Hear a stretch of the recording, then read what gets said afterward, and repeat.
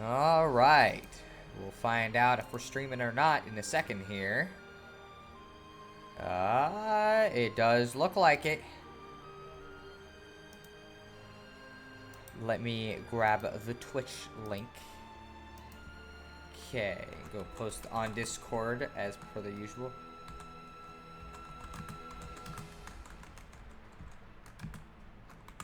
Turn to Xenoblade Chronicles.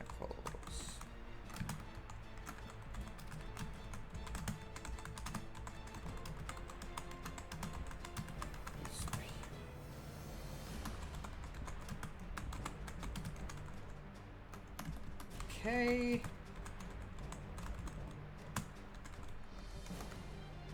And then let me paste this in there real quick. Alright. That should be there. Let's post it to Twitter as well.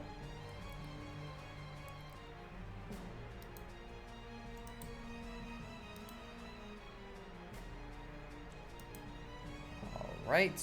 Boom. Done and dusted there. Let me get this stuff open. Got here just in time to see Priest Girl fail to dance, or fail a dance. I don't know if she failed as much, you know, but that's just me. Alright, let me full screen this, and I'm gonna set up Twitch on my phone so I can see the actual chat. That would be nice. Actually, maybe I should close Twitch on here if I'm gonna do that. She tripped and fell. I call that failing. Again, it depends, you know. Maybe that was her intention. Maybe that's the new dance craze, Jispy. You know, you never know. Let me open it up. Also, can you guys hear the audio for both me and the game? I figure I'll ask, because I don't know if the music is hearable or not. And if the music's not hearable, then you're not going to be able to hear much of any of it, chances are. Ooh, and the screen went dark. Good time. She needs to dance near a pool of water so she can recall dead people's memories and help Phoenix crack the case. I would rather you not bring that one up, considering I did not like that one, actually. It's the only Ace Attorney game that actively just, like, bothered me at a fundamental level. Anyways, yeah. The stream almost died on me. That's not good. Let me make sure, because it seems fine on my end, but I'm not going to know until the chat starts saying stuff, I guess. But, yeah, so, anyways, here we are back in Xenoblade. It's been a hot minute or, like, 5 months since we've gotten to play this, but that's just how it goes. Got a little distracted with other games. And, like, honestly, I wanted to start this back up a while ago. The only problem was really that, like, we were playing Omori, and that game plus this one, like, 2 RPGs at once was kind of hard already. Especially because one of them I hadn't even played before. And so that kind of put me off track. And then I honestly started Thousand Year Door without really thinking about it and didn't realize, yeah, I probably could have just gone back and finished this first. But we're back now. Which I am very happy about. You didn't like Spirit of Justice? No, not at all. I was not a fan of Spirit of Justice. Of all the Ace Attorney games, legitimately, like, my least favorite by a mile. So, what I'm gonna do, first things first, I probably should have done this before, because I'm gonna want to be able to see the cutscenes in front of me to recap the general plot here, because it's been a hot minute.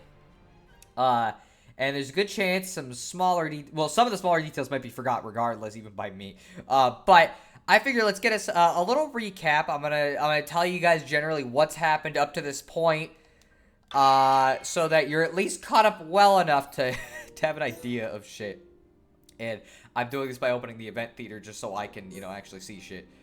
Oh, that's an interesting way. So anyways, the story of Xenoblade Chronicles, we started off on the Bionis and the Mechonis, 2 giant titans that were once warring with each other until one final blow wiped both of them out, basically killing them we hope.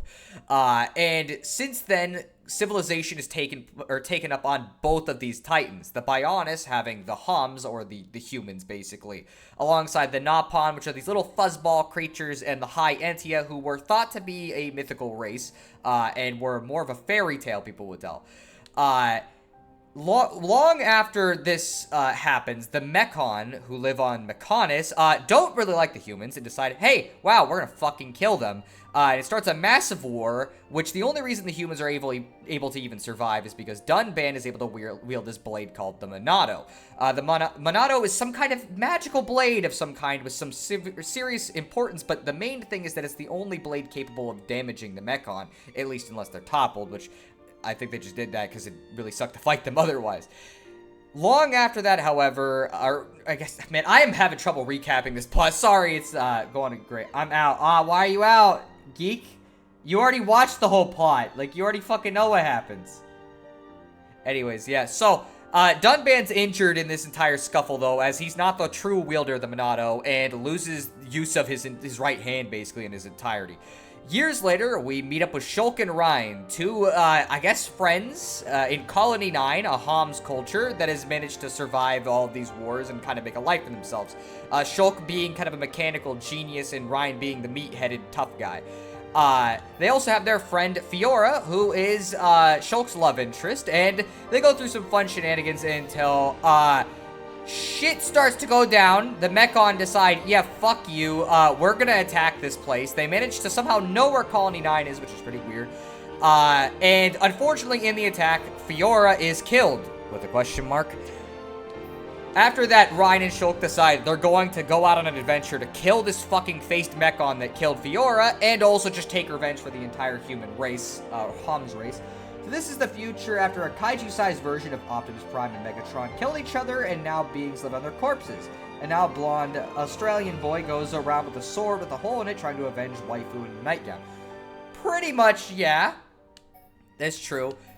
Anyways, they set out on an adventure and not long after get to the kneecap of the Bionis where they meet up with a girl named Sharla, who is basically this healer lady, and her brother Juju, who everybody just really loved. His favorite character of everyone in the chat the whole time.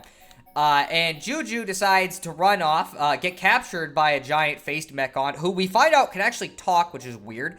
And Shulk also, I didn't mention this, can see the future very consistently, which he has to convince every single party member of every single time he meets them, because none of them ever believe him. After this, they manage to make their way to this Mechon, who's named Zord. The Entertainer, I guess, by this subtitle. They manage to beat him and find out some kind of ominous things about the Monado maybe being a lot more than Shulk was aware, only to be immediately attacked by Metalface because the guy just fucking hates everyone and wants everyone to suffer. Thankfully, Dixon, this little gun guy to the left, and fucking Dunban meet up with us, and then Dixon kind of just fucks off not long after this. But Dunban actually stays with us for the rest of the adventure, and we make our way through Satoral Marsh, fucking deal with the drug peddling Napon who gave us like a billion fetch quests. It was really great. And then we managed to go to Magna Forest. Oh, okay. Face Nemesis. There's this particular faced Mechon that doesn't come up yet. We meet up with this girl named Melia at Magna Forest, who is a High Entia, and so yes, they're not fictional. And also this guy named Alvis pops up, and it's kind of weird and can wield a Monado. We don't know why. Anyways, Melia is supposed to kill a Telethia for her culture. We managed to help her do that, and also get a great party member by the name of Ricky, who is joining us because he wants his debts repaid since his kids keep eating fucking everything, and he can't save any money because of it. And so that's all great. We make our way to Aerith Sea and eventually get to Alchemoth, the capital of the High Entia, where we meet up with its king. And after a lot of shenanigans, eventually the king gets fucking murdered, gets murked by Metalface. However, at the same time as this happening, we meet this giant creature named Zanza. This thing has been locked away with no real explainable reasoning behind it and manages to unlock Shulk's true power, which is weird, and he dies directly after this, not getting to explain much of anything. We almost kill Metalface, but he gets away, unfortunately, and then find that, unfortunately, or fortunately, Fiora is still alive. However, she seems to not remember anything about what happened prior. Obviously, the party's a little bit unsure of how to approach this, but are happy that she's alive at bare minimum. And decide that they're gonna go chasing after this and try to figure out what the fuck's going on. This takes them to Valak Mountain, the last place we were at, where after a while, we find out firstly that Shulk actually was found on a big expedition where a shit ton of people were found dead, and mysteriously Shulk was alive next to the Monado still. And that Alvis definitely knows a lot more shit than he's talking about, but is not explaining too much. Then after that, we find out Metalface was actually Mumkar, the guy who died at the beginning of the game, supposedly, who was Dunban's quote-unquote friend, who clearly fucking hated him, and basically just got the entire colony attacked because he was jealous as shit that he didn't have the Monado, which he has it right in that picture, so he got his wish, I guess. But he wanted to be the true hero, so he basically just wiped out that entire colony in the hopes he could get it. It didn't work. And at the end of it, we managed to kind of get a little bit on Fiora and very clearly find out she definitely doesn't remember jack shit. And also meet Egil, the leader of the Mechonis itself, who is just in this giant machine. We don't get to see him personally. And he tells us outright, "Oh, you want her? Come get me, bitch." And with that, we made it to Sword Valley. These other cutscenes are things that I can't say because technically I played past this, obviously, but we've made it to Sword Valley, the point that crosses between the Mechonis and the Bionis, and basically our way of making it onto the Mechonis, and that is where we left off our adventure. Let's see. They're gonna kneecap the Bionis. I don't think that's what I said. The stream is still acting like it wants to die. Is it really? I'm gonna keep an eye on this for a bit. Zord? Is this the Power Rangers thing? Wait, no, that would be Zord with a Z. No, it's Zord with an X. He's the faced Mechon we fought back in the fucking mines. And I'm already remembering my nicknames. Bon Jovi, Alucard. Those were indeed nicknames. And just one final thing. Our party members, as of currently, are Melia, the High Entia princess, and a half, like, High Entia, half Homs hybrid lady. Ryan, the meathead defender tank guy. Shulk, who is the wielder of the Monado. Ricky, the token Napon of the game, and also a father of many. Sharla, the healer, who I barely ever use once we get any other character, basically. And Dunban, the mythical hero, who is having a little bit of trouble. And so, off-screen, I did do some side questing. I did some, like, extra stuff because I thought it would be prudent to do.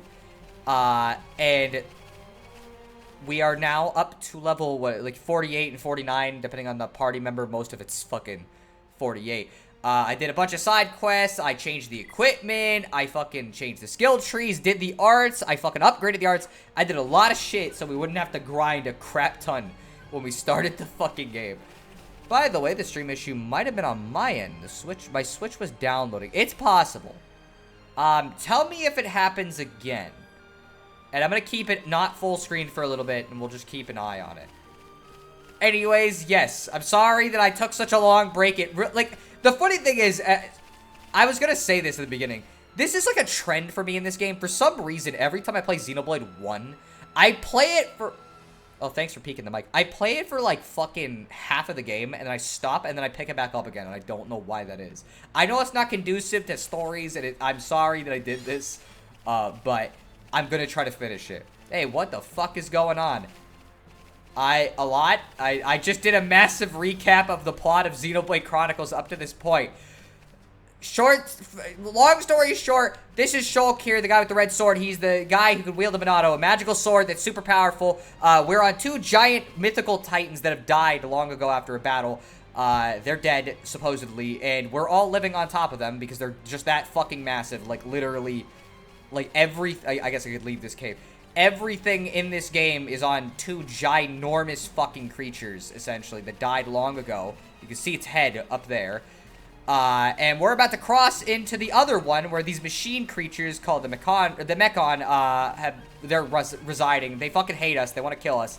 And, we're about to go beat the shit out of them, because they, well, supposedly killed our girlfriend. She's fine now. She's alive. So that's great. But also, her memory seems to be completely gone, and we can't get her back because she's still stuck with them, and she's inside a Mechon body.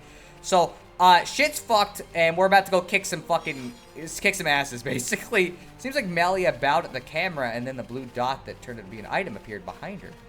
That's weird. No. No, not nighttime right now. I'd rather be daytime for this, like, for the beginning portion here. Because, I don't know. Just preference. I feel like you gotta, if you're gonna look at Sword Valley, you know, it's gotta be like that. But yeah, this area is fucking massive. Like, legitimately massive. And, there is a lot to do here. You're going to find out. But first, trademark to Xenoblade streams, time for some story. What's that? A supply convoy. It would be most unwise to proceed without restocking our supplies. You arranged this for us. Hey, it's Bon Jovi. It's Jispy's favorite for some reason. Looks like you lot have been having fun without me. Heard you took care of that faced Mikon. What are you doing here? I got wind of some allied force coming together a few days back. I stepped up as the representative of the Homs. Then a little birdie told me you lot were heading for Galahad Fortress. So I thought I'd drop by and say hello. I've got a whole stack of new equipment. Want some? Yeah! I was hoping for some new stuff. Hold it, Ryan. You know it's gonna cost you. Why can't it ever You be cheap free? old man. We're the fucking heroes of the Bionis, and you're gonna charge us money. Bro, what if we fucking die out there and they take the Minato? Is this really gonna be a bright decision on your part? If only he had red hair and a red mustache, then I could call him Yosemite Sam. I'm gonna say Yosemite every single time. Hello. So anyways, let's see if there's anything particularly worth buying. Because for the most part, I actually got, like, kind of a lot of good shit. That might be good. Since I do use Ricky a lot, I think it might be viable. That doesn't really help us. Let's see. Rhine? Yeah, I think it's worth the... he does lose a little bit of critical rate, but whatever. What are you going to do? So anyways, let's see. Ooh, man. Of course, it had to be that everything is a fucking upgrade. Even though I upgraded all of the stuff. But whatever. Let's do it.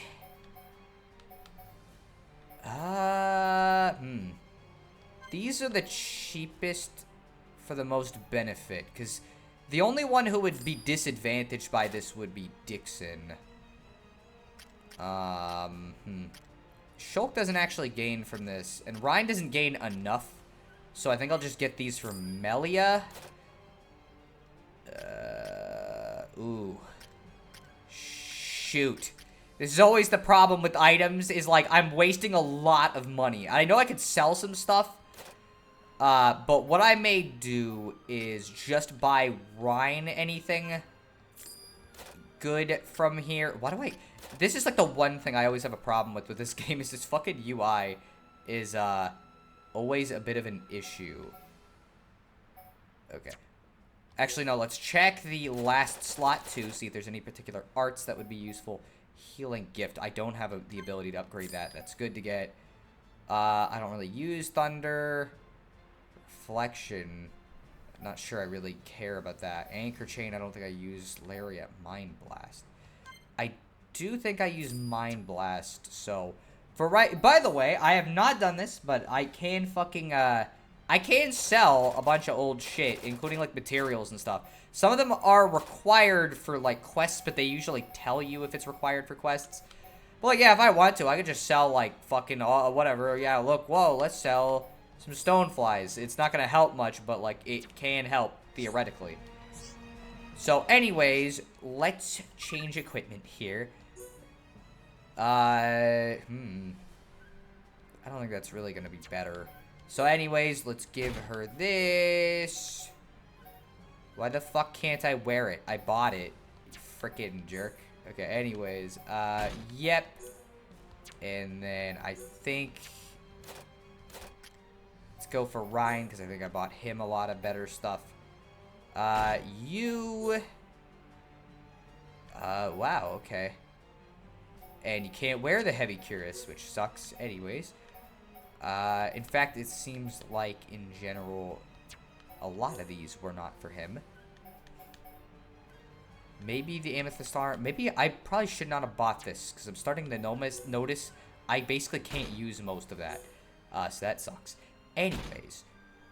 Yeah, alright. And then...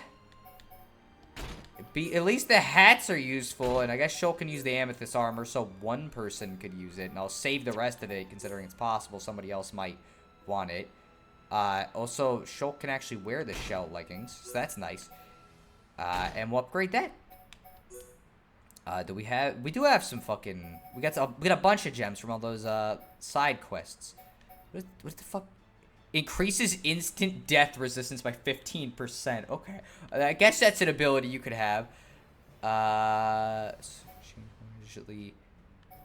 This might be good for him, just because in general, Shulk is a strength-focused character. So anyways, that's done. How about I'm sensing a theme to these items. What was the theme? If you're all ready, let me know what you've been up to. Looks like you've been through a lot. Tell me about it. Tell Dixon what has happened. I'm not going to be doing impressions because I'm still bad at accents. I might do it for some characters, but not for him. You mean Dunban's sister? Yes.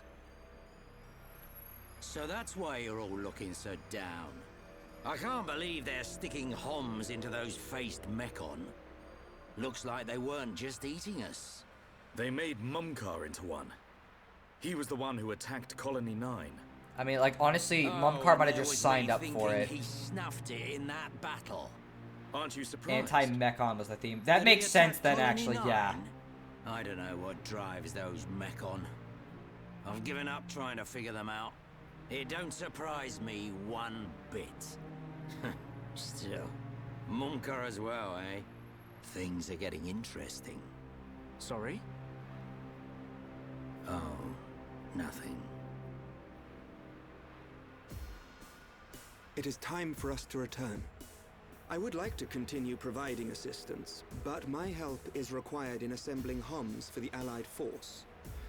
There are also my duties as seer to consider. Then I'll be off too. You Thanks, lot should guys. be all Really right appreciate getting it. Fiora back. In the meantime, we'll be getting ready for battle. Thanks for coming this far. We'll be fine. We can handle ourselves. I don't think this is advisable, Shulk. Shulk. Position for the Mekon. You can't just rush in, all guns blazing. Agreed. We will infiltrate via the ether inlets. If I'm right and the Mekon do feed off ether, then we're sure to find some form of influx channel. Our objective is to reach one of those channels. Don't go dying on me, Shulk. I won't. You take care as well. Cheers. Hey guys, this small party of 6, go into enemy fortress and fight them, and then eventually we'll come in with our army. Seems like a little bit of a backwards plan there, Right. buddy. We head for the hilt of the sword, Galahad Fortress. Okay.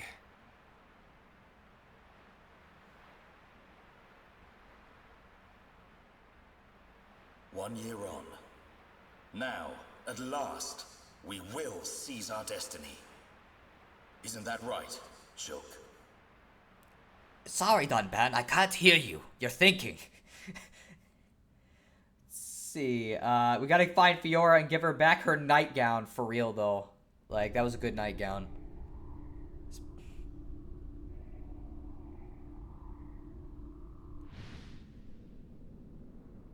Speaking of Fiora. There's Zanza again. So another has appeared Well, this with is the Ego, ability to but- wield the Monado. Related to Fiora. But why would Zanza release the Monado? He surely knows it would become a double-edged sword. Yet he relinquishes it to that mere child. And a face escaped my control and acted alone. Now that the Monado has been freed, it appears the usefulness of the faces has come to an end. Although, perhaps there are still things to be learned from having them challenge the boy. I mean, they're still, like, big machine guys. I mean, like, there's still at least a practical use to them because they can fucking fight. Let's see. If you ever had seen Thundercats, I'd be making a joke mixing up Mumcar and Mum-Ra, but yeah, I haven't seen that, unfortunately. What was that thanks, guys, for? Honestly, I think Shulk is just being real nice, but, like, I don't think he's thinking this through. Again, our little party of guys are about to go run into enemy territory, essentially, alone. While they build an army of their own, and it's like, bro, firstly, not a good plan on your guys' account. I understand why Shulk's doing it, because they don't care. They're not going to wait. But, like, also, bro, what the frick? If we end up making it, that makes you guys look pretty bad that us alone, we can make it all the way there, and yet you guys as, like, an entirety, as a collective 1 year ago, could not even fucking get anywhere, basically. Anyways, yes, so welcome to Sword Valley. As I said, the intersection between the Bionis and the Mechonis, and this is where we're going to start seeing a much more technological focus to the design. Like, prior to this, most things were mainly, you know, like, naturalistic in their general core design. But the Mechon don't work that way. And there's going to be a lot of really interesting shit I'm going to want to point out as we go through the Mechonis. This is an area I think that's often kind of neglected when it comes to people discussing it. Because everybody really likes the Bionis. Obviously, it's the prettier of the two land masses. But I think this one's very interesting in how it's constructed at bare minimum. You know what I mean? Like, there's something fundamental about how it comes together that I just really vibe with in a story sense. So the Mechon levels from Quake, 1 and 2. Too bad you never played those. Yeah, I was never really a shooter kind of guy. Hello, sir. Hello, big man, who will kick our fucking ass if we fight him. You know, I will be able to fight them eventually, but if I do it right now, literally, yes, they will kick our ass. No questions asked. So, last time I was here, last time I was playing this game specifically, I spent a lot of time exploring it, and I'm guessing that'll probably be the theme of this stream, too. Wouldn't be an RPG without exploration, obviously. I don't think there was much of a reason to go this way. Because realistically, a lot of this is more decorational. It's like interconnecting bridges and stuff. But there is something over here. So let's go in here. Let's see. What do you mean? He's only 4 levels over you. You got it. No, we fucking don't, Troy. Firstly, the 4 levels thing is already incredibly dangerous with Xenoblade enemies. That might as well be fucking 20. But secondly, big enemies, even at the same level as you, are dangerous. Okay? Maybe I should be playing a Shulk for this area, considering that Melia's not going to be able to do much until fucking Shulk does his thing. And uses fucking Monado Purge. Shulk. Although, I guess Melia now has a topple move, so that's really great. Didn't work, but she does have one, I promise. Alright, so, I would very much appreciate it if... Okay, so yeah, he did use Monado Purge. We're alright.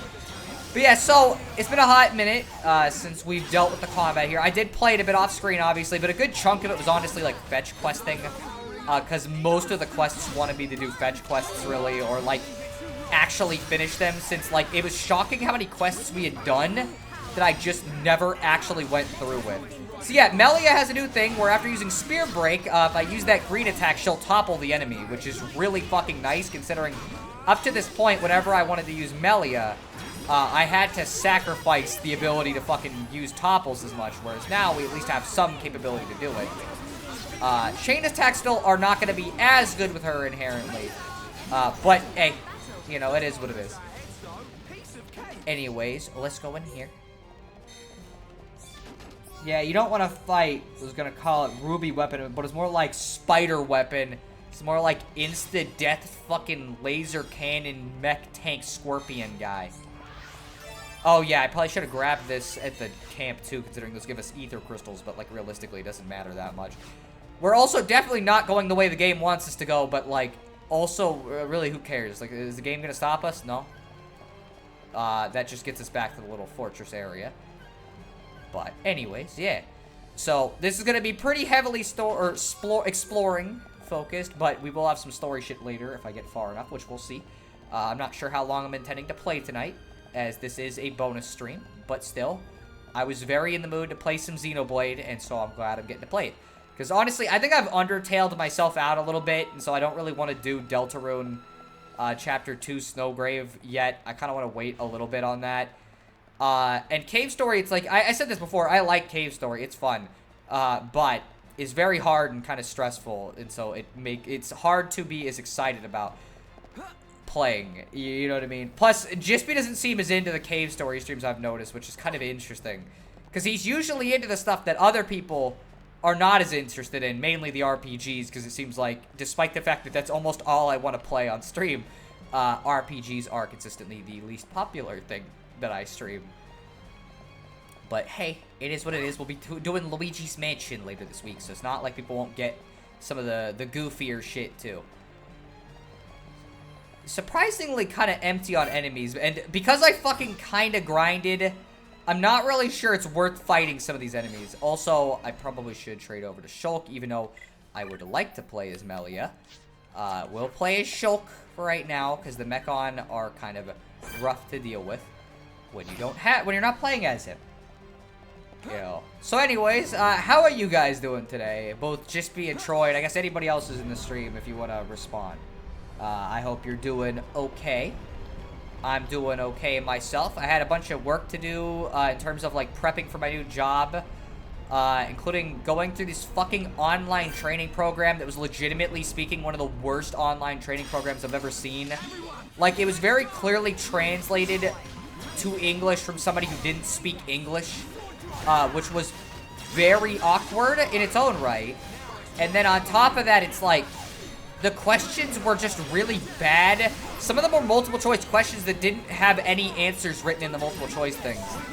And so it was like, well, am I going to get this right? I don't know, because I can't see any answers.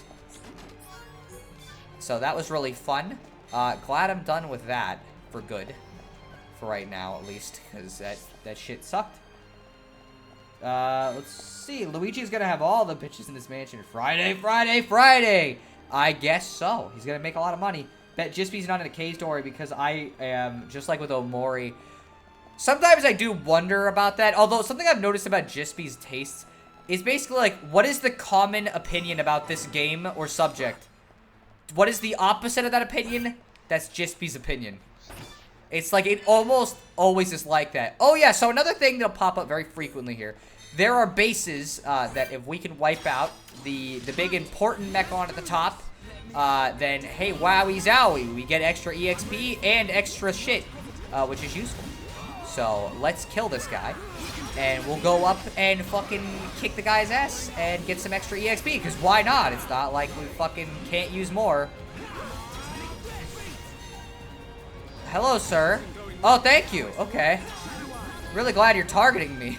It's very appreciated. Man, you guys are very break resistant, I'm noticing. I don't know if maybe I need to upgrade the break art or what. I'm alright, just got into a 1TB micro SD for my Switch because weirdly I almost used up the 512GB one I had before. That's fucking crazy that you used that much of it. I thought you didn't even like download games. You know, I like downloading games. In fact, I saw in the eShop that Pac-Man World Repack is like 12 bucks, and I've been wanting to play Pac-Man World Repack. So I'm gonna pick that up, because it's like, fuck man, it's $30 normally. Oh, somebody saw. Hello. Let's do this so we can at least get our tension up at the start of the fight. Oh, haha. Fucking, this is a named enemy encounter, isn't it? Yippee. Ooh, okay, let's try and stun him for a little bit longer, just so he can't do jack. Now he's dead, so he definitely can't do anything. Hey guys, you know, it'd be really useful if you guys would, like, target the one that's targeting me. But whatever. Hey, I get it. Not important. So I'm a contrarian. Sometimes you are. Come on, you gotta admit it, Jispy. It's pretty common for it to be like, oh, here's this thing that's that I really like, or that everybody really likes, and it's like, yeah, Jispy doesn't like it. Okay, let's get rid of this guy. Man, they fucking people. These Mechon are like all over me. It might be because of this partially. And I may need to run from the fight because it spawned too many enemies and we took too much damage from the named enemy. So what I may do is the cheap tactic that you can do whenever you feel like it, which is the, hey, oh, yeah, let's be careful doing that, because that was bad. Okay, run. Fucking run! They spawn too many enemies. It's always the problem when there's too many enemies spawned, is like, okay, well, there's reasonably only so much you can do unless you can get rid of all of them really quick. And because this is a named enemy, that you don't want to fuck with them. Like, they'll just kick your ass and kill you. I probably should be looking where I'm going. How is he still targeting us? He's nowhere close to us. Come on. Ryan's dead over there, and I'm fucking just running. Let's see. So you're rating the bases of the faces. More like the faces of the bases of the named, because they're not faced in this case. I don't mind downloading games. In fact, I prefer that, so I don't have to switch cartridges. My only problem is it's easy to lose. Or keep track of how much money I'm spending. That's fair. I understand that one. Fuck, that was not what I intended to do. Alright, so let's use Shadow Eye. This is going to be a consistent issue. Maybe I should just go back to being Melia. Clearly, I'm not doing a great job as Shulk. Let's heal ourselves. And I guess we'll just go into the next fight with the fucking... with a chain attack almost ready to go, which is very useful. Also, I just can't make use of fucking any of my cool abilities because nobody wants to fucking target the ones I'm targeting. They just want to go for the one that they care about. And it's like, hey, buddy, that's not really great. Okay, let's fucking knock him out a little bit more, and then he'll be done, and then we'll go for this guy.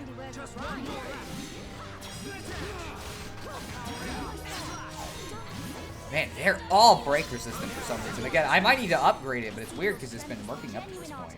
But yeah, for me, it's more just like if the game's real cheap digitally, I'll just get it. Because it's like, well, why not? Like, realistically, what is stopping you? You know? So let's go up here, and that means we'll go into this fight with at least a little bit more. Hopefully, that didn't respawn all the side enemies. It didn't, so... we still got this guy, which is fine. Let's at least wipe out, like, half of his health.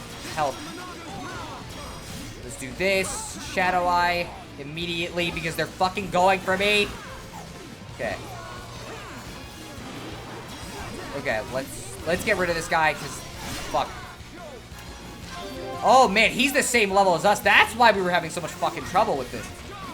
Basically, with named enemies, I've talked about this obviously before, but you want to be like a level higher than them generally, or they'll fucking kick your ass.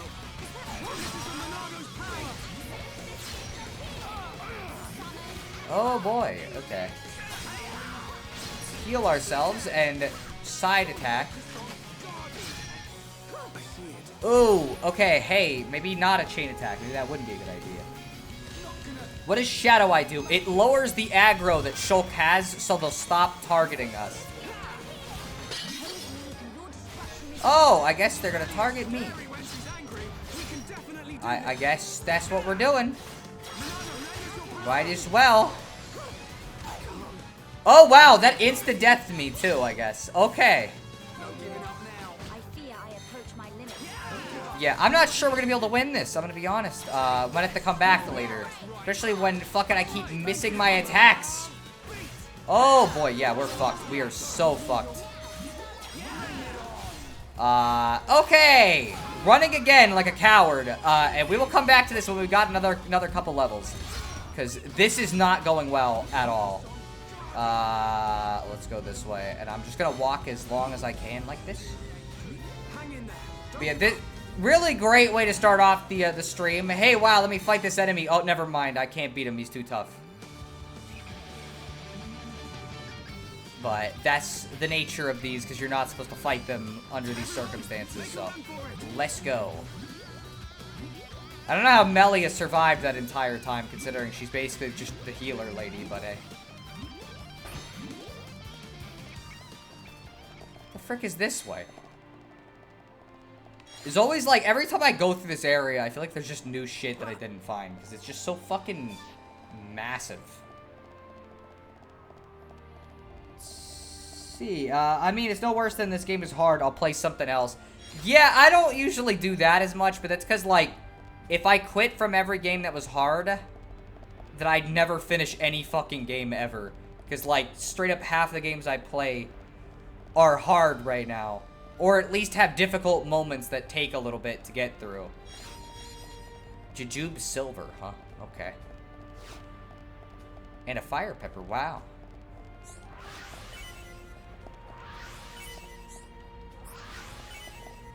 Alright, what? Wait a minute, what the fuck was this?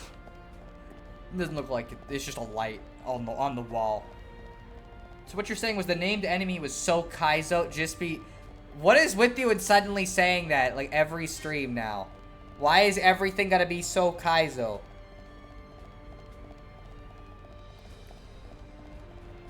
And I don't get the...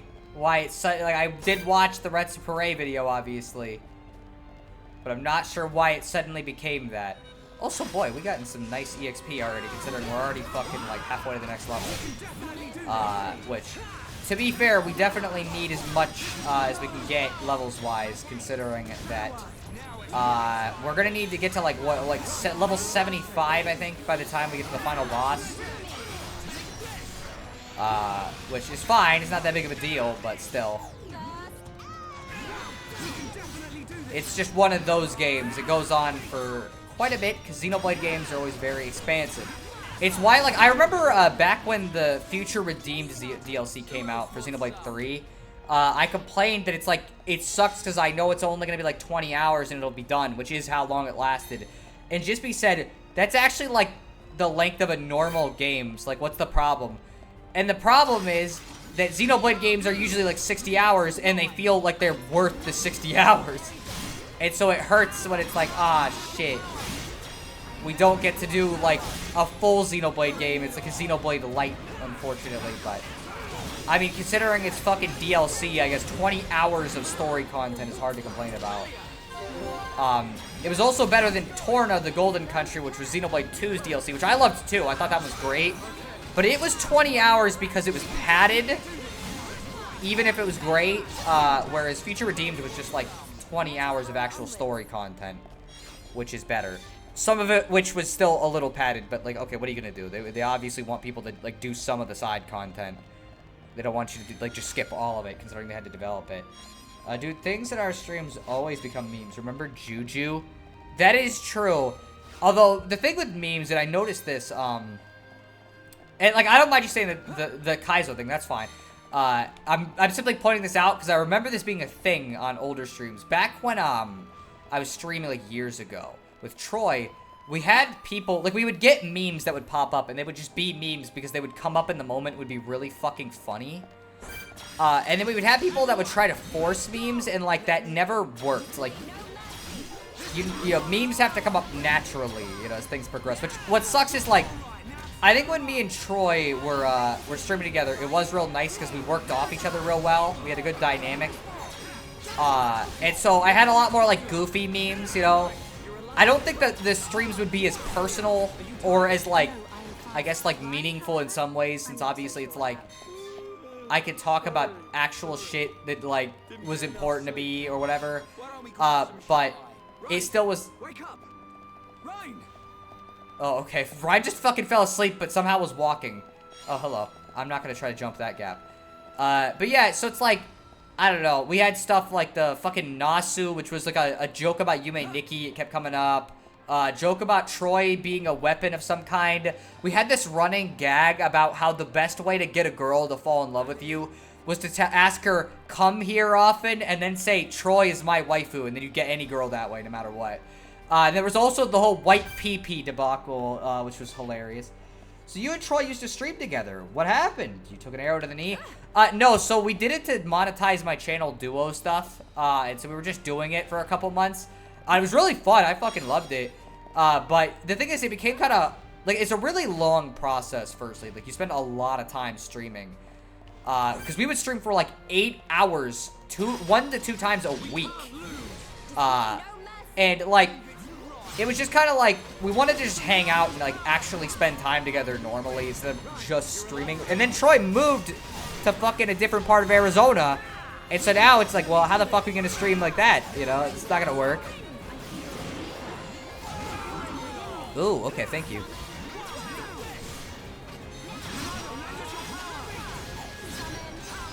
The nice thing about that attack there, that Monado art, even though it wastes our entire Monado thing, so I have to fucking save up the thing again to use Buster, is that it hits every enemy in its way, which is really nice. But yeah, so anyways, yeah, we used to stream a ton. That's actually where the fan fictions came in, which I don't remember if you were here for the fan fictions or not. Because I know I read them on these streams too. But yeah, me and Troy, like, I had made these 2 fan fictions. And they were unresolved. Like, the story never got finished. And so the 3rd fanfiction was literally written for those streams. Like, I wrote it for all those people. And that's why they're full of a bunch of weird memes from our streams, because I wanted to bring up some of them. Oh, okay. Make sure we knock him out for a little longer. I know we can do a chain attack, but it's like, I'd rather save it for the next one. Because this guy's already basically dead. Oh, okay. Well, perfect, I guess. Yeah, we'll use it on you. Okay. Let's lower his defense, and then I'll get... Oh.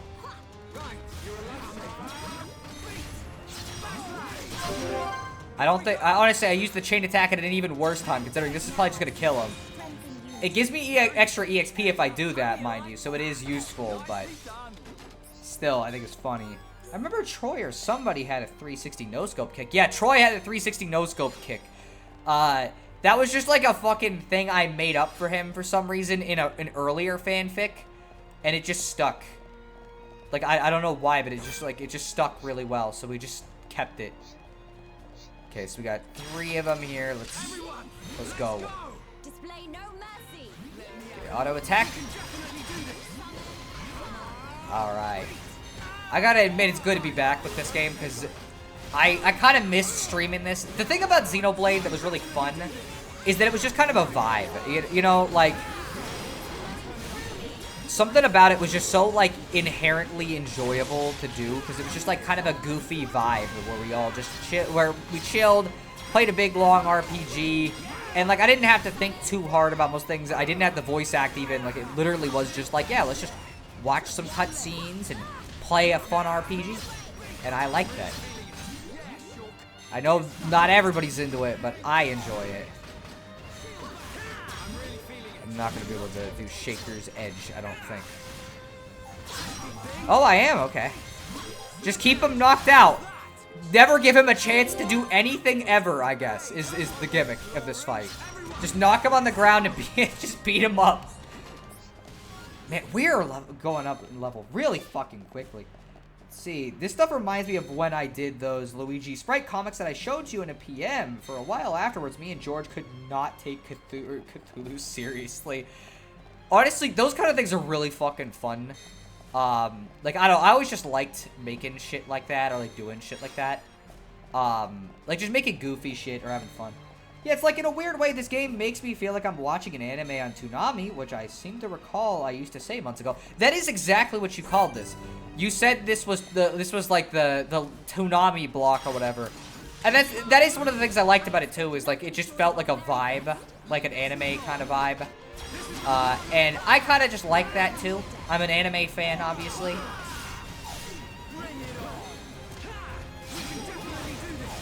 So it's not that they're resistant, it's that they have high resistance to break. Because clearly they've been getting, like, we've been fucking doing it. Yes, let's do this, because he is attacking us. So I'll do Shadow Eye after this. Oh, man, okay. Let's do this right now. Do a big powerful one, and then we'll have her use Spear Break just in case I get another attack out of this. I did not, but he's close enough to death where it's fine. None can oppose us. But yeah, I just love this series. I guess another reason why I did stop, though, for a bit is just that I was Xenobladed out, considering I played Xenoblade 3, and then the Xenoblade 3 DLC, and I was watching my friend Adam play Xenoblade 2 and its DLC while playing Xenoblade 1, so it was like, there's a lot of Xenoblade in a very short time.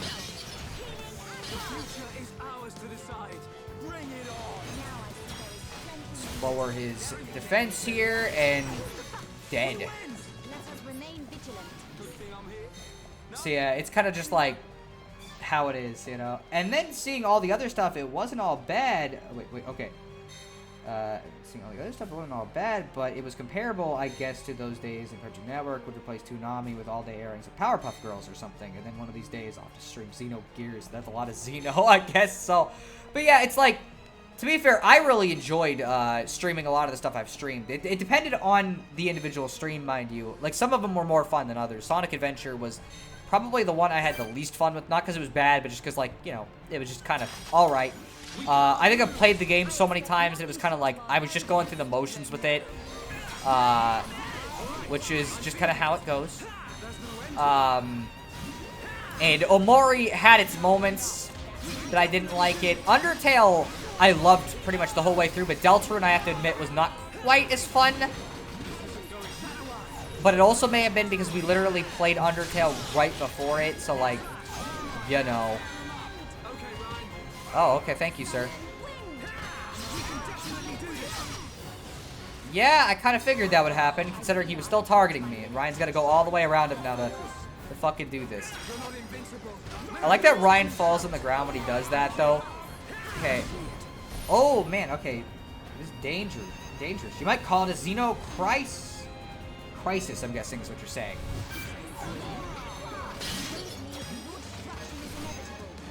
Oh, man, okay.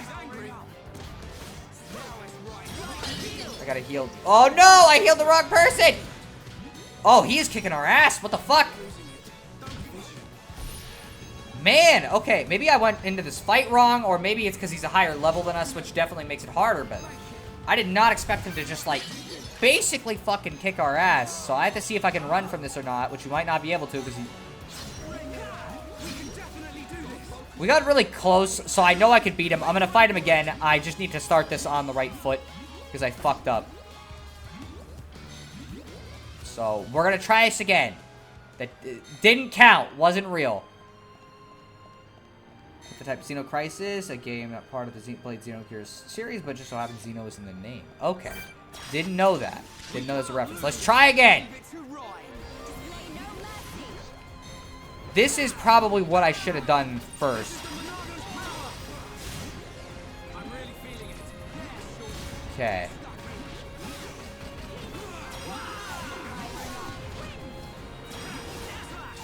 Goal is to get rid of this fucking tentacle, because I think half the problem was this shit does extra damage to you while you're fighting him, which makes things unnecessarily harder. Okay, let's heal Ryan real quick to make sure that he's staying up. Do this real quick. I don't want him targeting me. That's the main important thing. Oh, and to be honest, I think it's more fun to watch games that have a story vibe to them, which is one reason I'm not as into Cave Story, where it's more just pure gameplay. I'll agree with you. I definitely do prefer the more story-focused stuff, personally. But that might also be me saying that because it's also harder. Oh, we're winning this. See, I told you I'd beat it.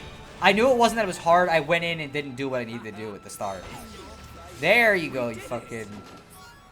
Yeah, since Xeno means alien, there's a lot of games that have Xeno in the title, but aren't our Xeno. Okay. Well, I guess, yeah, like Xenomorph and shit, too, would work by that logic. You know what? Fuck it. Let's fight another one. Because why not? If I might as well enjoy the combat a bit, because, you know, it's fun.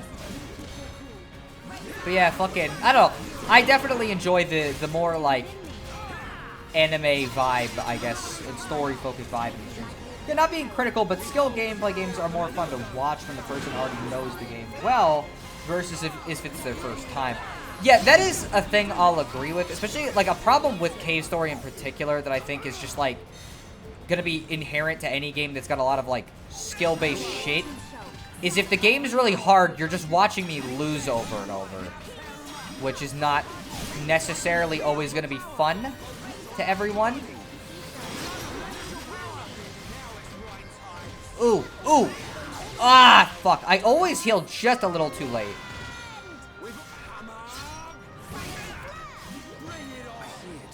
Okay, let's get rid of this guy, because he's going to do an attack.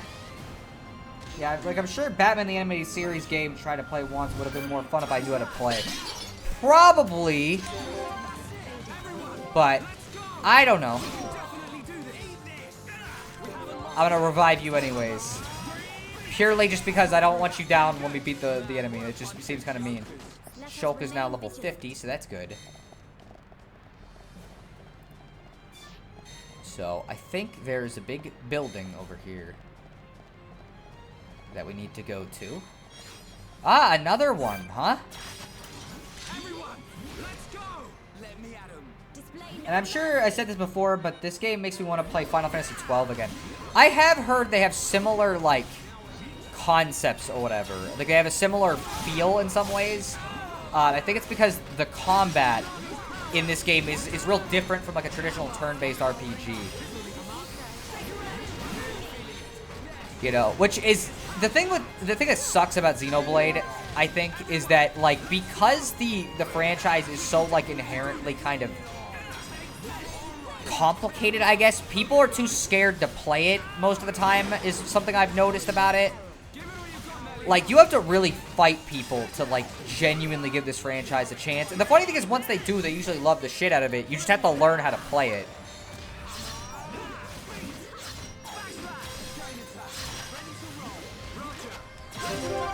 Let's do a chain attack, and we'll get rid of him. Sword dive. Do this. We can get an extra chain in this. Okay, we did not get an extra chain, but he's close enough to death. I decided to return despite your heinous words. Probably won't watch the whole stream. I mean, that's fine. I thought you left because you didn't want to get spoiled at first. I'm like, you already watched the whole game up to this point. What are you going to get spoiled on? You know, but it is what it is. You know, we're going to have to just agree to disagree on this. Ooh, this might not be feasible to do, considering what happened earlier. Okay, we're going to have to fight him. Especially because right now, this guy is fucking, you know, kind of already close to our level. And, that usually doesn't amount to good things happening. Okay, let's just shake her edge real quick. Why is the boss music starting? Oh, man. Oh, the boss decided to join us before we even beat the fucking front guard.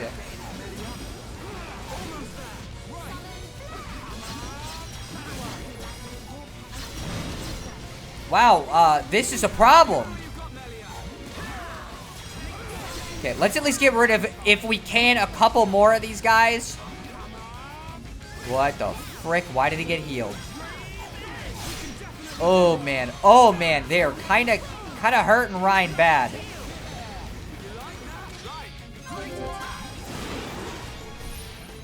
Oh boy, this is a really bad time.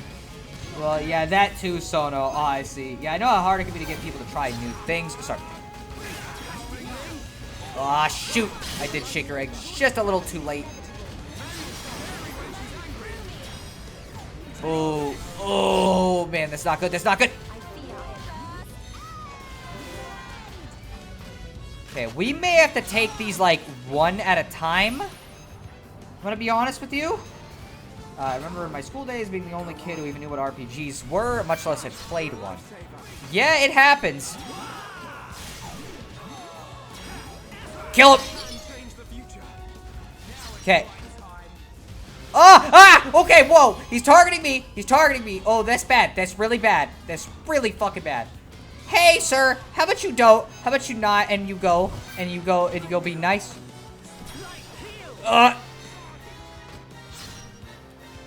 Okay, run. Run. Run for your life! Oh, he's got... Somebody's shooting. Is it me or Ryan? Okay. This is always how you play Xenoblade. I have enough dough to either buy Xenoblade 1 or Super Mario Wonder. That's an interesting debate. I guess it depends on, like... Because Mario Wonder is obviously going to be the shorter and easier to get into thing of the two. And so it's like... That's kind of that. But obviously Xenoblade's a much bigger, more long-lasting game, so it might be more worth the money, and also it's just really fucking good, too. But I haven't played Mario Wonder, though. Oh, boy. So that's what happened, is he fucking alerted him. Okay, let's try to get rid of a couple more here.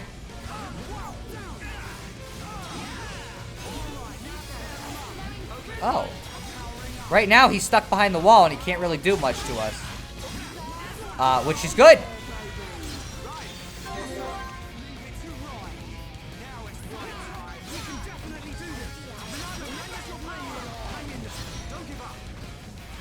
Ooh. I'm playing a risky game by still leaving the fucking enemy there.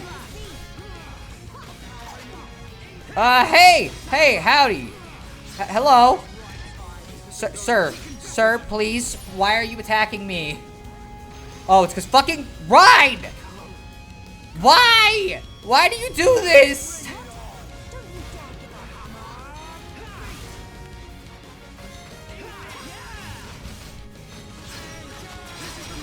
Let's at least do this. Before he fucking kills us.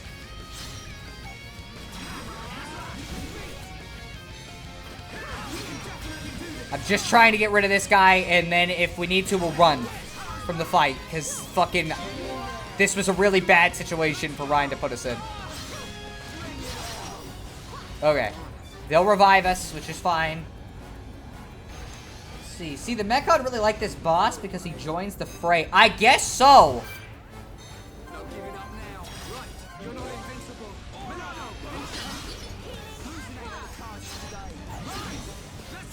I don't know if we're gonna be able to fucking beat him. Okay, no, we're definitely not gonna be able to beat him yet. So let's come back. Sorry, Melia. I'm sorry to leave you to fucking run. I gotta be the worst party leader ever. Every time they're like, oh, come on, we can do it. Fucking just run. I would see Xenoblade as the better purchase because I'm contrarian and everyone likes Mario already. I mean, like, I don't think Xenoblade's really the contrarian thing. It depends on your opinions on both games. Most employers would let their underlings die before lifting a hand to help, but this boss cares about his legions of scrap metal. That is true. I kind of would rather he didn't. Well, I've enjoyed what I've seen here, so I'll probably get Xenoblade 1. That's a pretty good idea. I would highly recommend it. Especially because Xenoblade 1 explains its mechanics pretty well compared to Xenoblade 2. Xenoblade 3 is fucking phenomenal as well. I just think you might lose something if you didn't play the first two first. Because Xenoblade 3 actually does directly connect to 1 and 2 in some pretty major ways. That would ruin the impact of some moments if you did not fucking play them. Xenoblade 2 you could technically play whenever. The only thing with Xenoblade 2 is that it's got the world's worst fucking tutorials that don't know how to explain any game mechanics to anybody ever. Okay, let's see. See. Okay. Shaker Edge. Oh, man. Okay, wow. He put us to sleep right as he did that. What a fucking funny-ass time to do that. Now I remember an appropriate Monty Python joke. Run away, run away! Fucking, that is how it feels. Man, that sucks. I didn't realize that he was gonna fucking do spike damage if I did that. Let's do Purge.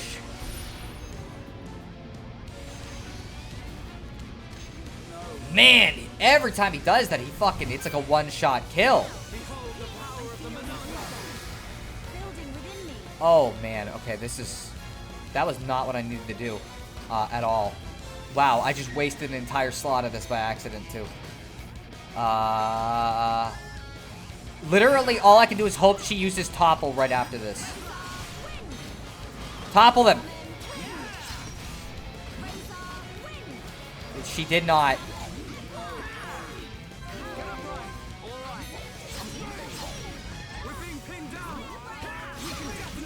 she's gonna get fucking knocked out because he's still targeting her for some reason instead of targeting Rhine.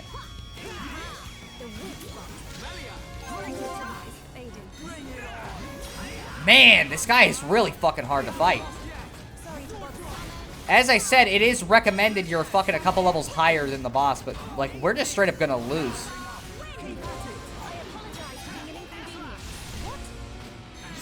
Oh, man, okay.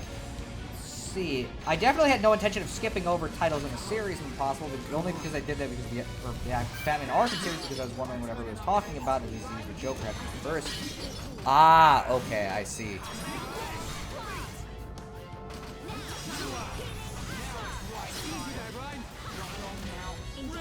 I don't think we're going to be able to do anything. Like, honestly, there's literally no way to beat this guy.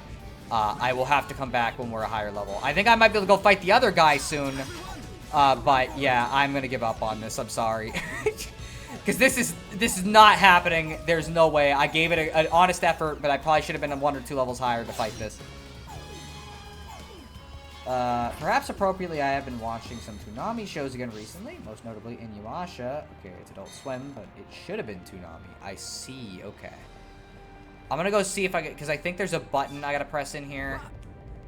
Man, I gotta admit, I feel so bad that our first Xenoblade stream back, and it's like, me just running from the enemies, even though I grinded up, because they're just like, super boss enemies you're not, or whatever, like, hard-ass enemies you're not supposed to fight right now. Okay, I'm gonna see if there's a button up here or not. Okay, not that way, that's for sure. There might not be. So, I don't even think I needed to come in here. I probably could have avoided it if I had wanted to. We'll just jump off the edge instead. Is that all the backbone you have? What do you mean, is that all the backbone I have? I jumped off a fucking building, Melia. But yeah, I don't really mind skipping entries, honestly. It's never really bothered me much. It's like, it depends pretty much entirely on, like, the context. But if the first entry sucks, I'm not gonna risk playing the first entry and ruin my experience with the series just because I feel like I should play it that way. You know what I mean? Alright, let's go this way then. Also, I've been reading a novel called Batman Nightfall, which is based on the story arc from the 1990s. Where Bruce Wayne gets his back broken and has to let someone else be Batman for a while. It's okay, but kind of all over the place. It kind of sounds like, just from the description, it would be a little all over the place, but I guess that's just me. So let's go in here, and there is a button we gotta hit, I think. This is where the actual button is. We might as well not skip enemies, considering that we need as many levels as we can get, clearly, to fight those fucking things. I'm gonna come back to them, because I'm not gonna fucking leave them forever, but yeah, Melia is his backbone is probably Melia's backbone is probably jelly right now. For real though, yeah. But yeah, fucking I almost wonder if having either another healer or bringing Dunban into the party for right now would be smarter against some of these. Whoa! I forgot we had one fucking bar, and so that entire walk was a waste of time. Great. Meaning we have to go all the way back to where we were, because I didn't realize that we did not have a full chain attack bar, and I fucking died. We're not doing this. We're going around the stupid way instead. The one disease wound up being a major crux of the entire trilogy, minus the prequel game, because obviously. I mean, you could probably just assume, oh, okay, he got a disease in the first game, and like that's all I would need to know, basically.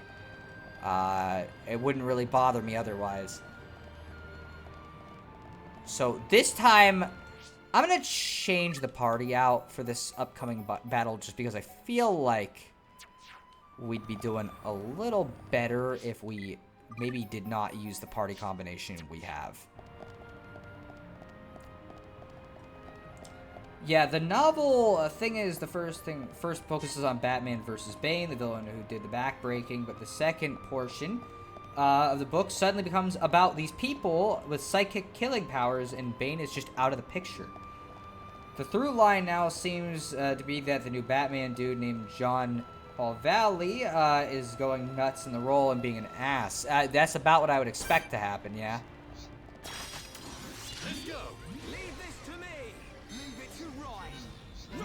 Okay.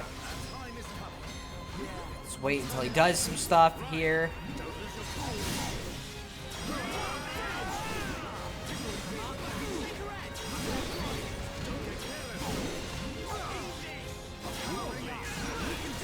Get rid of him.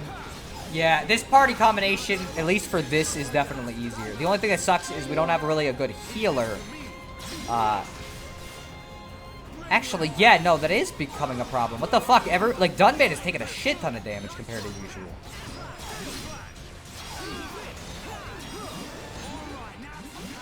That's really weird. I wonder if I've got, like...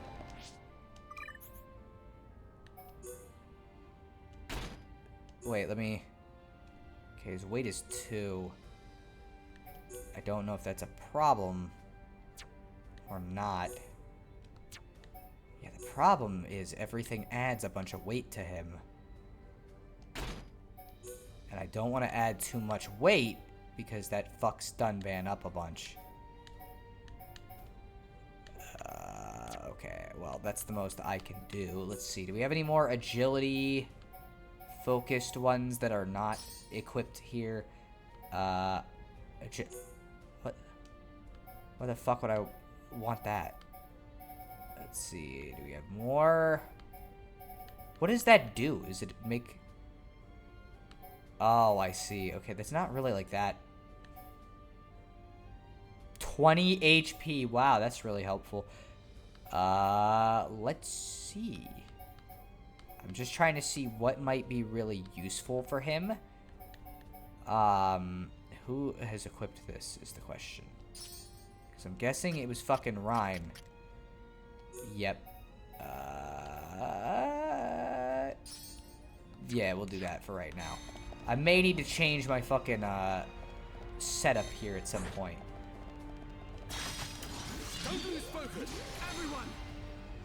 See, Alucard makes everything easier. Honestly, I'm not sure about that sometimes. Especially considering, boy, they're kicking our fucking ass right now.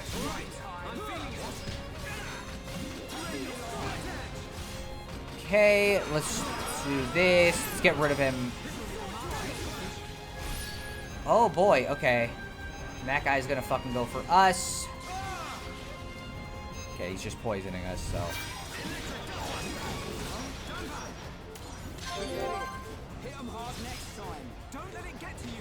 Ah, shoot! Fuck, I wanted to get him over with... I wanted to help him with his fucking days, but... Shulk, you know, it'd be very helpful if you fucking... you used Buster. Let's see. I noticed the Batman novel is actually similar to a Superman storyline that also got novelized in the early 1990s, where Superman is assumed to have died for the other people to take over the role for a while. I might blog about it when I finish the book. Okay. Huh. Maybe I should have just warned Shulk, but like to use his fucking attack. Okay, let's fucking. We're gonna do our big super attack and hope it fucking. We lost. It's over. It's over. Dude, this sucks because it's like, I don't know what I'm doing wrong here. I guess I do need Melia because like having no healer is fucking not working at all. Yeah, there's nothing we can do because, fuck, man. If Batman Arkham Asylum wound up being a game with a more cohesive story, with less unnecessary filler, and having a more impactful atmosphere, although its ending was not as impactful as Arkham City's, with the combat not as free-flowing, so they kind of even out each other in my eyes. Okay, huh. How is Arkham Origins? Because nobody talks about that. I'm not turning on casual mode game, although I have to admit it really sucks that it's like, I come back to this game and it's like, yeah, sorry, get fucked. Things are gonna be impossible, I guess. So, we're pulling out fucking emergency shit, I guess, because clearly, things are not going well. Let's see. I'm gonna see if she's got, like, anything else I can equip that would be better for her at all. Yeah, probably the Stellar Armor, since nobody's wearing it anyways. Yeah, maybe she does need some fucking leggings. That would probably help, yeah. Because anything would help over nothing. I don't know why she didn't have any on, but... Anyways, let's see...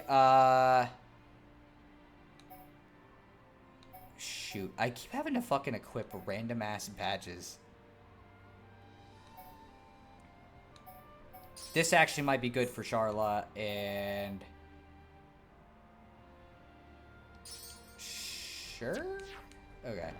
Anyways, yeah, we're playing as Charlotte. Fucking, clearly we need a healer, because, like, this shit is not going well, with a lot of these enemy fights, and I do not want to keep redoing rooms over and over, considering we spent the last, like, 20 minutes literally doing the same portion of gameplay over and over, and it's like, bruh. Come back to this game for, like, first time in a while, and it's like, yeah, I'm gonna make sure you realize you shouldn't have fucked around and waited. Now I'm gonna punish you by making the game unpleasant. See, it's funny, but we're talking about a superhero comic junk, and a lot of Western superhero comics really are just the heroes getting beaten a lot until they BS a win. I guess that's true, yeah. Just something that always rubbed me the wrong way, like, just eat a can of spinach and whoop ass. Oh, wait, I can't do this. I forgot, because I need Shulk in my fucking party. Bait! Okay. Okay, we're gonna try to do this. And I'm gonna hope and pray that Shulk fucking does his job this time, I guess. Okay. Thunder Bullet. Get rid of some of these side guys real quick, since that's probably the best strat. Okay, let's do that. Okay. Just trying to remember where her shit is and what everything is.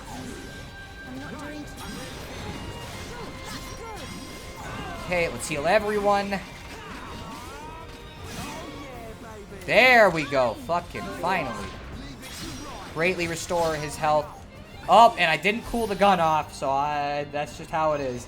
But yeah, I don't really mind the heroes losing a bunch of times and then winning at the end. Like, it's not that big of a deal.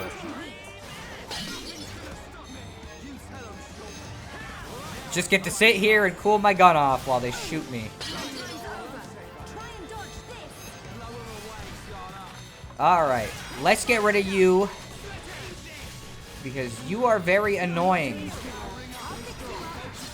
Okay, let's heal Ryan. Okay, there we go. Maybe I should actually use Charla more than, like, at the beginning of the game, because I think it would make shit a lot easier if I fucking did. And I need to be actually doing what you're supposed to do strategy-wise, which is fucking go for the enemies that are smaller first instead of fucking around the whole time. Anyways, let's give him damage immunity. Okay, I'll use the chain attack in a moment. Let's get rid of this guy first, and I'll wait on Shulk to fucking actually do his job. Also, I guess I get to heal myself.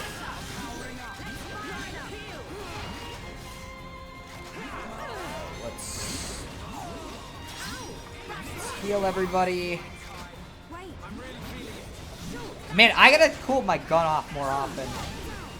Because this keeps happening, and now it's just me sitting here. Sorry, guys, my gun's too hot. Sorry, you guys just gonna be on the ground, I guess. Okay, there we go.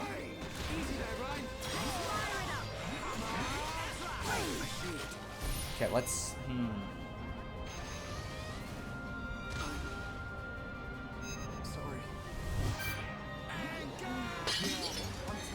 Frick, this is a problem, isn't it? Come on, come on, come on, come on! It didn't do anything, so it didn't matter. There we go. It's weird because I played through this not that long ago, and I don't remember having this much trouble with this part of the game. So I'm a little confused as to why it's been so fucking hard. The big problem with Western superhero comics, I find, is that they're the cynical and visible reads that said in stories I tend to like better when the battles are constant back and forth. It's one thing that makes manga DBZ fun, but makes me hate a lot of the DBZ movies. Fair, because there's not much of a back and forth, but I never really liked the DBZ movies much in general. The super movies were fine, I guess they were at least of better quality, but the basic DBZ movies were really bad. But yeah, I don't know what the deal is. I don't know why it suddenly feels like it's 20 times harder than the last time I did this. Oh, okay, I guess we're going this way, and not the way I thought we had to go. Oh man, I know what's this look. way, and I don't want to do it yet. Can we get in through there? It looks as though it's unguarded. It should make for a decent entry point. Now's our chance, Dunban. Yes. But don't lower your guard. The Mechon may just be hiding. Yeah, a lot of DBZ movies just, here's a new villain, just instantly owns everyone, then Goku eats a bean and is able to Spirit Bomb and win it's lame. Yeah, I've never been a big fan of that. Let me see if this did not give me a point to teleport to. So let's find a point that we can teleport to. I hope this doesn't start a fucking cutscene. I know it's going to. I know something comes here. And I'm fucking worried because I'm not going to be able to win this fight if it's like the other fights we've had to deal with up to this. Oh, yep, it started the cutscene, just as I thought. I've been waiting for you. Munka! How predictable. I knew you were going to come. How could you? How could you do this to your own kind? That ain't got nothing to do with it. I'm just having the time of my life here. Ain't that the point? I even get to take out that annoying Monado brat. Oi, Beardy! You're talking pretty tough there. Don't be so sure you can take us all on by yourself. Come on! I ain't that stupid. What's that sound?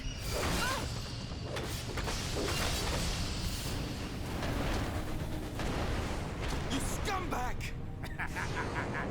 Well then, Monado boy. Think you can do it? Can you kill them all? I wonder who's inside. Who could it be? Your dad? Your mom? Maybe that special someone.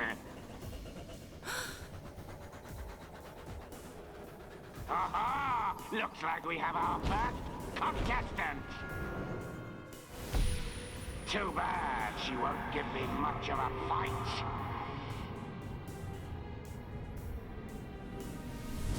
It's just like with Zanza. Shala, look out! Too bad she won't give me much of a fight. I always like how Shulk can just repel the shit with one fucking sword. Like, he's just that strong. Shulk? Why did you Everyone, transition to this type of watch out for cutscene? the green claws. And the other one's Hello, spears. Sheldon the Vaporeon. There's Welcome to the something stream. different about them. You catch on Oh, quick, Quest 64 got all boy. HD animated. You're right. I don't think this is These Quest 64. weapons are special.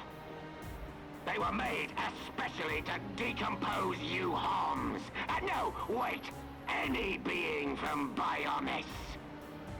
How can that be?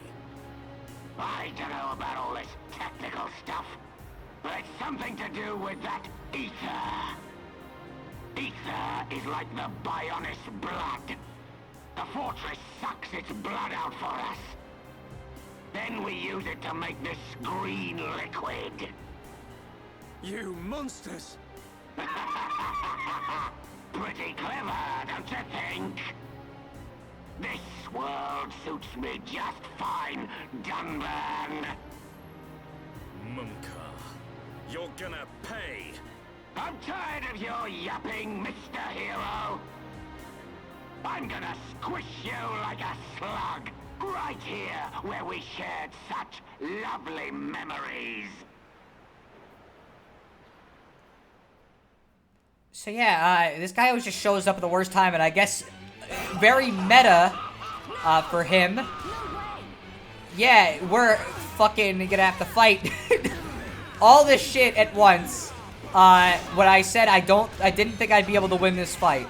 And he's probably gonna kick my ass because everybody is fucking... I'm gonna have to heal myself, but they're okay.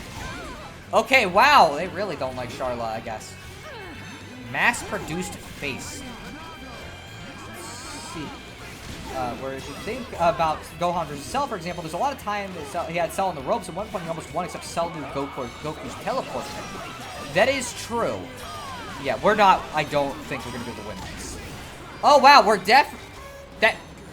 what the frick, dude? We are not winning this. Like, what the fuck? What level are these guys again? I was level 54 when I fought this the last time. Yeah, there's literally nothing we could do. Look, I don't see us fucking winning. I think despite me leveling up and grinding off screen, I guess I was severely under-leveled because they just kicked our ass. Let's see. Arkham Origins was a budget title made by a separate studio, so that the main team made the lacking conclusion to the Arkham trilogy. Also, the game was made on the Arkham City engine and had to recast most of the characters. For what it is, it's a perfectly fine entry into the series. Nothing as amazing as City or Asylum, but I'm pretty sure it's pretty fun and an interesting showing of Arkham Batman in his early years as a brutal and barely caring guy. Okay, interesting. Mumcar looks like he's high. Yeah, kinda. I feel like so much chat happened that Sona was gonna have to pause.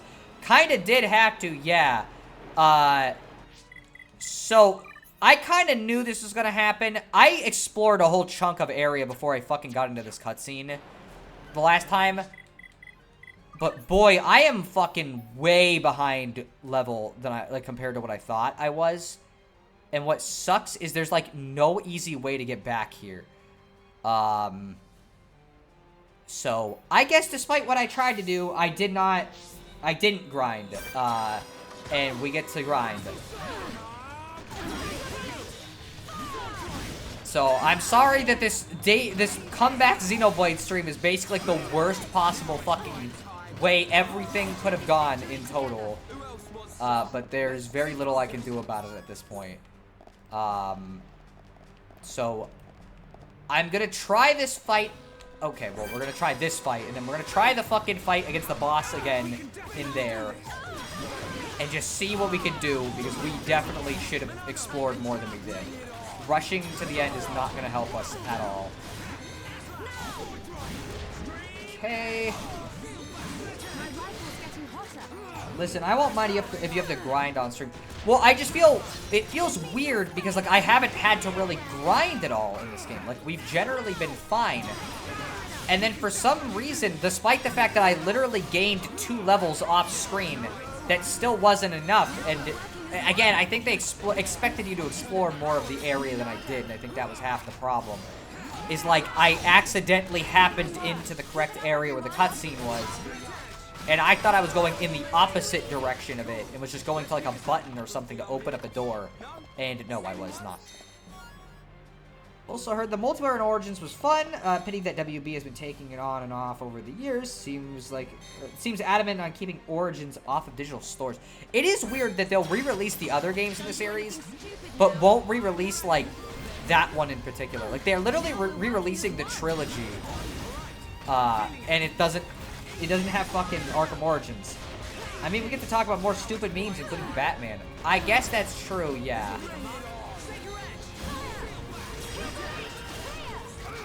Yeah, let's do this.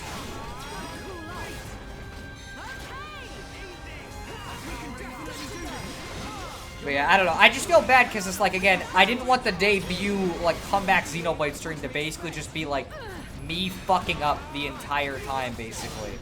Like, literally almost nothing has gone successfully this entire stream.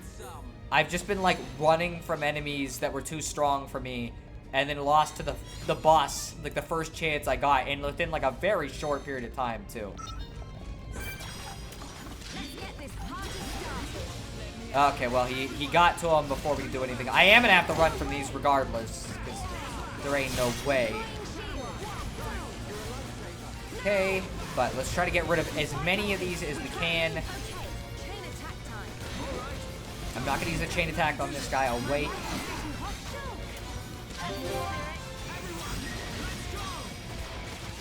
Cool the gun off. Whoa! Okay, maybe this wasn't the time to cool the gun off, because Shulk fucking got murked.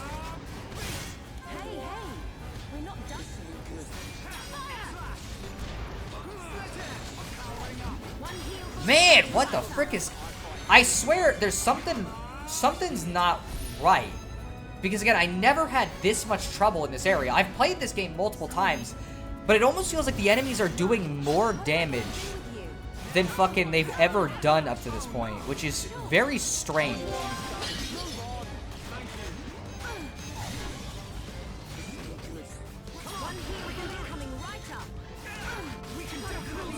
gun off. I don't know. It gives us more time to talk, I guess. I don't know, man. I'm happy with it. Still, it just kind of sucks how things are going to me. Like, I'd rather the stream just be like, you know, making at least some progress. Okay, we just gotta kill that guy real quick. We are doing better than last time, at bare minimum, considering we killed all those guys and are still alive. Also, let's see, they'll even re-release the spin-off of Origins, but not the game the spin-off spun off of. Yeah, that's weird. Okay, let's do this.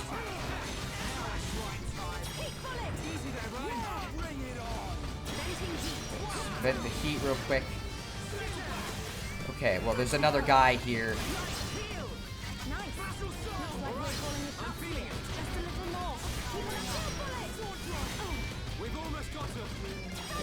I gotta get rid of this guy because he's fucking causing us problems.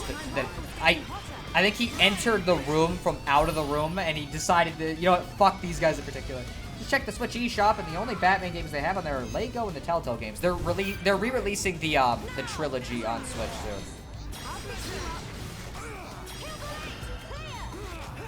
Okay, let's do that. I'm just too scared to risk this. Okay, let's heal him. Okay, what I'm gonna do... Ah, fuck, I guess we're waiting for our gun to cool off because I wasn't paying attention, so we better hope that they can take care of him while we're doing this. Batman in general is a case where I like some of the individual adventures, but I find the series as a whole pointless since Batman never accomplishes anything in the various comments that basically said Gotham is cursed. So he can't win. That, I don't know if that's actually true or not, because, again, I haven't, like, seen enough Batman stuff. Okay, we might have to... Okay, we're doing okay. Oh wait, it looks like I was wrong about them re-releasing Origins Blackgate. The most it got was a re-release on 360, PS3, Wii U, and Steam. Nothing more modern. My bad. I mean, like, you could have fooled me regardless, so. Let's heal him as much as we can here with this. Oh man, okay, maybe this was not the time to be cooling the gun off.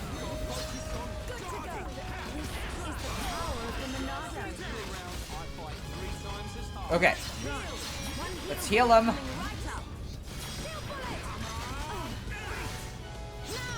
Okay. Let's go. Let's try to do as much as we can.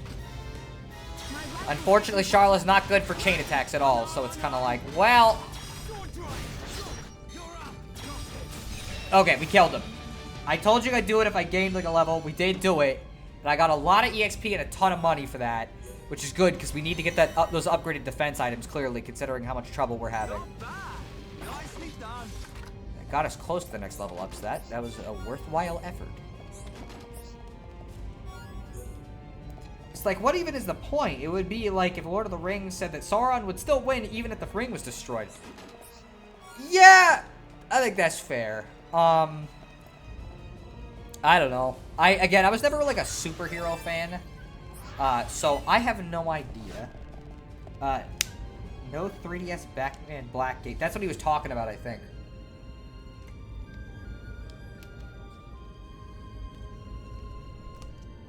That and the PS Vita were the consoles that it initially released on. So at least WB are consistent on letting Arkham Origins in its entirety be forgotten. Unfortunate as it is. I've always disliked that because I'd rather an entire franchise be remembered as long as the games are solid. It's like, why not? You know what I mean? Why not re-release this kind of weird one if you can? Prudent person. I don't think getting killed was very prudent. I mean, like, he's just being thorough in his death, you know? So let's go this way. Give me a sec. Did we get... Yeah, I guess we didn't go through this door, did we? We can go around this door. There might also be a switch, though, over here that'll just open it for us. Oh, I didn't know that was even on Wii U, lol. Yeah, most people forget almost, like, a lot of the Batman games were on Wii U for some reason. I don't know Batman stuff that well. Same, honestly. I've never, again, I'm not really a superhero guy. The only time I've really spent with superhero stuff is I technically watched through the Marvel films back when, like, Infinity War came out. I basically marathoned the entire movie series in one go, having not watched a single one, basically, besides, I think, like, Iron Man up to that point. And so that was really interesting. It was very unique. But other than that, I didn't really, like, do a whole lot with superhero stuff because I was just never into it. I'm gonna risk it. Let's see if we can do it. Alright, let's do this. Leave it to Ryan. Everyone. This thing is really hard to deal with, though, if I remember correctly.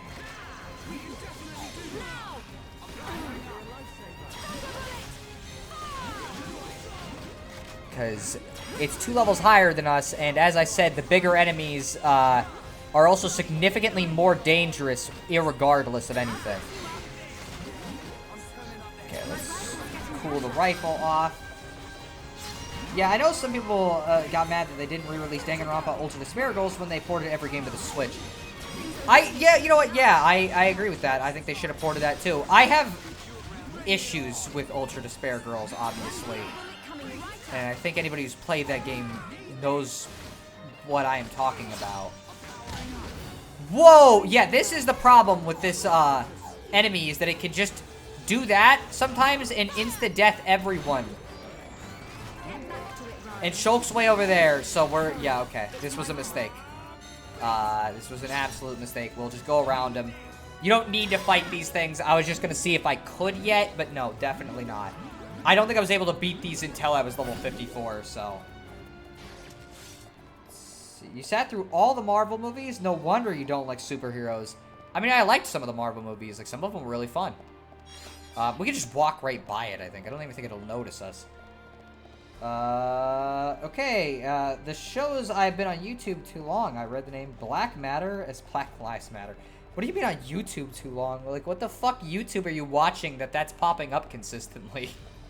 Like, I can't think of a single video I've watched that brought that up.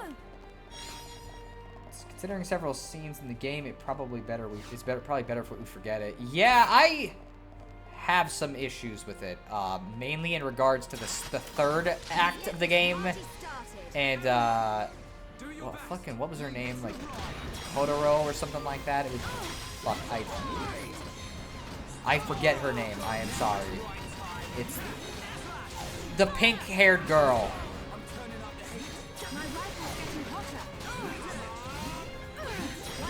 Let's heal you real quick. I think it's funny how the regular enemies in this area are, like, fairly easy to kill for the most part at this point, but it's like, just some of them are just really fucking, like, doing a shit ton of damage for no reason.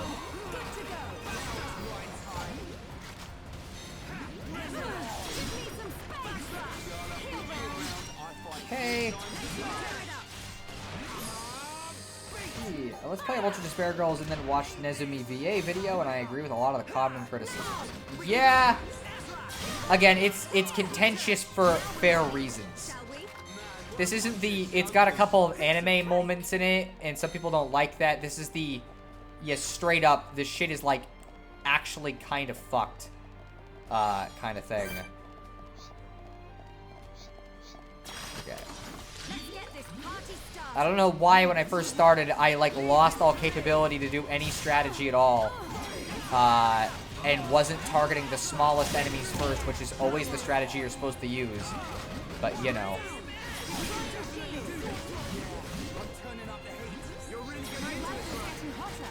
See, Kotoko. I was close. I wasn't that far off then.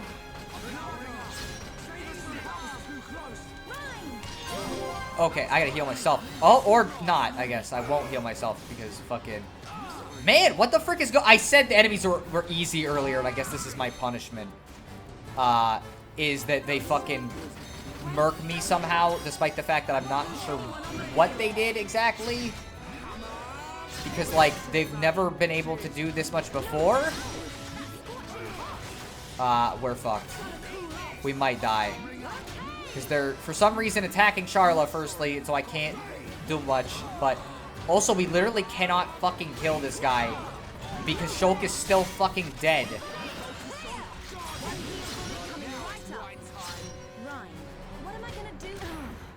Okay. How? You know what? Why are you all targeting me and not the fucking tank? that is designed to be targeted. Man, this stream is not going well.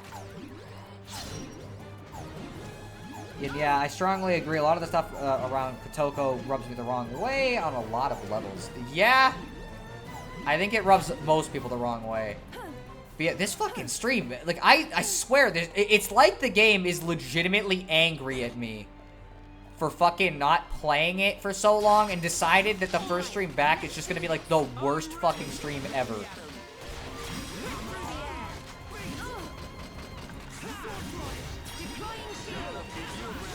Like, again, I've never had this much trouble with the game, ever. I'm kind of baffled at what exactly is going on here. Because the enemies have never been able to do this much damage to me. Like, they just straight up are never this much of a problem. But for some reason, right now, they are just... Like, maybe I don't have high enough armor or something. I don't know what it is, but, like, as I said, they're just doing so much fucking damage.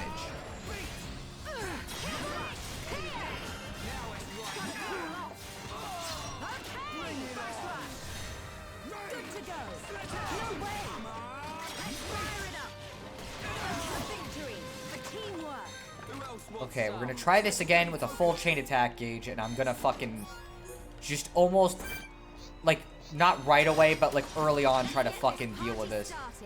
But... Here, yeah, you guys go in there first, so you guys get targeted before me, although it'd be nice if it wasn't Shulk who got targeted. Okay, well, I mean, they toppled that guy, I guess.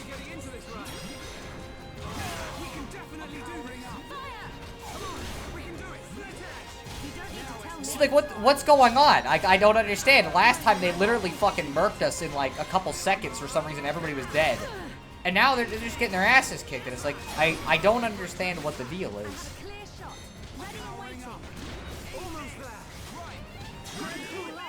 Cool the gun off real quick. Ah, fuck. When it comes to superhero media, for a while I really liked Japanese superheroes. I've never had strong opinions on like Japanese superheroes, but it's because I've never really like dealt with them, I guess. Might as well do as much damage as possible here. Leave it to me. You don't need to tell me. Man, I cannot get any other rounds of the chain attack either for some reason. See, like, what was the deal? I don't understand, game. Like, come on, at least be consistent if you're gonna be like really bullshit hard. Like, be consistent about it. Don't fucking back out once I call you out for being bullshit. You know? That's just chickening out. You gotta either commit to the bit or don't be this fucking hard for no reason. There must be something up here that I can get to or something, because I do not see an ether thing there. Oh, wait, let's go in this car. They always have stuff here. But yeah, I watched a lot of Japanese anime, but, like, honestly, outside of games and anime, I don't really participate in much of anything in regards to, like, media. It's just never really been my thing, I guess, you know? I know that's not ideal, but that's just how it is. I'm very particular about my tastes, and that's just how it goes. You know, I like video games, I like anime. That's about it. Here, let me make sure I'm not going backwards, just because I'm, like, kind of... Okay, no, we definitely are going forward. Just kind of worried about it. So, for right now, clearly I need to be fighting enemies, so we're going to keep fighting most of the enemies I come across. Okay, yeah, you hit him.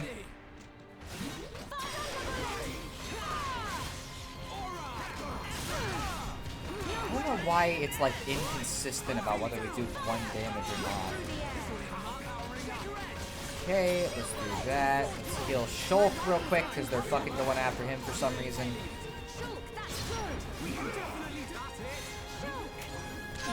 Oh, okay.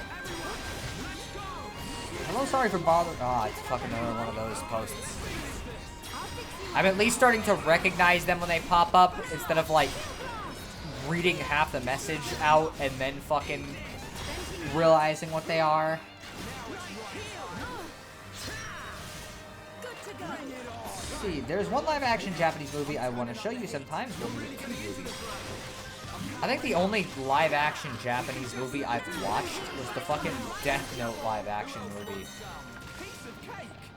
The Japanese one. I watched the Netflix one too, but like I'm talking specifically about the Japanese one. Also, it seems like a spam ad got in the chat comments. Yeah, they pop up every once in a while. I'd say like once every fucking couple months. I don't know if you guys see them every time, but I know I'll see them like very frequently. And it's weird. Like, I don't know why the fuck they're going for my chat. Like, this is gonna be a good place to advertise somehow.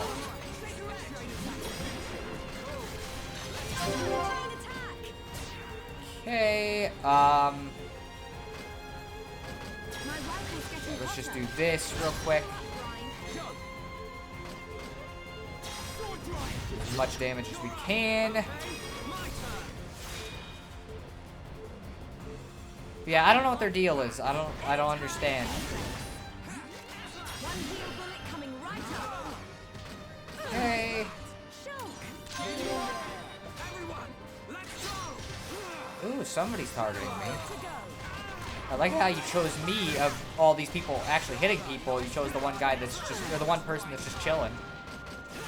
So let's heal. With Schultz getting fucked over there a little bit.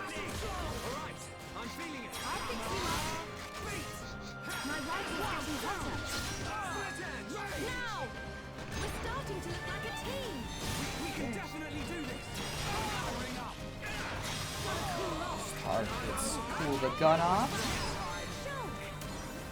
Man, every time I look at the chat, I miss one of those because I was fucking... Yeah, there's 2 live-action Japanese movies I'd like to show you at some point. One is the original 1954 Godzilla movie in Japanese. I've already seen that one. I had to watch it for a class. I didn't care for it. I thought it was really boring. I'm not really a Godzilla guy, I'm gonna be honest. But like, well, actually, no, I like some Godzilla. I didn't like that one. I guess it's probably more accurate.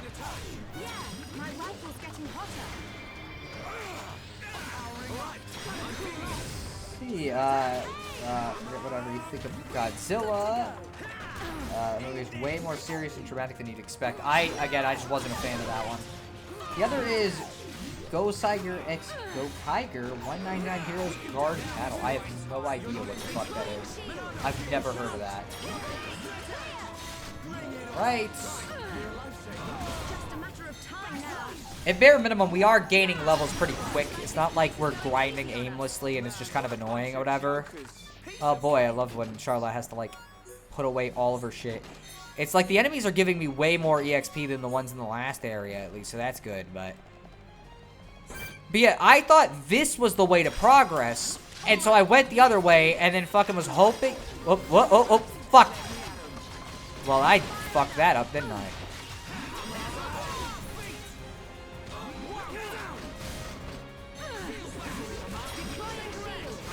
Okay. But yeah, I don't know. I'm just... Like, live-action movies in me have never really gotten along too well anyways.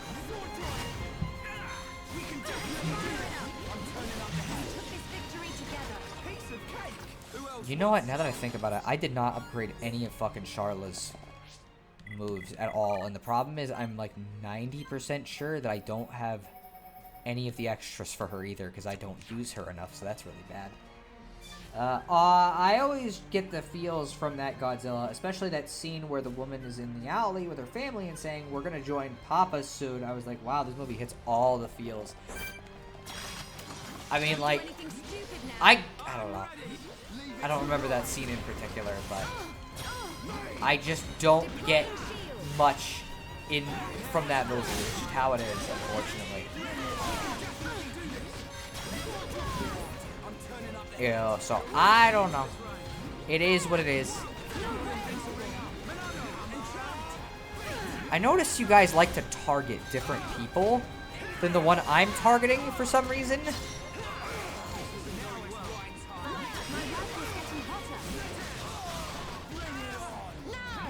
Let's heal Shulk real quick with that.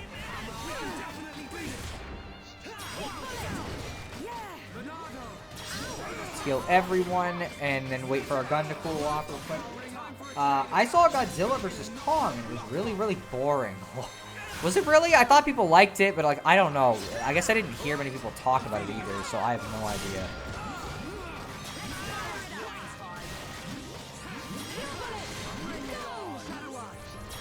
Let's heal Rhine there.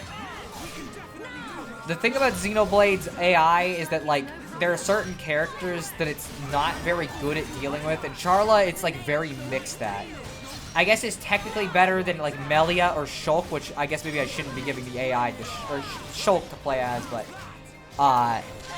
it's like, I don't know. The character, it varies depending on the character how good the AI is at actually managing shit. Okay, we're cooling our gun off again because I haven't been paying attention. I haven't really been keeping up with the more recent Godzillas. I remember liking the one just called Godzilla and then not liking Godzilla King of Monsters. Huh. I know a couple people that are like really big Godzilla fans. It's in a Discord server I'm in. Like one of them really likes him for some reason. I've never really been too into it, so you know, again, I can enjoy it if it's on, but like it's not something I go out of my way to watch, I guess. Lots and lots of combat. That is just the gimmick of this stream, I guess. Okay, no. I did break one of them, but not the one I was targeting, or somebody else broke them at least. The classic movie, I like some of them because they're fun, but the 1954 original is the only one I would call a classic. I think it's, honestly, I think like half of the problem is it's just too old to like, for me to fully enjoy. Let's cool the rifle off real quick.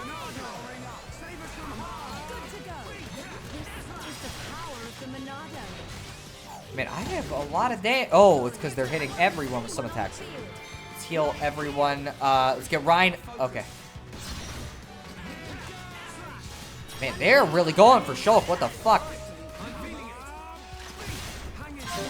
Okay, let's try. First things first, I'm gonna use her first move to heal everyone. That way we can at least like kind of be doing a little better than we're doing.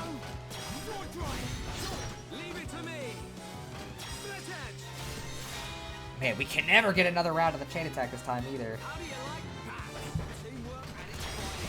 Okay, let's get rid of him, and then that should make this fight a lot easier. Okay, well, he's targeting me. He just really wanted to uppercut Charla for some fucking reason, I guess. He's getting tired of me healing, I guess. Man, I gotta pay attention to the gun. I keep not paying attention to it. It keeps coming back to bite me, so I gotta sit for a while. Which, it's not like it matters right now, but I can't do any auto attacks while it's doing this either. Oh, that's gonna... Okay, yeah. Uppercut him and do sizable damage. You fight 3 times as hard, you say, as you're knocked out. Okay, Charla's up to level 51 now, so we might be able to go take that one... No. We're not fighting him. He's gonna kick our ass. We'll go back to that other base. We can come back and fight him when we're 1 level higher than this. Ooh, Monado Wound. And that got us fucking 14,000 EXP just to find this area? Sweet. I'll take it. That got us a teleport place, so we can come back here. And I'm going to do something real quick.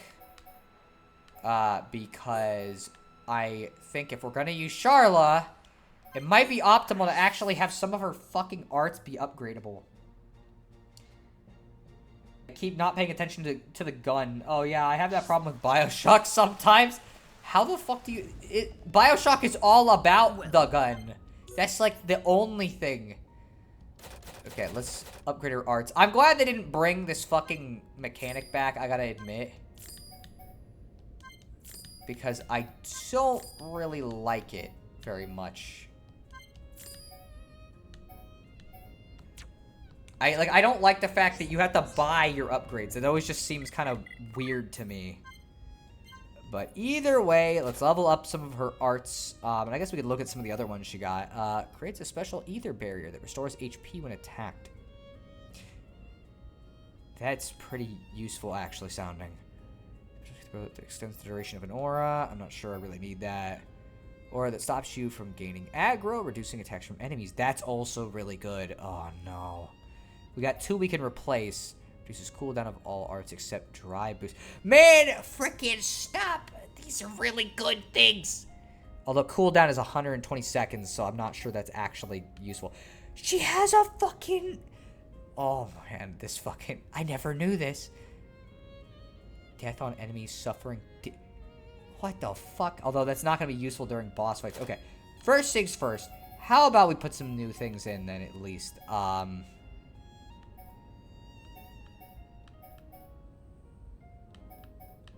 Heal counter. I'm going to put this in place of this. And then...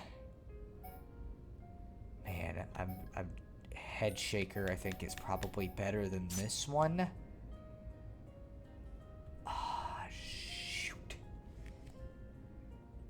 The thing is, I keep not paying attention to the ammo and always need to reload at the worst times. I get you. Wait, you get experience from exploring and finding places? I swear Quest 64 has something like that. Lol. Yeah, Xenoblade's always been, like, really good about just giving you a bunch of cool shit. If you, like, do the quests, you get EXP for them. If you explore, you get EXP for them. Sometimes just doing random shit will give you EXP. Actually, getting EXP from exploring and finding stuff used to be a common RPG mechanic in the 80s. I'm glad it's come back in Xenoblade.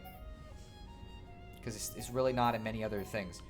I think that'll be a good thing. So, first things first, highest priority is, well, actually, the highest priority is upgrading fucking Head Shaker.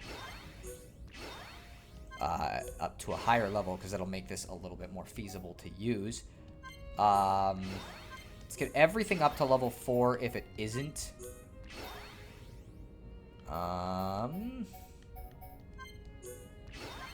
Man, I have been working off of, like, fucking jack shit, clearly. Like, wow. Yeah, I don't think that... Oh, okay, that one's fully charged. Heal Blast. Okay, so let's see about some of these other ones we have equipped. Let's get Thunderbolt up 1. Get Metal Blast up 1. I cannot raise Head Shaker yet. Let's get Shield Bullet up 1. And then what I'm going to do is we'll go to Colony 6.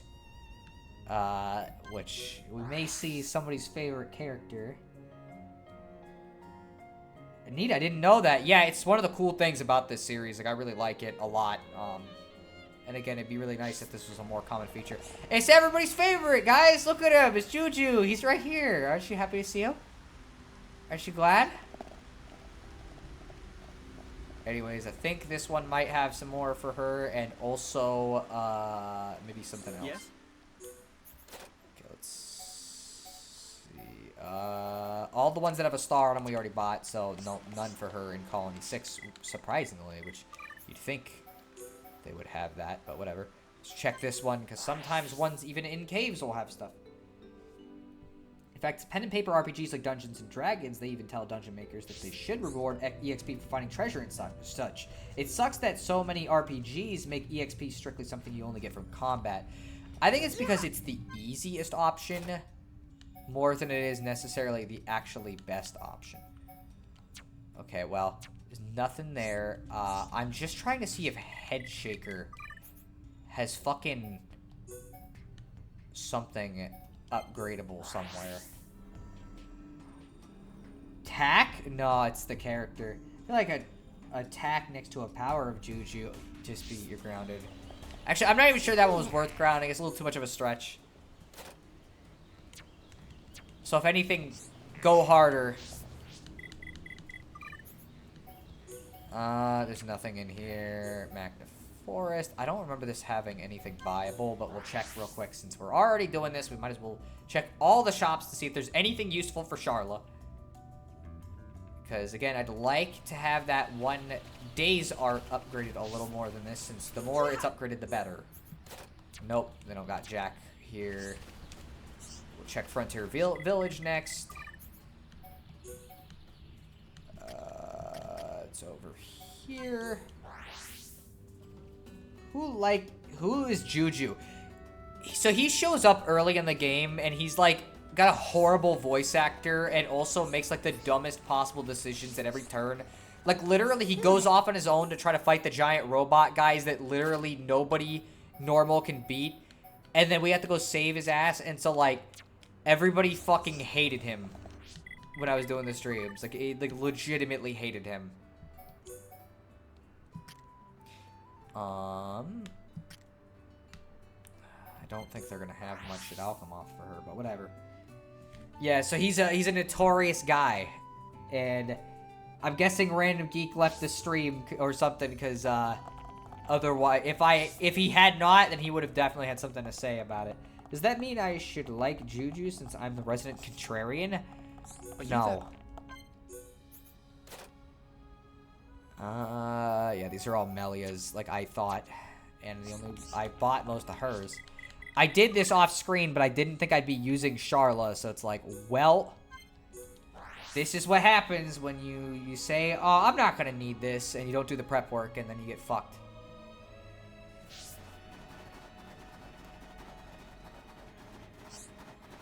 But we've almost gone to all the shops that we possibly can go to, so let's see. Do you got any? Nope.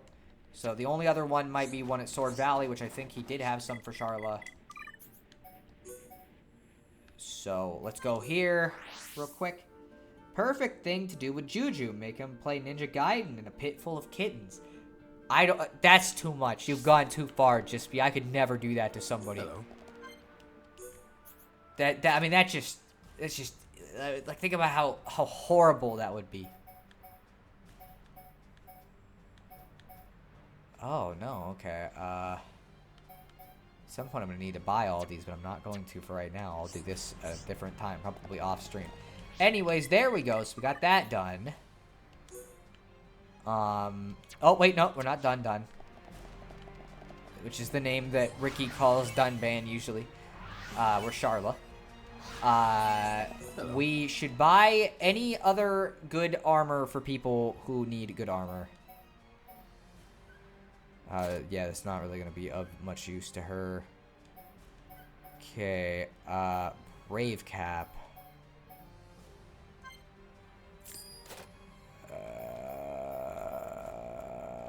Yeah, these are, well, That lowers her ether defense, so I don't think it's really a good choice. Like, it lowers it a lot, is the thing. Okay. I think we've lowered it enough. Ah, that's a really good one. Okay, let me see if there's anything else. Honestly, I think it might be worth doing, considering how much damage we're taking. I know that it's kind of like, okay, well, feasibly, we're spending a lot of money here, but, like, very clearly, I'm not doing great. So, I'm going to sell some of my other armor, at least make, like, something back. But, boy, we're losing money like no one's business. Oh, man, okay, oh, man, this sucks. And we'll buy one heavy armor for Rhine. So let's equip all those first. We're gonna get everything equipped. Let's see. Amethyst gear. Oh, man, really? Why did it... Oh, wait, well, that was for Rhine anyways. Stellar leggings. Nope. And she can't wear, like, any of this shit, unfortunately. But it is what it is. Let's see if there's anything better at all. Doesn't look like it. Why can't you wear heavy armor? What the frick?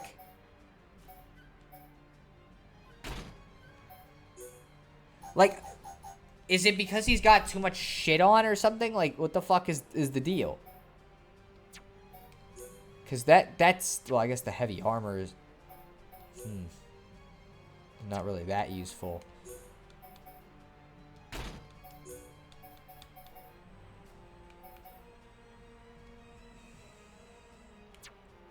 I'm gonna try unequipping something and see what it does. Let me see. Can I just unequip? Is there any way to remove selected item? And then let me see. Nope. Wow. So I just spent money on fucking nothing. Yippee. That's something that I don't really understand about this game either, that it doesn't explain very well. Is like, why the fuck can I not wear certain armor? Like, why is the heavy armor just inaccessible to almost everybody? Like, it doesn't make any sense. Because you spend like a shit ton of money on all this armor and then you can't use it. Okay, whatever. Let's go with fucking muscle up for right now. Let's see.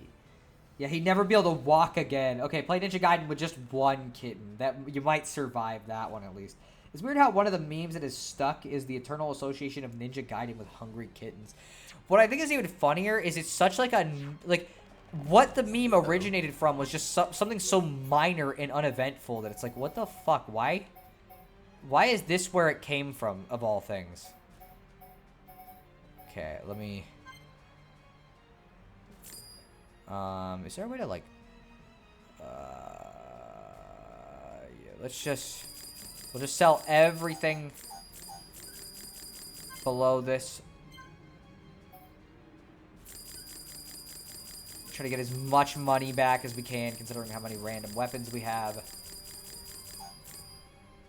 Oh, okay. I hope I didn't sell anything too good. Let's go down here now.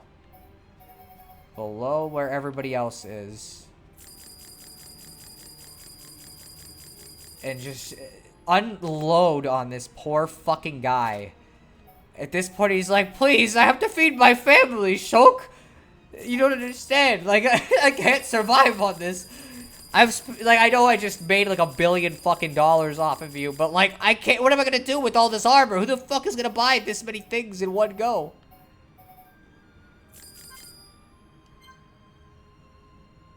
Okay. Okay, thank you. I guess it just doesn't like it when there's gems attached or something.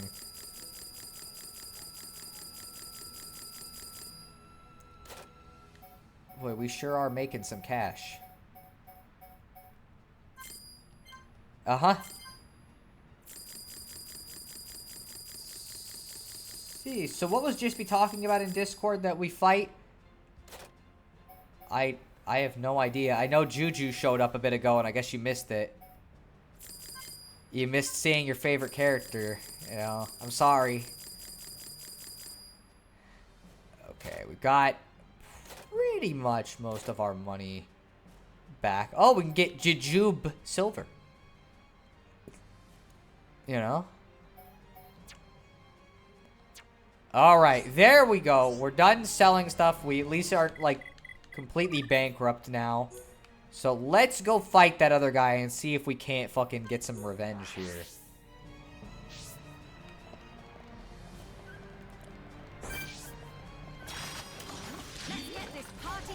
Come on. Let's get him. Ah, fuck. He's gonna do that regardless, I guess. I tried to, like, get him before he could do anything, and it did not matter. Oh, no. We did do something. Okay, let's get you.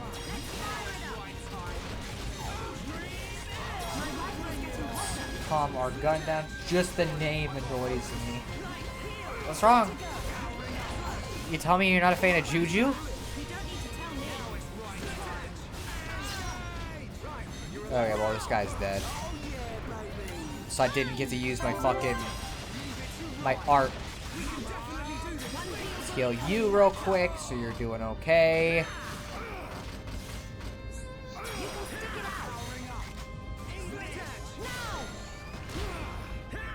That is a good fucking thing to have, isn't it? Fucking... I probably should have already had equipped this ability a long time ago, but... I guess I'm dumb. See, didn't the Ninja Gaiden kitten thing come about because you wanted me to play Ninja Gaiden, but I was always tired out because those newborn kids were in the house? No, literally, you just posted one day on Discord, challenge, duo, try to play Ninja Gaiden while kittens are nibbling at your feet. That was the entirety of the fucking, like, the post. That was the entirety of, like, the thing, and that's what it originated from.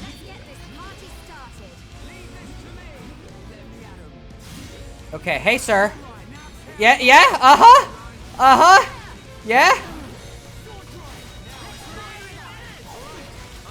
But yeah, so I just thought it was so funny that the kitten meme literally just came from such a nothing post. Like, I don't think you even remembered making the post not long after doing it, which I think is the funniest part about it. Let's cool the gun off real quick.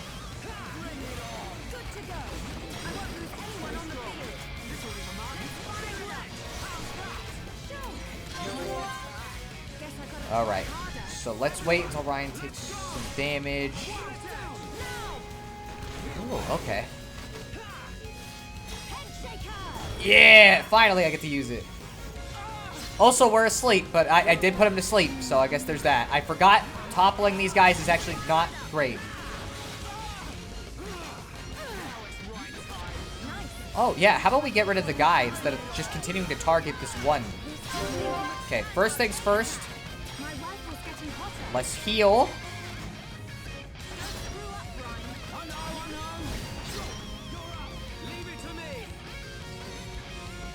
See, yeah, we'll just do this. I know it's the, I probably could have just done backslash and killed him. It's like you want to do Alan Wake a lot this week, but just how happened Sono wanted to stream a lot this week too.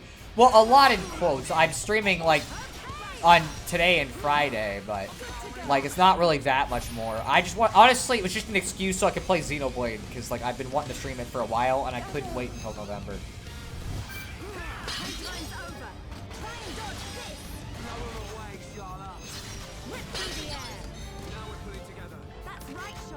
Okay. I'm gonna... Okay, it's on the ground now, and we'll see if we can get them to... Ooh. I guess we just get put to sleep every single time he gets knocked on the ground. Oh, thanks! Okay, just get up and immediately you're doing this. It may just be me, but I swear this is in this area sounds like F-Zero music. Really? I'm not sure that's what I would compare it to, but... Okay, we'll at least prep him for what's to come, so he can heal some of this.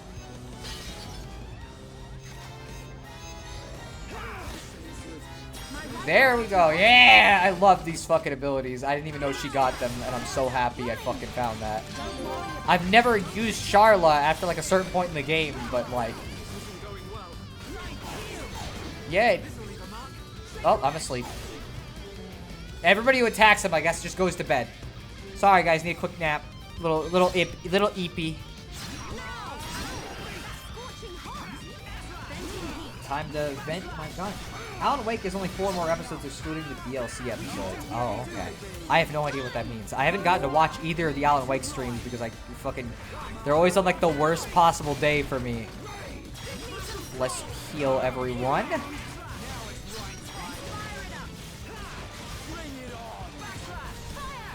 Don't. Okay. Okay, let's go. Didn't do much. This time we can use backslash and almost kill him. But we got close. There we go. All I needed was just a little bit of EXP. Just a little bit of leveling up.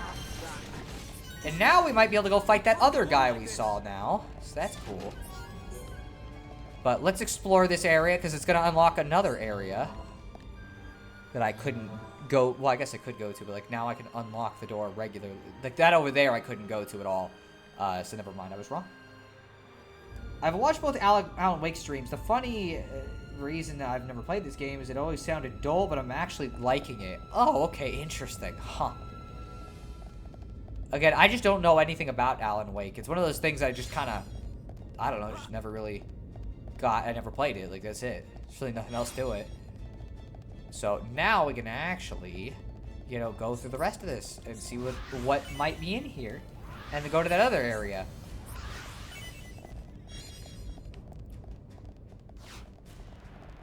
It doesn't look like there's going to be much, though, of importance. We can fight this guy. Let's get this party started.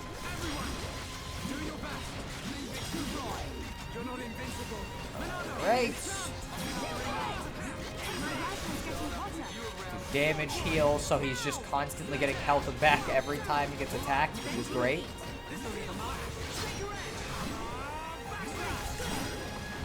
Oh, he died before I could even use my fucking thing. That sucks. Let's stay focused. Maybe the game has forgiven me. Maybe it is allowing me to have fun once again. Alright, let's do this. Let me at him. Leave this to me.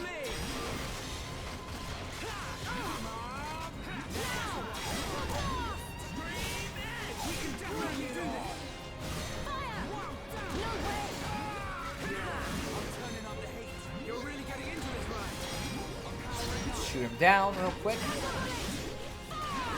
So you're not planning to play the DLC episodes?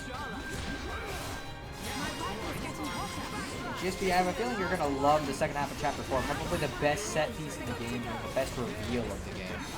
Okay. Again, I'd probably know more if I'd actually watched fucking the stream.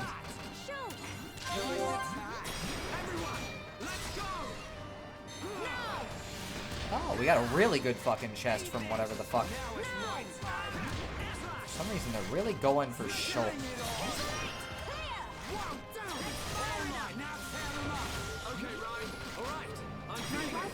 Might as well. I'll do the DLC if anyone actually watches the base game through the end. Okay, well, unfortunately, I guess I'm not going to be able to help with that one then.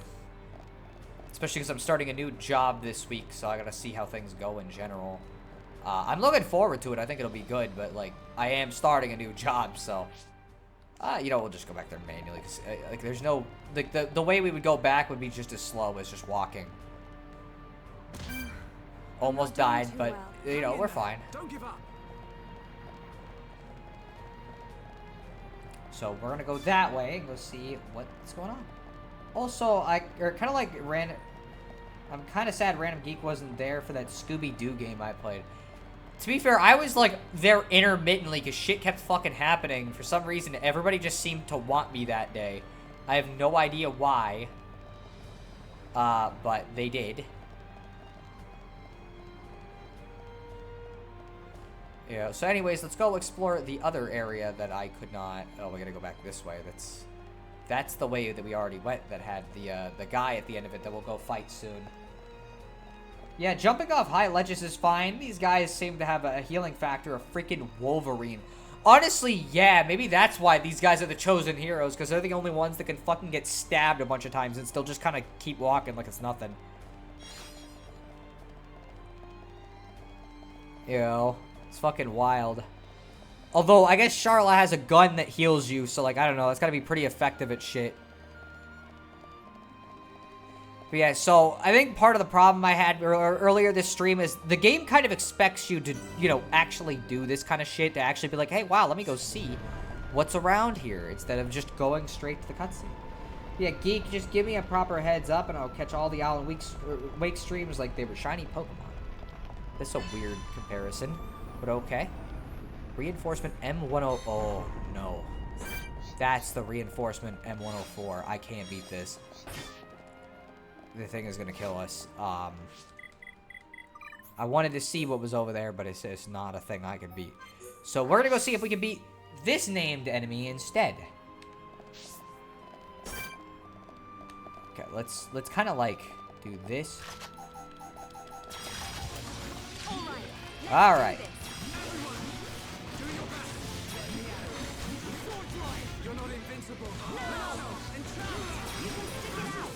Do that, so he's got damage heal on. And let's heal Shulk because for some reason he's lost a decent amount of health.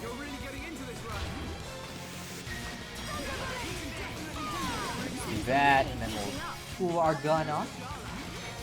Well, I have been doing that already, so I guess I'll keep doing it. How does a bullet even heal anyone? It's a magical healing gun!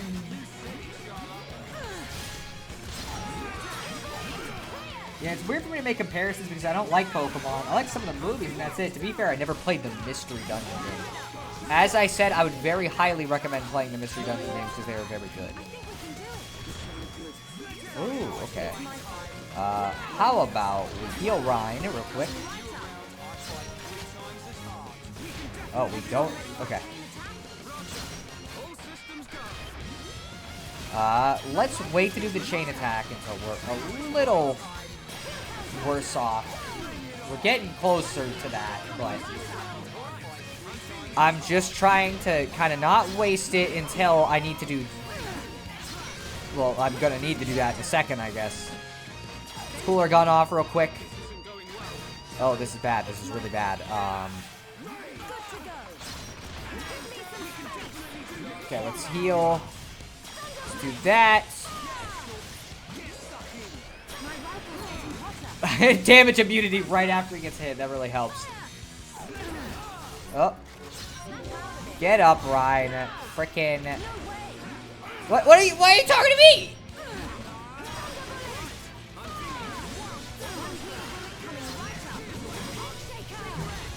Oh, okay. Whoa, whoa, whoa, whoa. Yeah. Yeah, maybe I... Oh, fuck. I did this to myself. I legit did this to myself. Oh, man. Okay. We might lose because of what I did. I'm gonna be honest. Like, that might have fucked us. Because now we're losing people. Man, okay, come on! I said this before, but the game name's like Benevolent Aim, so this guy only wants good things. They just name guys whatever the fuck they feel like. You can do it.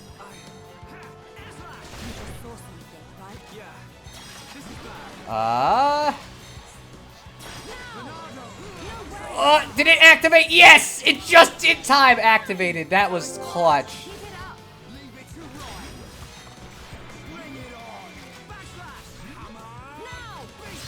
We are in really big trouble, though, considering that, like, we don't have a lot of... We can't do a chain attack, so we have to do this basically fair and square.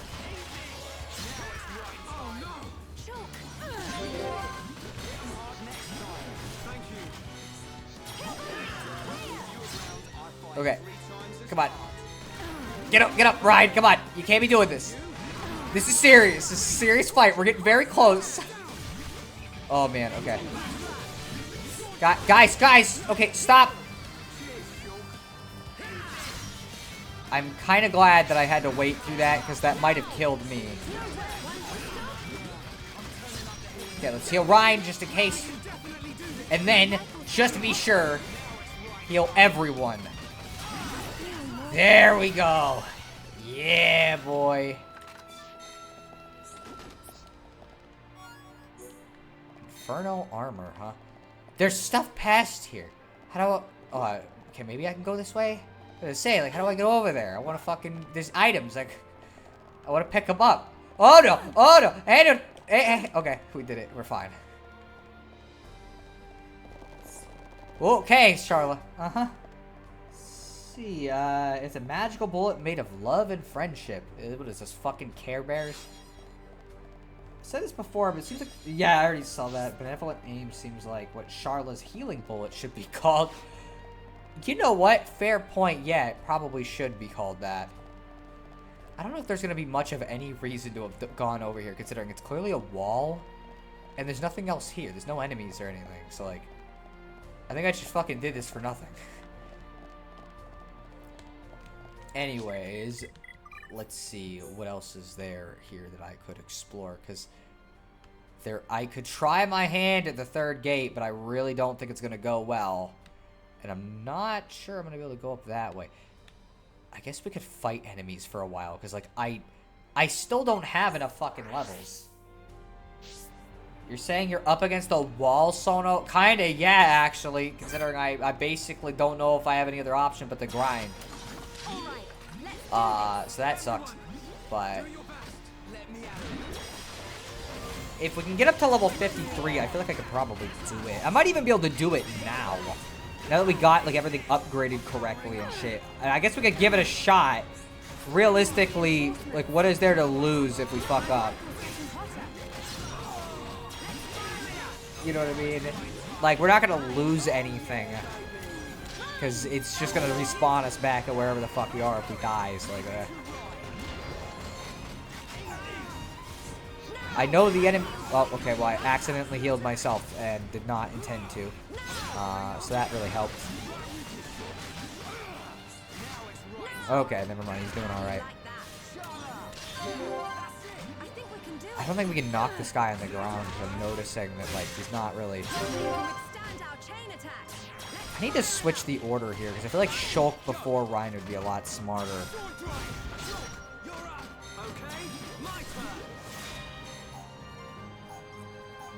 Well, I've heard if you learn to wave dash... Wait, the wrong game. Oh my gosh. Yeah, it is the wrong game. Oh yeah, they still have the fucking tentacles out. I forgot that. Didn't take long to get rid of the tentacles after we got rid of him, but whatever. Let's go try the boss again, because we're running out of areas that I can even feasibly do. Actually, no, I'm not. No, I'm not. There's a whole ass chunk of shit to explore on the other side of that fucking big ravine that we haven't done yet. So is this your first Xenoblade? And don't even know how many games there are. It's not the first Xenoblade game I've played. I've played all 3 of the games. It was the first game I did play back in like 2014 or whatever. I played it. So like it is technically the first Xenoblade I played, but this is not my first time playing it. Tentacles. Good thing Melia isn't out. This isn't a Japanese hentai. Okay, I think she would be fine. I don't, not, and don't.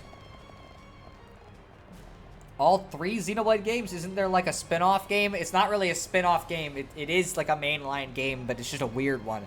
But like, I don't really like to count X because I only played it for like 8 hours and then I stopped because I wasn't really that into it.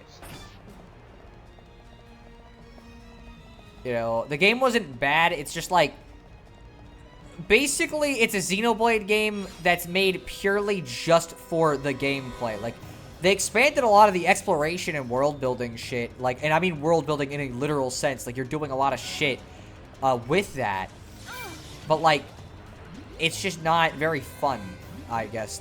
Like, the story is kind of bland, and it takes forever to go anywhere, and also is just clearly not designed as the main appeal of the game. So, you know, it's not my thing. I prefer the main trilogy of games, since those all have, like, actual stories. World building in a literal sense, so it's like ActRaiser. You basically have this, like, town thing that you're building up over the course of the game, because, like, the core concept of the game, like, the starting story is, hey, wow, Earth got wiped out, and so the few surviving humans escaped on a ship to this other planet named Planet Mira, that's inhabited by a bunch of other shit that generally doesn't like you very much. And they're just trying to find a way to fucking survive. And so, like, you can play the game a bunch of different ways from my awareness. Like, you could focus entirely on, like, just dealing with, like, the conflicts of the people living in the town or whatever. Like, there's a bunch of different shit you can do.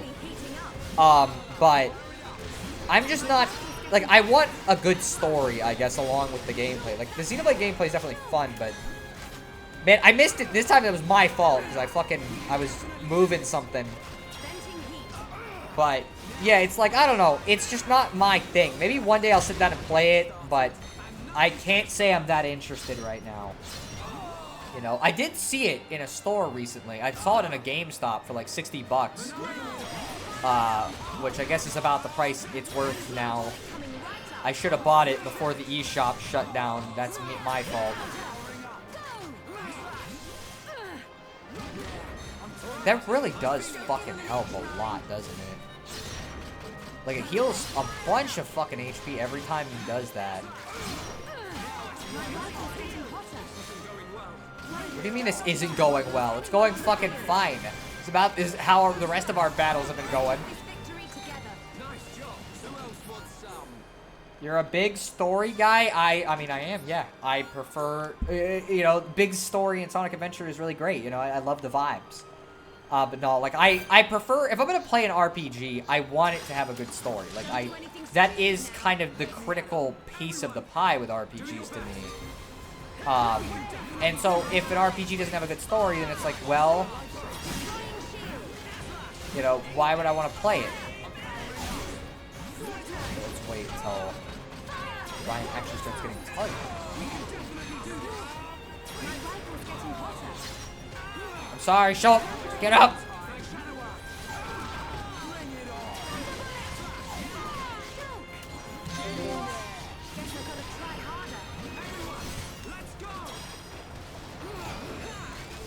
Survivors from another planet having to survive on a hostile world? This Thundercats joke would have really been relevant right now.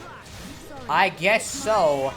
But again, I've never fucking watched Thundercats, so I don't know anything about it. I want to help Shulk and make him not feel sad, but every time I fucking go to do it, there's something I gotta do.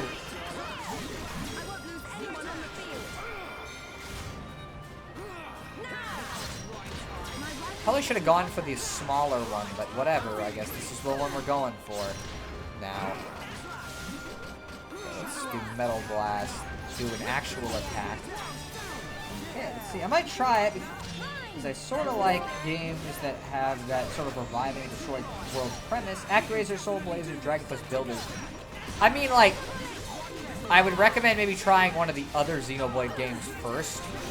Like, you might enjoy at least playing one of these, you know, Xenoblade 2 or 3. 2 is a really interesting game because I wholeheartedly like it better than this one. It's also got so many more problems than this one. Like, this game is what I would describe as, like, not flawless, but, like, you know what I mean. It's much more well-rounded in most senses. There's not as many, like, overt, obvious problems that don't come with just it not having a huge budget, which I guess maybe is why Xenoblade 2 is the way it is, too. But, like, that game has voice acting that varies very heavily from, like, really good to, like, horrible. And it depends entirely on the individual scene. And there are a couple of scenes that are, like, genuinely terribly acted that really needed to not be acted that way. Which sucks. And it's like the tutorials are really bad, you know, fucking... Actually, those are really the main issues I have with the game.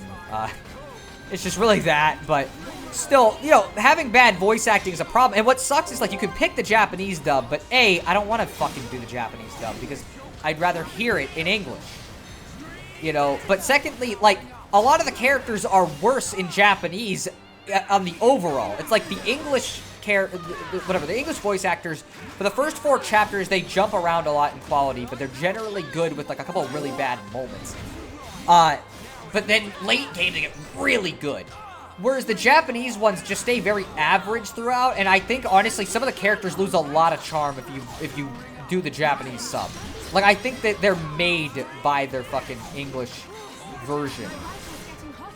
You know what I mean? And so it's like, it's weird because it has so many more flaws than this one, but I honestly think the characters are better, the story is fucking phenomenal, the world building is amazing. Like, it feels like, to me, this is a technically better game, but that's just like an overall actually more interesting game to me, and it's what I resonate with a lot more.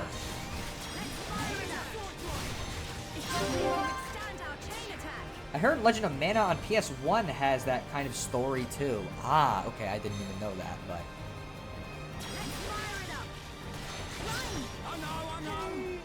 let's topple him. We'll do Shaker Edge. Oh, okay, well, I guess we can do this to get a little bit more damage out of that. So that's good. Why is Shulk sad? Because whenever they start, like, getting hurt a lot, they start kind of getting sad. You have to try to improve their mood. It's called affinity. Dang, I never heard of voice acting varying that much. It's so strange. I've never... Part of the problem is Xenoblade 2 was the first time that, like, the Xenoblade series was dubbed at the same time the game was being finished, which was not very common. Years ago, we used to have to wait like half a year or more for any RPG to come out in the West after it came out in the East. Like, they would release it and you just wait 6 months and maybe you might get the game, if you're lucky. And then even then, half the time they're like, oh, sorry, Japanese sub only, fuck you. You know, and so it's like, this was a really big effort to do, and a Xenoblade game is not a fucking small translation effort. You know, this is something that takes quite a lot of time And so it's like, I understand why it happened. Plus, Xenoblade, now it's actually a fairly sizable franchise for Nintendo. But people don't seem to realize this. There was a point where it was once, like, incredibly niche. Xenoblade 1 in its initial release fucking sold like 500,000 copies. Xenoblade X, I think, sold like 800,000 in total, and that was despite being the holiday game for the Wii U. Well, the only good one, because I don't think anybody really... Does anybody like Animal Crossing Amiibo Festival? How about Mario Tennis Ultra Smash? Those were the only other 2 holiday games out on the Wii U that year. And so it's like, even that didn't do anything, but Xenoblade 2, for some reason, just really, really got attention. Like, unlike any fucking game up to that point, like, people were super excited about it. And yeah, it definitely was a little tough for some people. But as a whole, it's like, it brought a lot of new people into the fan base, and now it's like an actually decently sized Nintendo franchise. M82 melee unit. So is there an M82, M83 brawl unit? That would be great. Because that's the better game. 6 months. Heck, I remember it took years for RPGs to get localized. Yeah, back in the 90s, you guys had it so much worse. You'd have to hope that it got localized like a year or 2 later. Like, you had to... And then you had to hope the fucking localization wasn't horrible, basically. Since there was really not very high standards for RPG localization, so it wasn't uncommon for just, like, really shitty things to happen with RPGs. You know, it used to be way worse. M35 Woodpecker unit? I don't even want to make a joke about that name. You're not going to make a Woody the Woodpecker joke or something? I don't know anything about Woody the Woodpecker, so I can't really make a joke about him.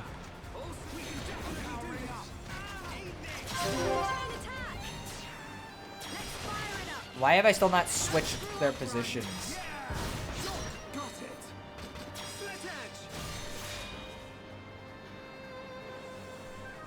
But yeah, so like, I don't know. It's so strange. But I genuinely do think that Xenoblade 2 is better. I don't... And that's a real divisive opinion, because like, despite being such a small fandom, the Xenoblade fandom is very split about the series as a whole. Basically, the general thing is there's like the Xenoblade 1 camp that thinks Xenoblade 1 is like 1,000 times better than every other game that came out in the series, and in fact that all of them suck balls besides that one, because it was the only true one, and in fact they usually don't like this one because there are anime eyes on the characters. Oh no! So if you can't tell, I don't really respect a lot of their opinions usually when they start talking like that. There's people who prefer Xenoblade 2 over all the other games, but usually Xenoblade 2 fans also like Xenoblade 1 and 3. They just prefer Xenoblade 2 the most. And then there's Xenoblade 3 fans that are just really cool and usually just like all the games. And then there's Xenoblade X fans, which we're still searching for them. We'll find some... No, I'm just kidding. Xenoblade X fans actually usually are the chillest part of the fan base because, like, nobody ever really bothers them. Like, they're not really a part of the fandom wars because they're fucking, like, who cares? Nobody can even play their game anyways. They just want their game re-released, really. And I mean, like, fair. I hope they re-release it. It shouldn't just be stuck on Wii U forever. I know a few about Woody Woodpecker, but I don't know how to render his annoying laugh in text. I don't think I can do an impression of his annoying laugh either, so, you know.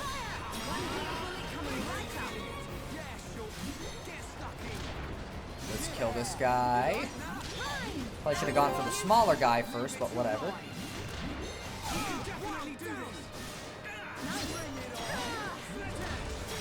That. Oh, we're just gonna get rid of this guy in like no time flat then. Because of that shit. Oh, okay. Line needs some heals.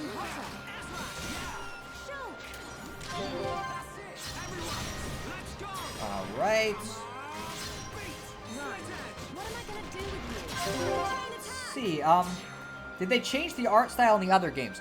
So, not in X. X actually looks pretty similar to Xenoblade 1, and the funny thing is critics fucking hated how X and 1 looked because the faces were super goofy in the original game. If you ever want to, like, go look up how they looked in the original game, it's fucking goofy. The only reason why they're bothered is because Xenoblade 2 has a lot more anime tropes, and so after that, any anime aspects at all, even just a stylistic change was enough to piss some people off for some reason. I don't get it. Obviously, I'm firmly in the I love anime camp, But, like, I played Xenoblade 1 when it still had the doofy-looking faces, and I was fine with it. It wasn't that big of a deal. But I do think the anime style suits it way better. I think this looks way better than the fucking original game ever looked. You know, but, again, it's like, I'm a Xenoblade 2 fan, so, you know. So how do Xenoblade fans feel about Xenogears and Xenosaga? Well, firstly, most of them have never played it, because they haven't re-released them. Of the ones who do, they seem to, I don't know, vary in opinion. Like, people seem to like Xenosaga a lot, although they seem to say one of them's not very good. I don't know which. I'm guessing the second one, because I think that's what I heard. Xenogears, I always hear that the story's really great when you're not playing the game, and you can actually look up what the story's about off the fucking, out of the game, is what I generally have heard about it. And I've also heard that Xenoblade 1's story and its story are weirdly similar in a lot of ways. So, take that for what you will, I guess. They've got similarities at bare minimum. I've never played Xenogears, and I don't have the opportunity to, so, you know, if Jispy ever streams it, I guess I get to watch somebody play it. But if he streams it, I hope he does it after Super Mario RPG, because I want to see him do Super Mario RPG first. Oh, boy. Let's get rid of as many as we can. Okay, well, I did that for nothing. Do that. Just pull the rifle off. But yeah, so, like, I don't know. The fandom's really weird. Another case of the original game looking goofy. If this is like Higurashi, that translated into the original graphics being awesome. I don't know. It's not really, like, goofy in a fun way. It's in a, like, a I can't focus on what's happening kind of way. Like, it's just a little too weird. At least that's my opinion.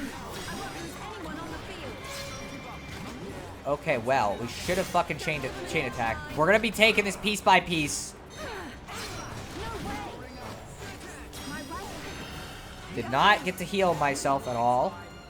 It'd be nice if we could kill this one freaking guy.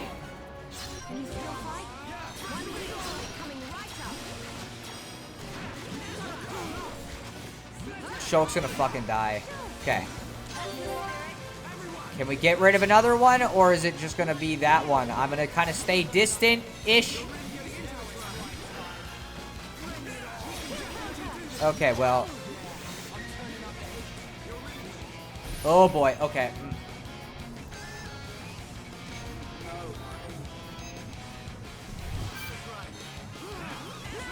Hey, no, that's not allowed. I did not say to go for me.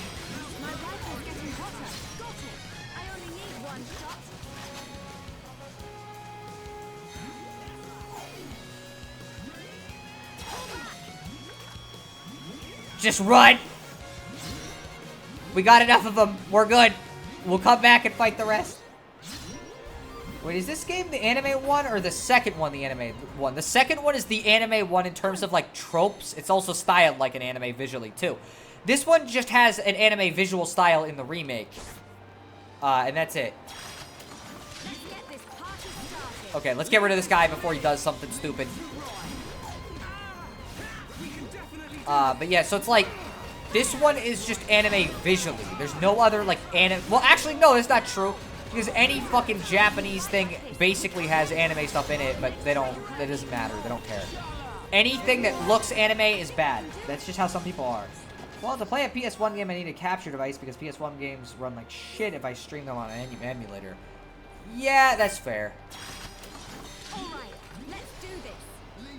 Said people didn't like this one because the anime look. Are they all look like that, or am I wrong? Okay, so what I mean is that there is a certain subset of fans that don't like this version of Xenoblade 1 because it looks kind of anime. It has nothing to do with it being actually anime. They don't like this version because they changed the visual style for the characters. Like, they changed the characters to have anime eyes and to, you know, not look like shit. And so Xenoblade 1 fans don't like it because it's not true to the original style. Okay. Once we get rid of this guy, we'll see if we should keep fighting this guy or not, because one of the problems is like, we're kind of starting off at a disadvantage Okay, hello, sir. Uh-huh, yep. Thank you for just targeting me the whole time.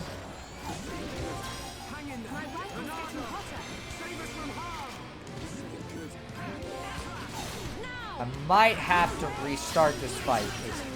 We're starting it off at a massive disadvantage. Okay, but we're cooling our gun off regardless, so... Yeah, I might start this fight where we can just start it with just him and nobody else. Because starting it off with other people is making this kind of difficult. I'm not sure I'm going to be able to beat this one, because he's actually, like, giving me a lot of trouble despite the fact that we're a level higher than him.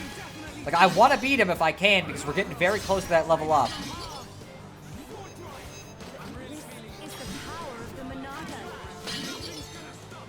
Okay, let's just run, and we'll start the fight anew with, like, all of our stuff intact, so we don't have to deal with the other shit. I know I'm doing a lot of this, but that's just how it goes when there's too many enemies surrounding this. They don't like that they changed it. Basically, yeah. Again, this is a very, like, vocal minority kind of case. Like, most people just like this version of the game better because it's got a lot of quality of life enhancements and looks better. But you're always going to find people in fandoms that just, like, obsess over the idea of, like, if this is different at all than the one... Then this, then it's bad no matter how it is different.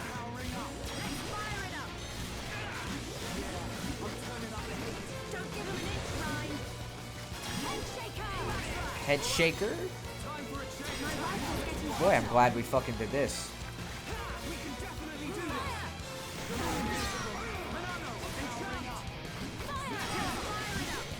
Okay. But yeah, sorry I explained it kind of confusingly. Fate Lava List, which installment of the Fate Stay Night is that? Just have never seen a Fate anime. I've seen a little bit of Fate. Not much, but I've seen a little bit of it. Let's cool our gun off. Maybe it's not a good time to be doing it considering we're still kind of close to him, which means he can hit us with certain things. Since attacks actually do have hitboxes. Okay, let's wait until after. Ooh, okay.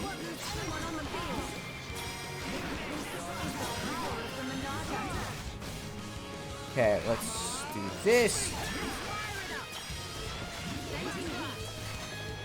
I'm sorry, Ryan. I'm sorry. I'm just trying to keep you alive, but I keep having to vent my gun. Oh, okay, he's playing Mario Wonder, I guess. Let's see if they knock him down. Nope, they're not going to knock him down. Well, they'll do it afterwards.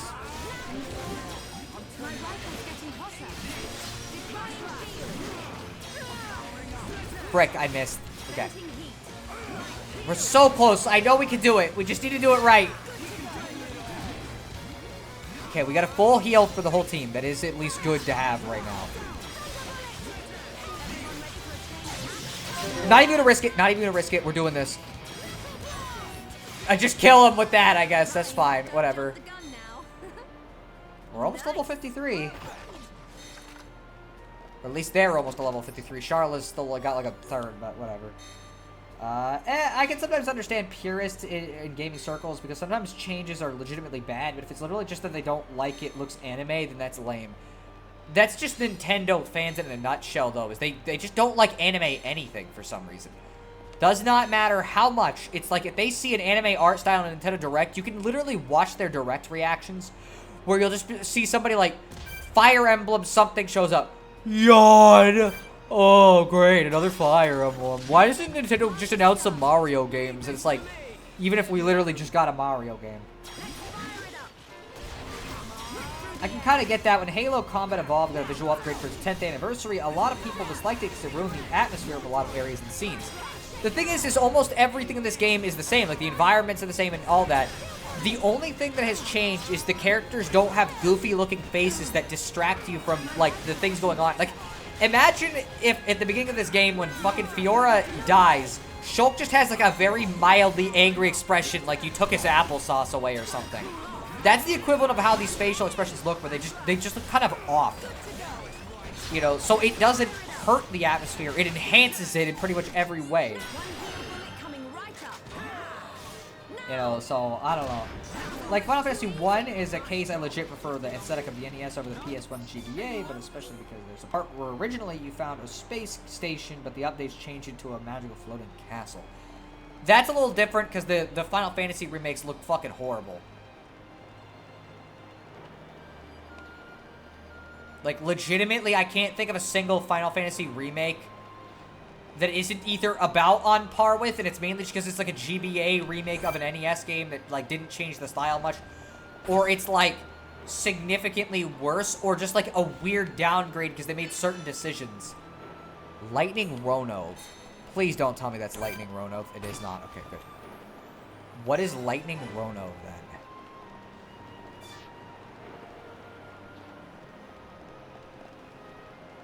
Because... boy, this is a whole ass fucking place. Somehow an original Xbox game looks much better than an Xbox 360 game. That can sometimes happen if the aesthetic is just, like, botched too much, but... okay, that's not the guy. So what the fuck? Where is he? There's some enemies over here. Doesn't look like what I was looking for, but we'll fight him anyways. We need level ups, so why not? Wait, why would you be mad that this game looks like anime if they're a fan of the second game that looks like one? Here's the thing, though. These people don't like the second game or third game at all.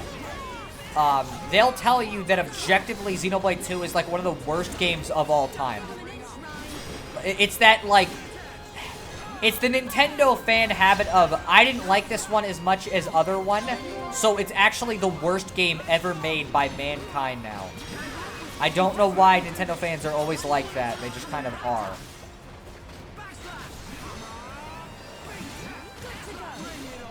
Clearly, I did not explain this very well, but yeah, this subset of Xenoblade 1 fans does not like Xenoblade 2. They don't like Xenoblade 3. They may like X okay, but, like, they're very mixed on it at best. And it's just like, overall, they just, I don't know, they have very extremist opinions on the franchise as a whole. You know what I mean?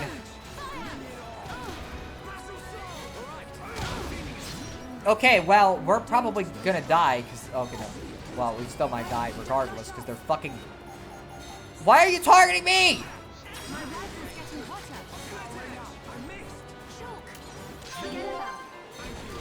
Okay, okay, hey, how about you stop targeting me? A lot of models in Halo Combat Evolved Anniversary got upgraded to look better, but if they took a page out of Full Metal Alchemist, the equivalent exchange is the environment design. I see, okay. Start cooling our gun while they kill us.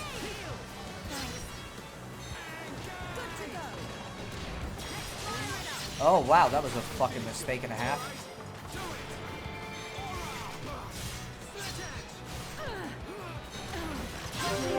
Okay, let's get rid of this guy if we can. First things first, heal everyone.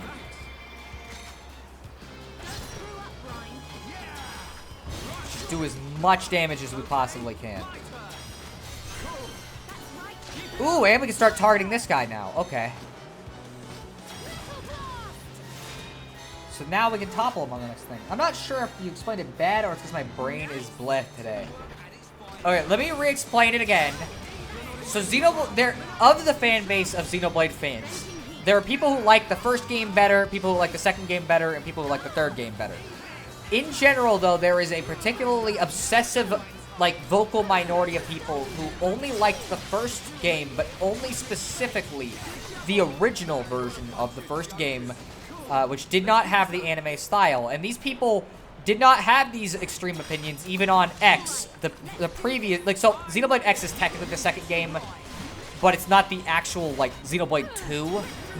And they were fine with Xenoblade X, and then after 2 came out and was very anime, suddenly any anime-ness in any game means it's bad, and suddenly Xenoblade X is a bad game, too, even though they liked it before. They basically just did a full tilt. Every entry is now bad because I don't like the fact that the franchise later changed to be anime. So the only good one is the first one. and specifically the first version of the first one. Alright.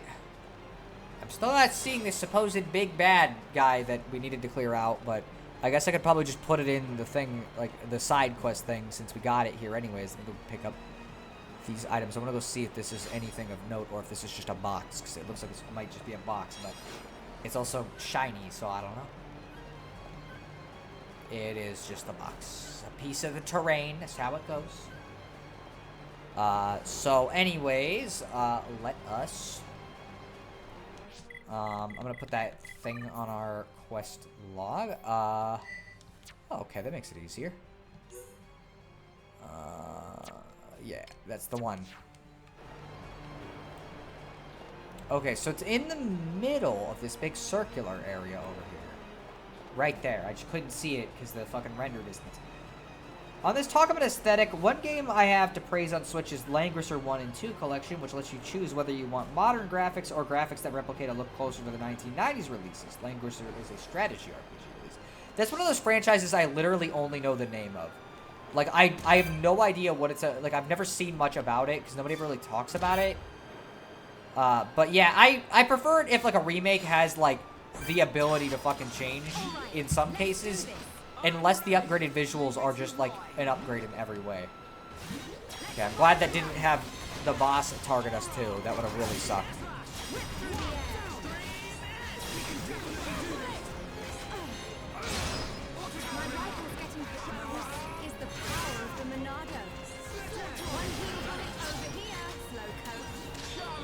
Alright, let's pull our gun off. I think that should be a default because honestly, in my opinion, a lot of modern anime designs, especially if you got classes compared to, look ugly. East, for example. I like modern anime designs, but I guess that's just me.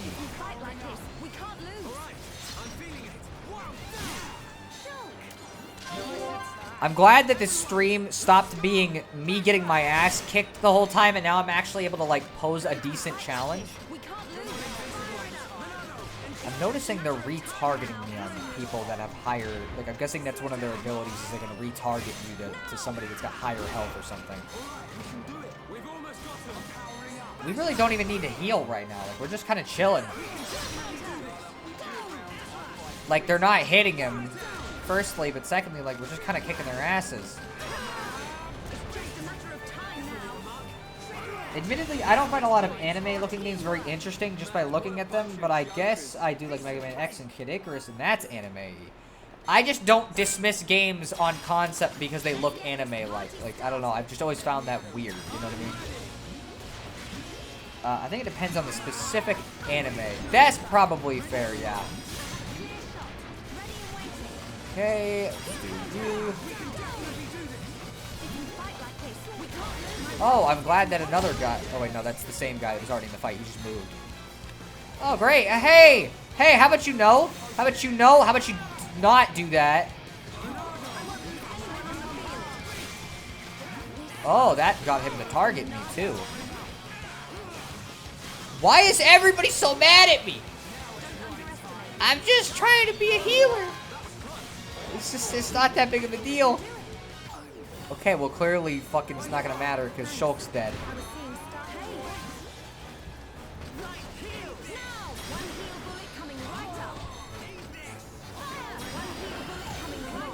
Oh, man, please don't. I guess I'm getting aggro for fucking healing people or something. Man! We might actually lose this purely because they're fucking toppled. And we didn't kill a single one of them either. Because fucking my party members kept targeting other shit. Oh, they can't even get around him. We're fucked. The AI is gonna get us killed. There's nothing we can do. Oh, okay, no, maybe. Ugh. Okay, we just barely managed. Okay, let's just start staying away from the fight, and we'll see if they can kill the one enemy, so we at least don't have 3 of them to fight.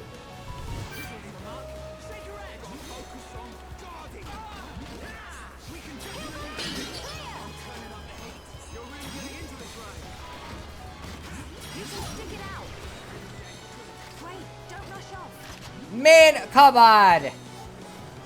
We didn't even get one. I went the wrong way, too, so we might have really fucked up. Okay, let's try this again. With a specific anime style being used, like with Isa's main character, Ado Christian, it looks like a dork now, in my opinion. Ah, okay. That said, cases where the anime has a distinctive style because of the creator tend to survive better. Like when they made a new Ranma episode in 2012 for its anniversary, it looked fine. Okay. Here, let's start this fight off not immediately having aggro. I say as I immediately get aggro by the fucking boss for some reason.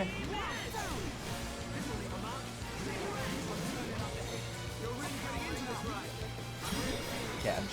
Why do they immediately target me the second I do anything? Like, literally, maybe I need to put that art on that fucking de-aggroes me because... Gee whiz.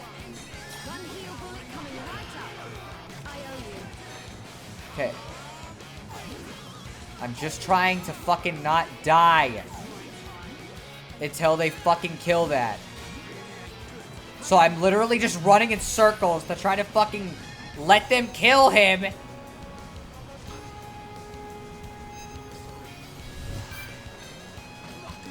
Aw, come on. Okay, fuck. We lost. I'm gonna go fucking fill up our chain attack gauge on an enemy first because... Clearly, half of the problem is that we didn't have any fucking shit to work with. There's seriously not a cheese strat you could use, like topple them while Charla's at a distance where she can't be slept.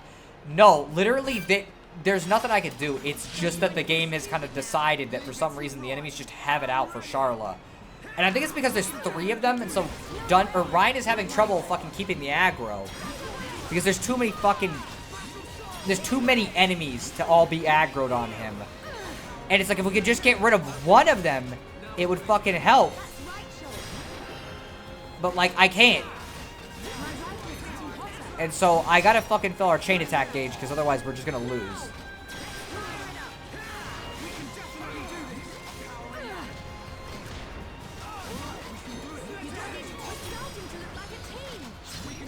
So, I don't know. Again, there's not really, like, cheese strats in Xenoblade that are, like, not until late game, at least. I also haven't watched many anime, and some are super wacky tropes that I don't really like. The only anime I've seen is the whole thing of is Sonic X, the 4Kids stuff. Okay, huh. I guess that counts. It's more Sonic X than I saw. I got bored about 8 episodes in. I just didn't like it because it felt like it was barely about Sonic. I'm not really that into Chris Thorndike. Okay, what I'm gonna do is I'm gonna just fucking... Guys, no. Shulk's not fully healed. Now we'll go. Let's do damage heals so that they've already got it, and then we're gonna kind of sit off to the sidelines and see if we can kind of just hit these guys without it drawing aggro to us. Right now, it seems to be working. Kinda. As long as they keep targeting the right one. Why the fuck did that work this time? I didn't do much different. Like, the only difference is I did those things right before he started doing anything. But, like, I guess I haven't had to heal yet, so maybe that's why I haven't gotten aggroed. So maybe the strat is just to not fucking heal until we get rid of more of these robots. But it is what it is. Chris Thorndick. Yeah, Chris Thorndick.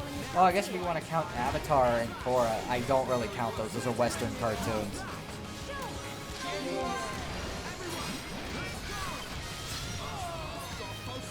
Maybe I shouldn't have fucking... Oh, that's why we're fucking losing. Never mind. I understand exactly why we're losing. And in fact, I don't think I'm going to be able to beat this boss as Charla. I need to go pick Shulk. So, because I didn't realize he has the purple effect, which is spike damage, which is basically the get fucked effect of the game, where it makes it almost impossible to win anything unless you play a very specific way. And I didn't know he had that because I couldn't see him since I was always targeting one of the enemies. I'm gonna try this boss. If I cannot beat him as Shulk, then we're not gonna be able to beat him, like, for right now. Because this, I'm gonna be real, spike damage is the only thing in this game that I would actually say is straight up unfair. The way it works is basically every single time you hit him, you deal damage back to yourself for some reason. Which is fucking stupid. Like, it's a really dumb concept. And I've never understood why it would even be in a game.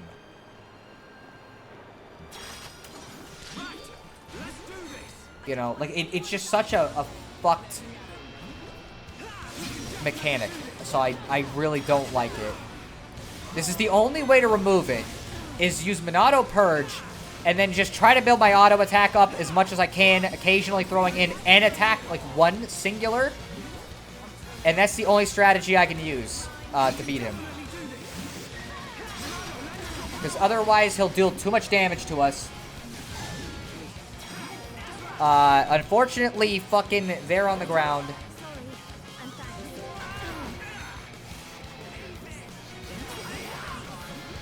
And unfortunately now we're in real trouble because I have to get my fucking Monado up while he's dealing damage to me.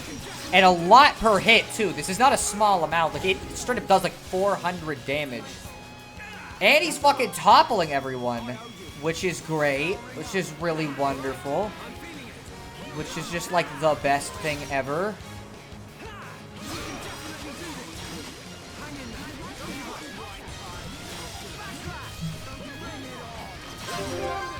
This is our best chance, is to fucking, like...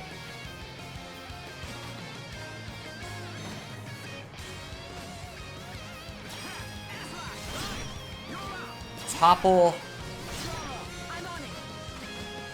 Heal the party. Let's see. Nope. No extra thing. I don't think we're going to be able to win this.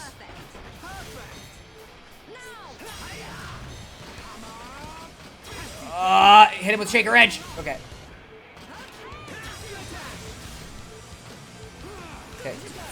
Okay, we need to charge our auto attack up because I've been fucking up by not doing that.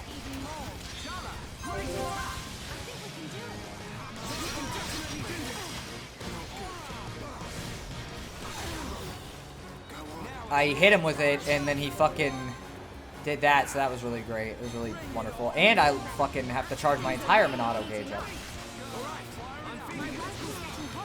I legit cannot read the chat because I need to focus if I'm going to even, like, attempt to fucking beat this.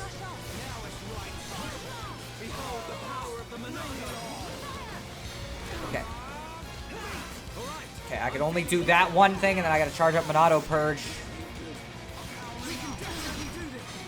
Okay, let's do this.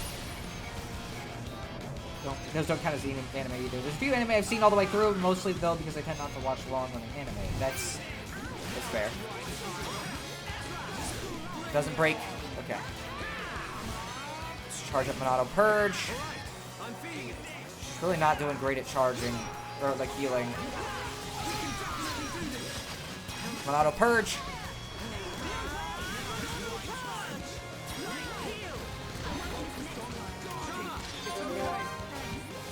Okay, we're getting somewhere, kinda.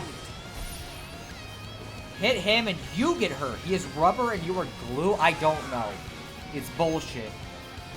So we're taking an nap while Shulk is fighting for his life, pretty much. And every time I do that, it hurts me too. So if Charlotte does not fucking heal me soon, we're gonna be in really big trouble. Because every time I do this, I'm taking fucking damage. I'm gonna fucking heal myself. Because she's not doing it. But tell the Mechon that he fights like a dairy farmer. I don't know what that's a reference to. I'm sorry. Okay, we're doing okay. We're getting through it. It's a really lame way to fight, but like there's no other option. I gotta be cheap and use Monado Purge over and over and over because we are not winning otherwise. Okay, Charlotte, heal me, please. Or don't. Okay, it's fine. Okay, Monado Purge. We're getting so close. We're getting so close. Just focus on healing him. It's just easier. You already forgot Monkey Island? I didn't remember that quote from Monkey Island, okay? Oh, man. Okay, this is bad. This is really bad. Okay. I'm glad somehow I've been self-sufficient enough to keep being able to heal myself every time I get just low enough. Okay, kill him! Kill him! Ugh, thank you.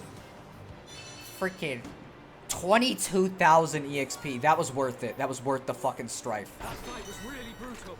Yeah, it was brutal. Yes, I agree, Shulk. Man, that got us not just a level up, but that gained us an entire full level.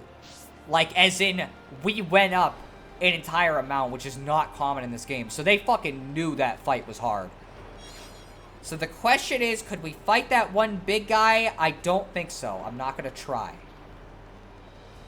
So, with that, what I think we might be able to do, though, theoretically, is we might be able to fight Metalface.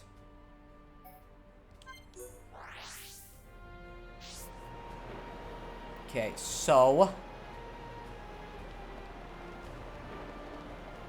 it'd be really nice if I could go into this with... Oh, wow, I can! That's really great, thank you. Oh, excuse me. Okay, let's fucking charge up Monado Purge, because we don't have Monado Purge. Or not Monado Purge, this is fucking Enchant. Sorry. Okay, we're gonna try. Does not mean I'll be able to win, because this is a lot of enemies to be fighting. I'm gonna be completely honest with you. That sure worked. Let's fucking...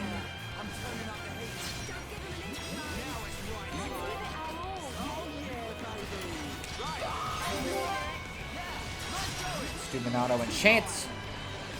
Just to make sure everybody can still keep hitting, guys. Encourage her. Oh, man. Wow. Hey, yeah. Uh-huh. Okay. First things first.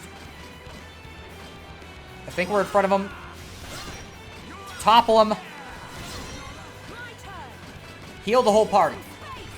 Because that's a free heal every time I get to use it. And it's getting to be bad, so I gotta hope that that fucking wasn't a mistake. Okay, we got rid of one of them. I don't know why he gets to spawn with so many freaking helpers, but whatever. Okay, let's enchant real quick. I think this is a big aggro getter. I think that's why sometimes Shulk will get the aggro. Oh, hey, hey, whoa, whoa, whoa, whoa, whoa, whoa, I'm on the edge. Okay, that was a little scary. Did not realize what he was doing there. He was about to do the cheapest way he could have won possible. Okay, I cannot get... Oh, okay. We're doing better at bare minimum, mainly because I didn't die. Okay, stop trying to push me off the fucking edge. Okay? I see what you're doing. I see your strategy. Alright, there we go. Let's try doing this. We almost have a chain attack, so I'm going to use that in a second. But I'll wait until this charges up first. Okay, let's see if I can hit him. Or if I can get behind him, that would be really great, but I don't think I'm going to be able to. Okay, let's do a chain attack.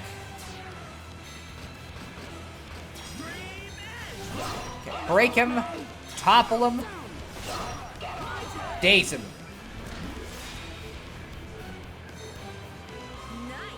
There we go. Yeah.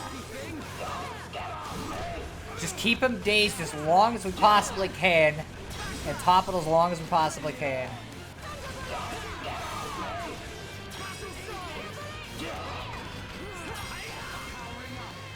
Do that real quick. I've not been using that ability very much, but I probably should be using it a little bit more.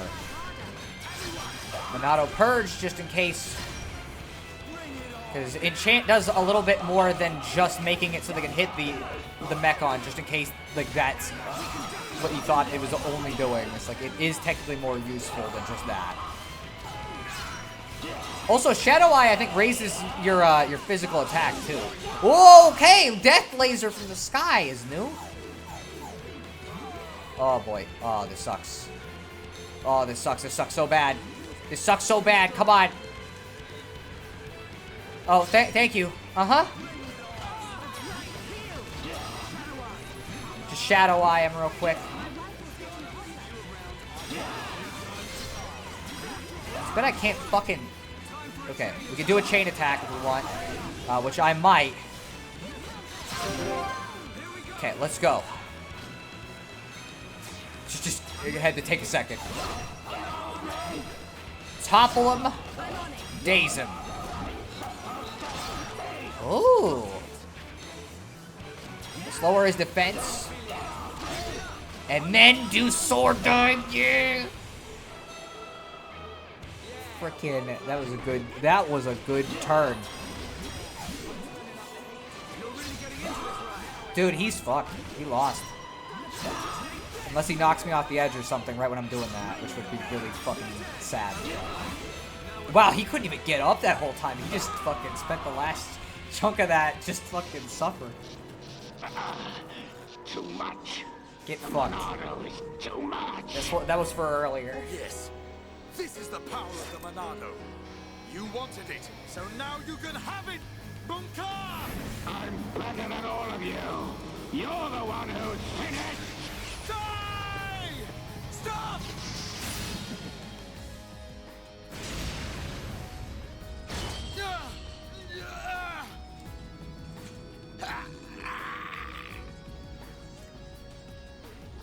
Get out of my way, Shulk! It's Mumkar! He's not a Mechon! Have you forgotten everything he's done? Where is your killer instinct? Now is the time! I hate him, Dumban! For what he did to Fiora and the Emperor! So of course I want to get my revenge! Shulk. But... Face Mechon are not like the others. They're people. Like us. Are you really willing to kill another Homs? Yes, sometimes needs must. Even if it's Fiora? What then? When we set out, I wanted to destroy all Mechon. That was my aim. But now, I know that there are people inside. I have to know why. What's the reason for all of this? Why do Bionis and Mechonis have to keep on fighting? I have to find out why. So, that is your fight.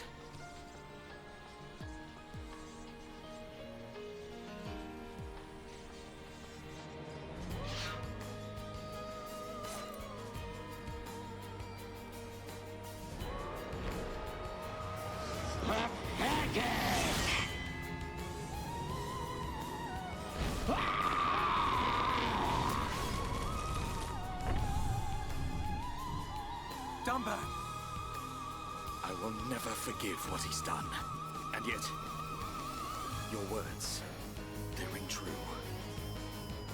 I feel their weight. We have to help Fiora now. We'll worry about the rest later. Right.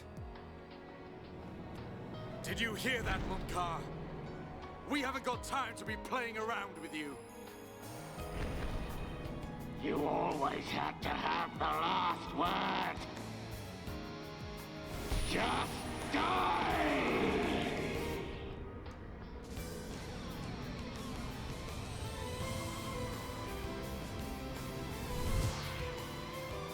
No! Just Don't move! die! Stay back!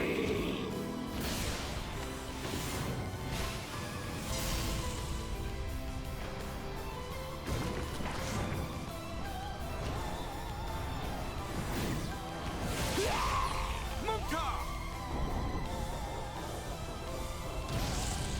No! No! Not like this! I mean, you had a full chance there at redemption. You gave it up, so that's what you earned. He wasn't gonna kill you, but he's not gonna save you. He actually tried to save him, I guess, but it's too bad, I guess. Unfortunate. Get fucked, piece of shit. You've been here the whole game harassing us. I don't feel bad for you in the slightest. Yeah, Shulk, but Mumkar isn't Fiora. I think it's the principle of the matter. He started the game out wanting to just kill them and didn't seem to realize, like, yeah, no, these things might actually have, like, feelings, and they're not just robots necessarily. Some of them literally aren't robots. But I think it's just a moral thing. Little use, those visions. Because he could not save his majesty. That was within the margin of fate. It was not Shulk's fault. So you side with the boy? Did you find anything out? I did. It is most fascinating, this spear. The green fluid alters and destroys the structure of the ether, which is the building block of life on Bionis. It appears to have been created from ether energy drawn from the blood of the Bionis. Could that explain the ether flowing through Sword Valley? I do not think it is the only reason. That's a spear. It's the end of a spear. They're only looking at the tip of it, basically. Is there a countermeasure? Creating antibodies is a simple matter. We will be ready. That is good news. Why did you have to include him? You know how he disgusts me. We must respect our elders. Dixon has known him far longer than us.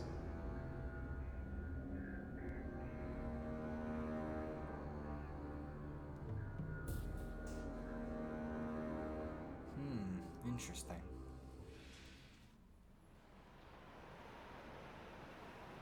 At least he's out of the way. Now we just need to get inside.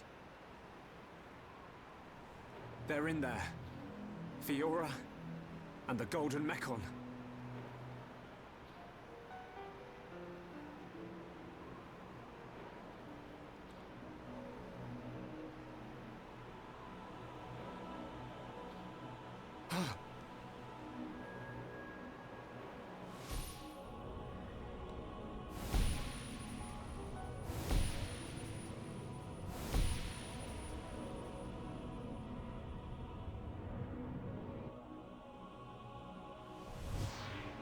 Fiora. Shulk. What's up? Did you see something? No. Shulk, why wouldn't you tell them this at this point? I think it's probably important information for them You did to see know. something. All right. It was the Silver Mechon. Fiora. She's definitely inside the fortress. All right. At least we know what to expect. So, Fiora is inside. I can't let that vision come true. I have to save her. I still can't hear the name Alvis without thinking it should be a chipmunk. I don't know about that one. I feel like I kind of get it, but I don't know. Anyways, yeah, here we are on the lower platform. How about we go up, I guess? Because the way the game wants us to go is sure not the way I can actually go, so. Maybe it is, maybe I'm just dumb. What, you gonna let me up? Let's see if we can get a little bit more momentum on it. Nope, okay, it just does. Maybe that was the way I needed to go, and I was the one who was being dumb.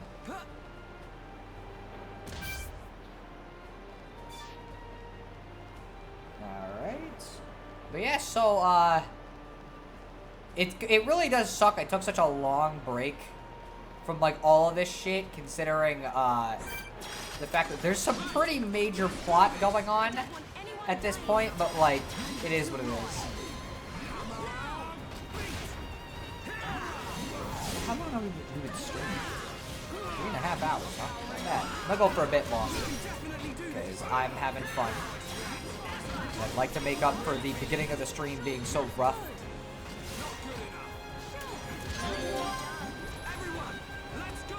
Alright. I might be able to trade over to one of the other party members. but I cannot for right now, because I need Shulk in my party. And if I need Shulk, I need a decent healer, and Melia is an okay healer, but she's not good when she has to deal with, like, an attacker and a tank, basically.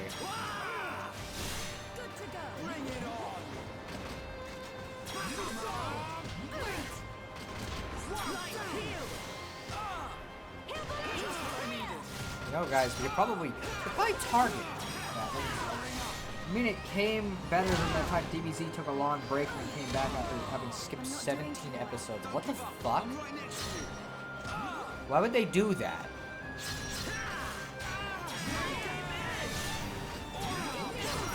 Let's just get rid of this guy.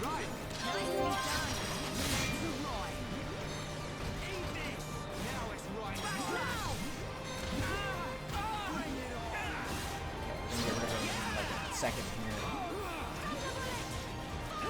Yeah, I think after this stream I won't be here for your Xenoblade streams. I want to experience the end of my own when I play for myself. Oh, okay. That's fine, I guess. So which one are you picking up then? Mario Wonder or Xenoblade?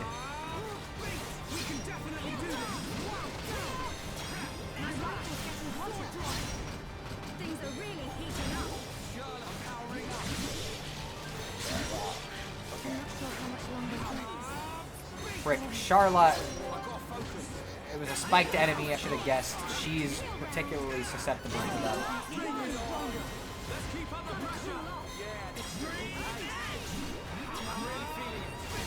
Wait, I think I'm getting my DBZ lore mixed up. I have no idea if you are or aren't. Okay, I should get rid of him.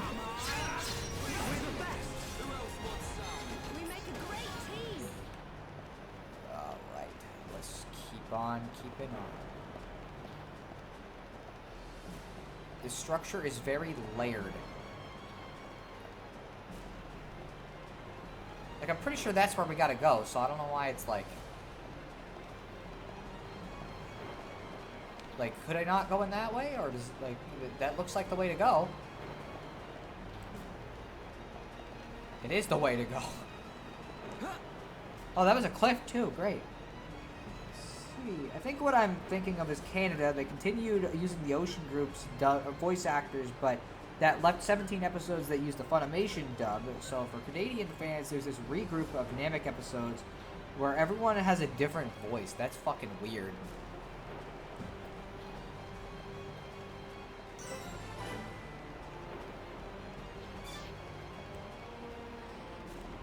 Alright, let's go across the giant bridge. Hopefully we're not going to be fighting any monsters on horseback. Oh! Oh, wow. Okay, this is another spike enemy. Yippee!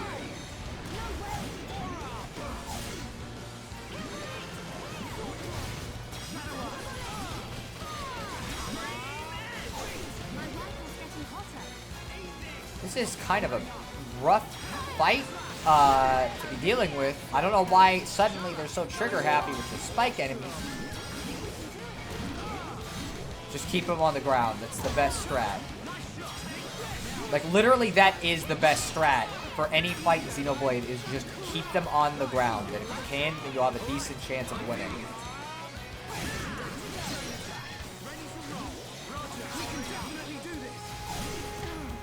Hey. Come on. Ah, fuck, I did it too early this time. Auto purge. Alright, let's go. Boy, you really took fucking quite a while to do that. And you're still taking a while to do your auto attacks. What the fuck is going on? Why is he going so slow? And when he does go, he fucking misses half the time. Come on. Dude, you're freaking... I literally can't do this because it's like, the game's just not going to give me the opportunity.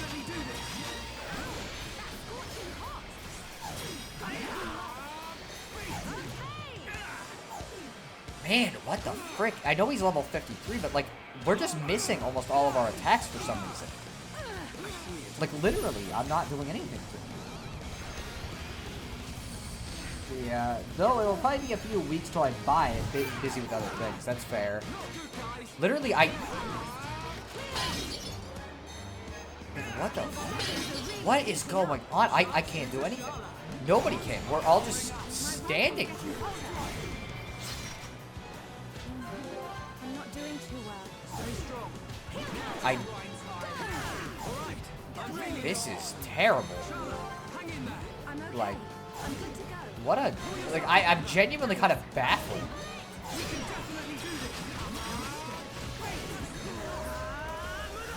Like, I can literally only do enough to, like, occasionally hit him.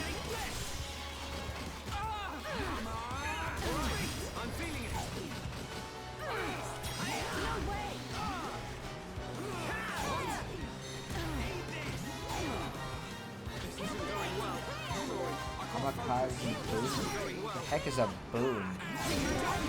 I don't know. Bunny, does that mean the rabbit sees it? I don't know.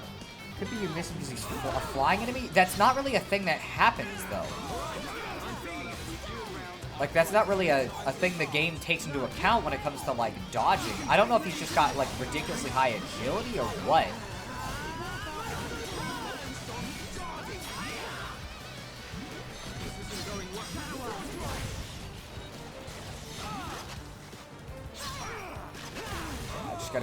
I just gotta keep doing the strat. It's kind of working slowly. It's just a pain in the ass.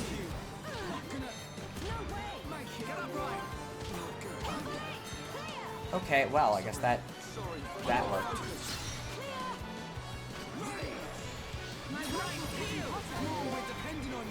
Okay, come on. Let me hit him. I need to do another Monado purge or we're gonna lose. Or we could just miss over and over and over.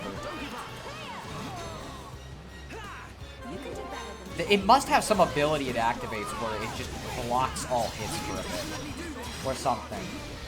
Hope he's not bugged, Bunny. I have no idea. I'm, like, genuinely baffled. Oh,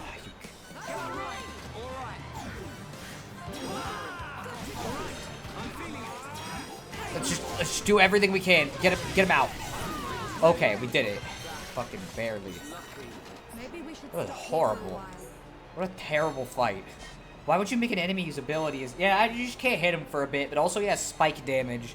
And you need to constantly keep hitting him so you can use Monado Purge. Fuck you. It's like, why? What was the design philosophy here? What were they trying to accomplish? Huh? Okay, the door is locked. That's not helpful to me at all. So, clearly either I gotta unlock the door or there's a different way in.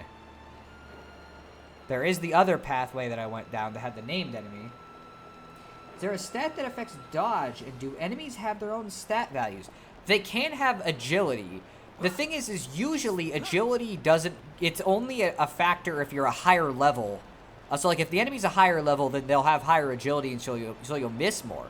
But it's not common to just miss, like, 20 attacks in a row. So they literally had to have had an ability that basically was just, hey, if I use this attack, you cannot hit me for the next, like, 20 seconds. And that's it. There's nothing you could do. And he could just activate it whenever he felt like. Because that's literally the only way that something like that would work. And so it's like, it literally is just a case of them coming up with an idea and it being like the worst possible idea they could have for a fight.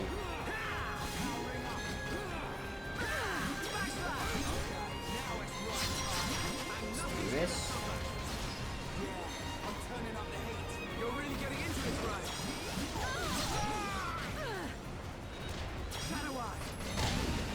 Oh, okay. Knocked on the ground, I forget. These always have like that topple ability.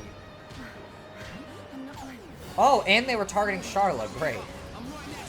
Wonderful.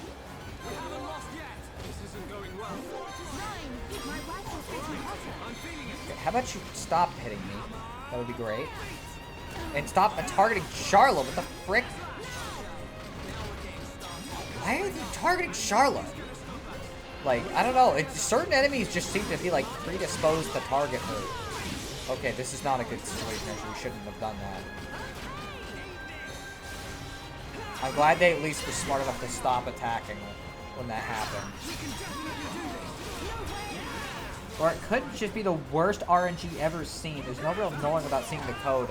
I guess, but it's like, it is the RNG that like the level of horrible it would have to be is like 0.0000000000000000001% chance of that happening and it being RNG.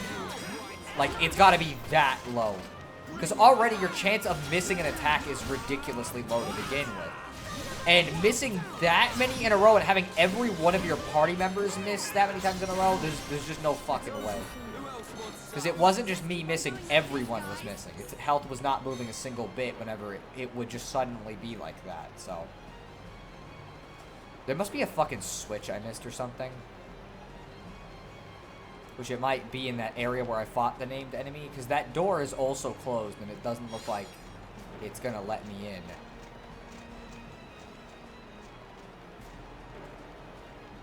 All these robots targeting Charla, maybe this game became sentient. It's trying to be a hentai game.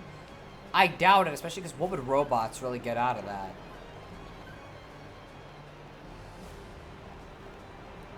Like, reasonably speaking, I don't really see robots enjoying much of anything from that.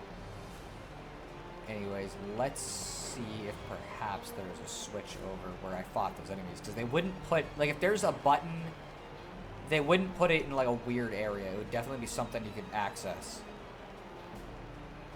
Say robots, but didn't we just learn that they used to be people? Some of them, the faced Mechon, used to be people.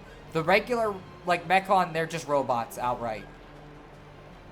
So, like, it doesn't matter if we kill them. They're fine. They don't really have thoughts. They're just robots. It's not like Cave Story, where I guess they can have thoughts. Let's see, is there, like, a switch up here that I missed or something?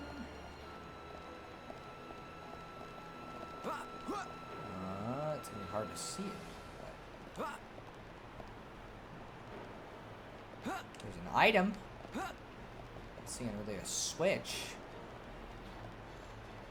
Also, Japanese stuff is weird about that. Like, I know that Mega Man games sometimes have Mega and Roll act just like boys and girls. That is true. It's weird how they just will do that sometimes without, like, much of an explanation. That's just ether. What exactly am I missing? Maybe there was a different... because, like, this would be the only place I could imagine there being, like, an optional switch, but maybe there was something this away.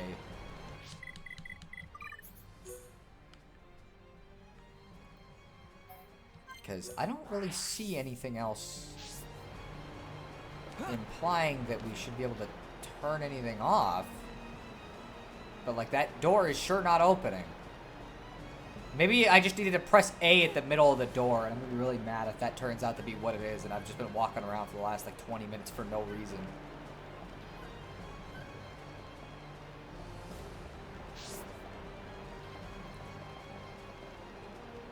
Find that switch. I hope it's an OLED.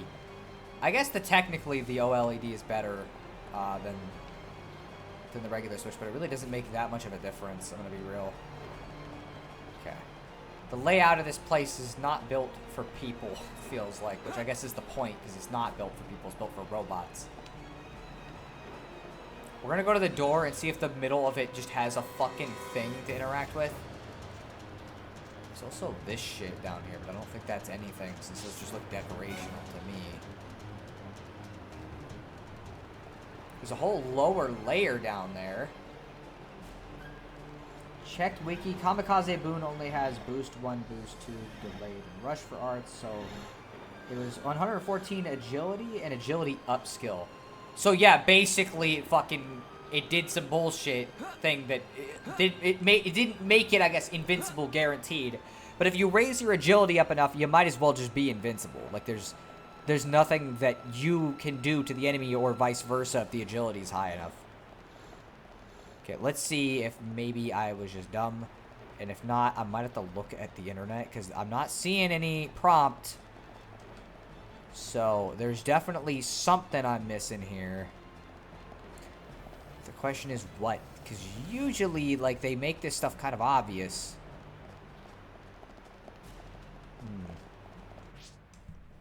Okay, you know what I'm going to do? I'm going to look it up, because I don't want to spend 20 minutes doing this, just because the game's being kind of obtuse about how to get in this door.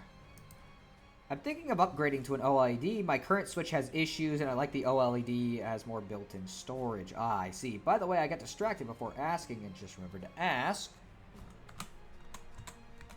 Let's see. Door 2.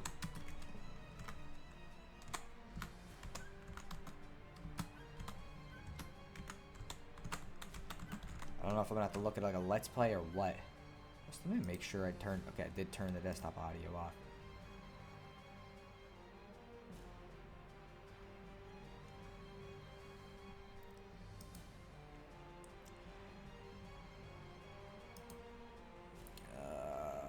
Okay, he definitely is already in here by this point. So I clicked the episode after the one that I need to check. But about earlier when you couldn't equip stuff you had bought, is this one of those games where you can't wear certain armor unless a stat is a certain level? I have no idea. Like, I legitimately don't know. I just know that sometimes I'll try to put on armor and it just won't work, and that's it. It'll just be like, nope, they can't wear this. Sorry, fuck you.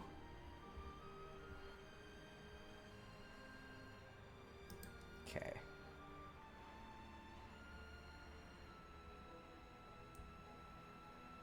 Oh, come on. Don't tell me he just fucking... Wait, no?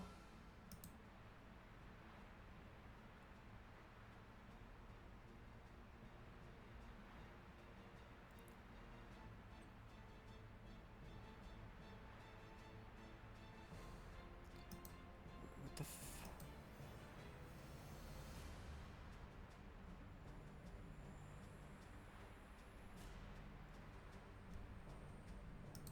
Okay, so maybe what I needed to do is literally go... I'm not even sure about this, because the Let's Player that I'm looking at, since nobody seems to have this direct issue, the Let's Player is not at all, like, vaguely even doing what he's supposed to do. It's one of those, like, oh, I'm gonna just walk wherever I feel like kind of Let's Plays. But it's possible that maybe I can go in this door... Which I don't know why it would let me go in here and not through the other one, but whatever. Just, I played RPGs that work like that. Well, if that's what it's doing here, that's kind of dumb. You can't wear heavy armor unless you got XX amount of strength or something. Okay, let's see.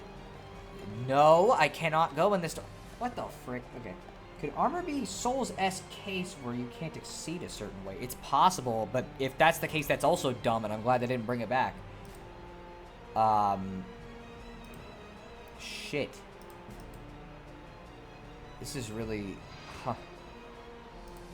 Okay, well, I type it into Google, and the first result is fucking somebody having trouble with it 11 years ago, so I have to guess this is something weird. And there we go, but there's a giant door in the way. Yep. Oh, bro, fuck off. He didn't... He asked for he asked for help, and then the next post is just him saying never mind. So he didn't fucking... He didn't explain it, and so it's like, shit. Fine, I'll look at a fucking written walkthrough. Maybe that'll explain it. Oh, no. Nope. Thank you, Game Jolt. That's really... Or not Game Jolt, Game whatever the fuck. That's a really good guide there.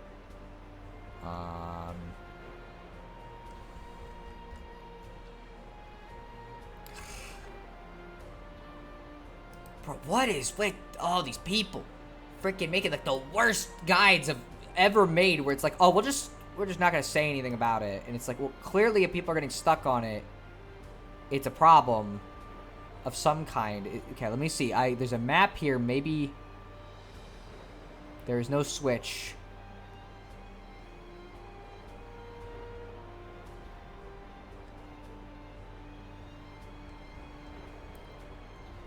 I'm just gonna scroll until I find the battle with Mumcar.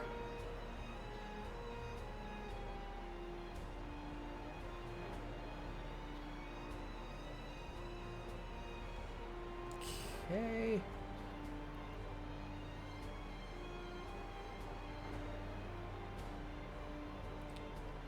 Oh man, that is actually like really dumb. Okay. So, you want to know how to progress. First, maybe put Melia on screen so then we'd have something looking, or better looking to look at. I'm guessing is what you're trying to say. I would just go to unexplored regions of the area until you find something. It's a fun fact about that. So you think, okay, there's got to be a switch or something to get into these 2 doors that the game literally tells you to go to. Nope. We have to go back to one of the earlier areas we were exploring. All the way over here. Because apparently, that's the way to get into Galahad Fortress. Or at least that's what the guide told me to do, is go all the way back here. And go beat that guy, maybe, or maybe not. I don't know if we have to. But yeah, so that's really great.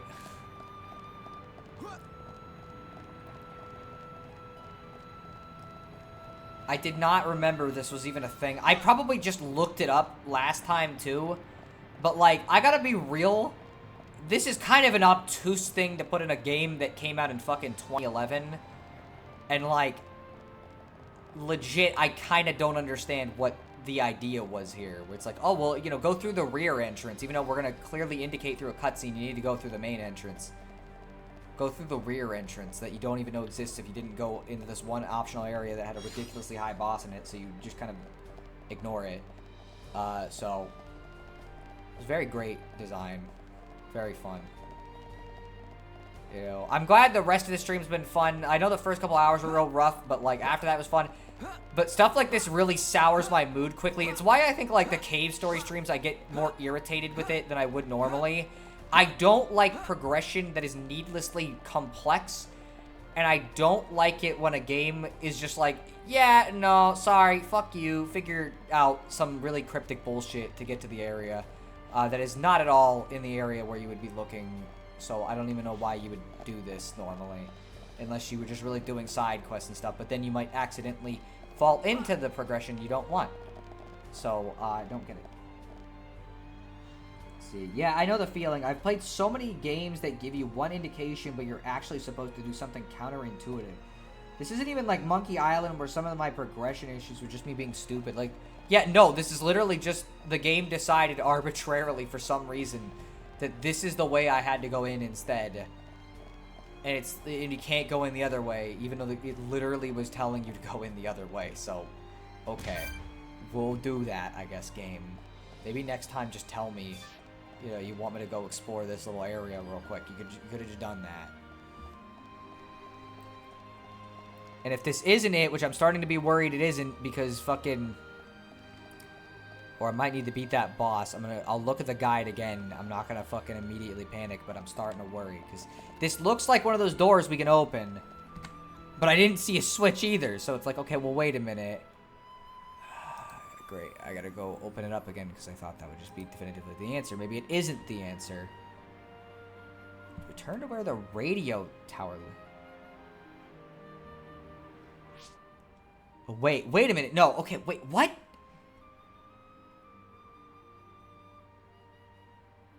What? Okay, wait, no. Maybe I am wrong. Maybe, okay. Maybe I do need to go back. Man, I hate guides. Like, written guides. They're so fucking annoying. Okay. Maybe this little area to the left that I can see on the map. Maybe that's what it's wanting, is for me to go that way? It doesn't look like it. It looks like the pathway ends, but I'm gonna try it. It's somewhere around here, supposedly, I guess. It's like I'm genuinely confused. I guess this is just Duo Complains Hour. I'm sorry that sometimes my streams turn into this, but like, I don't like it when a design decision is just like outwardly bafflingly bad. Like when it's something that you look at and you're like, yeah, no, you shouldn't have done this. Well, no. What the frick? I am so confused. This written guide is like the worst guide I've ever seen in my life. And it is just saying, oh, go back to this area and you'll find the rear entrance. And it's like, what are you talking? Maybe it's in this lower path. Maybe that's what they want. Maybe that's where the rear entrance is. I don't know. I do not mind you complaining. I mean, have you seen how I can get... Well, I guess, but, like, I usually like to just enjoy a game. It's just, like, I hate it when the game does something that's just, like, I can't really defend this. This is just, like, kind of unnecessarily confusing. And then on top of that, I have a guide that's just, like, not explaining anything. Which is, like, even worse. You know, no offense to the person who made a guide. I understand making a guide for a fucking massive-ass RPG is probably a pain in the ass. But, like, that still doesn't change the fact that it's not very helpful if you just say, oh, it's around here. You know what I mean? Like, that doesn't do anything. It doesn't help. It doesn't really change how like, if I'm gonna find this or not. So, you know, like, I've literally spent the last 20 minutes... like, roaming. Like, I've not accomplished anything in that time, and part of it's because of this guide, and part of it's just because the game is being unnecessarily kind of weird about progression, so... I guess maybe you could have argued, well, you should have looked at that lower path and known that would be where it is, but again, firstly, we have 2 doors here that the game points you to. It directly says this is the entrance, so the assumption is that's the entrance. And then on top of that, it's like, why would I go to this when, like, every single time in this, like, almost every one of these optional paths just leads to some little optional side thing or something minor, like some items. The game has never, up to this point in Sword Valley, been like, no, go this very awkward way that is very empty, that looks like an optional area, or even something you might not be able to explore because it is very distant. And maybe the rear entrance is here. And maybe it's not. I don't know. It's starting to look like it is, though, because the pathway is telling me it's here. But the pathway was also telling me that it was the door up there. So it's like, okay, well, thanks, path. So anyways, I'll stop talking about it. I've complained about it enough. Final word on it. Dumb. Very dumb. Please don't do this again, Xenoblade. I don't appreciate it. I was originally going to end the stream at, like, whatever, 4 hours, but now I don't want to end it, because it's like, this is going to be a really sour note to end on. And I'd rather at least, like, have something good, because this will make me not want to come back to the game, just because of stuff like this. Fire Pepper, Crimson Gear, question mark? Those are just the items we're picking up. But yeah, I don't want to end this off negatively, so we're going to continue a little further.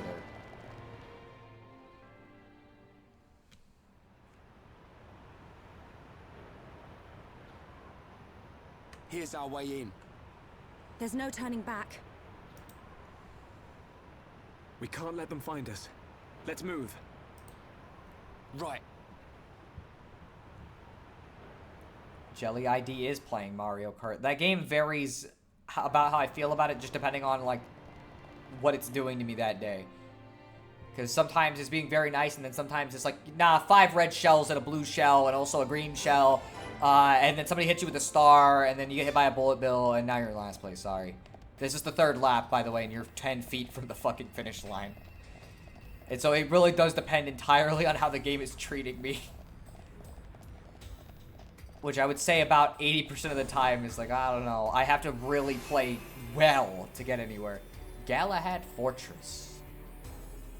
Super Circuit?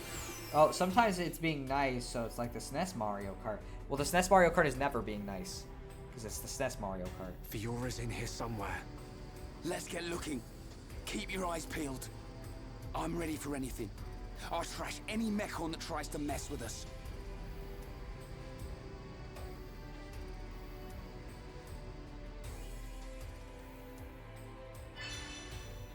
Wow.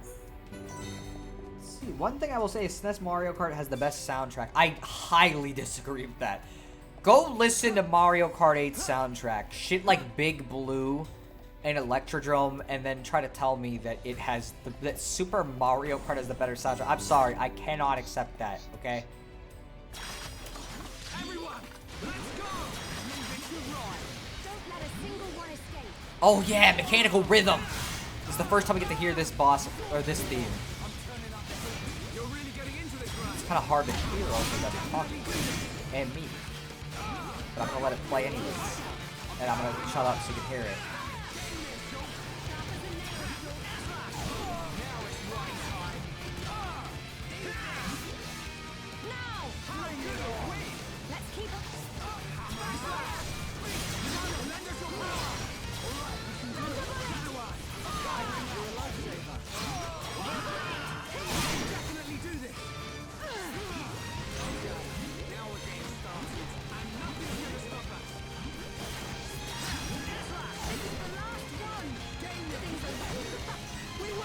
Fucking, this is a really banging ass battle theme that you only start getting once you get to Mechonis, and I love it. Especially Rainbow Road SNES. I mean, Rainbow Road SNES is good, but like, there's other Rainbow Roads I like better. The Double Dash one especially, I really like. It's gonna start up that song again.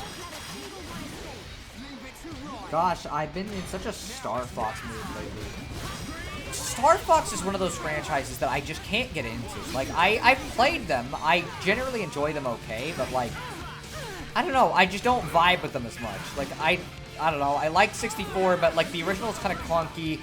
I'm too scared to play the 3DS remake because my friend Adam played it, and then not long after his L and R button stopped working because of how often you have to press them. I'm too like Assault I didn't get to play enough of. Adventures is more of a Zelda game, so I don't really count it as Star Fox. And then Zero I played, and I had very mixed opinions on it. I liked parts of it, but I don't know, get very mixed opinions.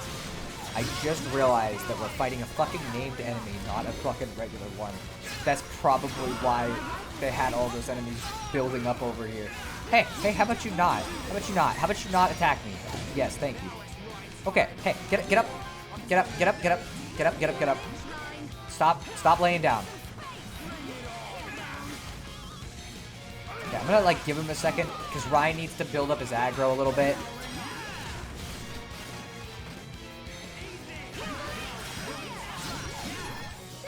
Oh boy, guess who's targeting me again? Whoa, okay, gee whiz, that was strong. Oh, okay, thank you, Charlotte. I appreciate it. I need to play Star Fox 64 again. I remember liking it, but not enough, not enough. I don't know, I think the thing with Star Fox is it's more of a, like, replay it over and over kind of series, but I'm not really in the mood for that, usually. Okay, how about you stop targeting me? Thank you.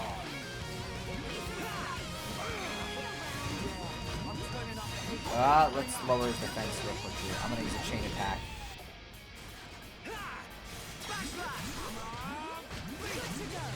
Okay. First things first. Scream Edge, maybe. Okay, that did break him. Topple him. Okay, well, I mean, that does something at least. It's useful. A Precious Retrano, even the honest idea of being cute, I guess so. Just keep him down as long as we can. Oh, and Ryan got a full heal from that too, basically, because of fucking me and Charla. Boy, he's still down. There we go. He's finally up again. You up, sleepyhead? Okay, let's get going. Assault is absolutely goated. It has the best variety in this series, in my opinion. Fun missions in the R-Wing and on Foot/Landmaster. That's generally what I've heard. I played a bit of it, and I really liked it. But, like, again, I didn't really play much because it was at a friend's house. I swear this music makes me think of F-Zero. It's so weird that it's F-Zero of all things. Assault honestly looks cooler than 64, but I don't know. I think it's weird that it's always 64 that's built up as the best one, when, like, most people who seem to play them later seem to prefer Assault, I guess, but I don't know. Maybe I'm wrong.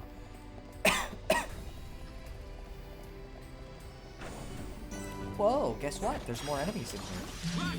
You could have guessed. Don't let a single one escape. No way!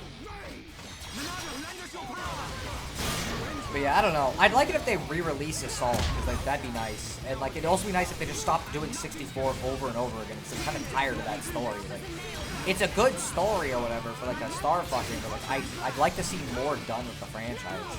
Or even just, you know, Assault HD or something, so we're getting a different thing remade. But, I don't know. I guess Assault was kind of divisive at the time, and so Nintendo doesn't want to touch it now. Which is weird, because it's like, games are always like that. People always pine for the earlier years of whatever, no matter how actually good or bad it was. You know, there's probably somebody that'll genuinely tell you that Zelda is just so much worse than something like Equinox. That was when games were good, you know, when they didn't hold your hand. And I will disagree with them vehemently because it's not right.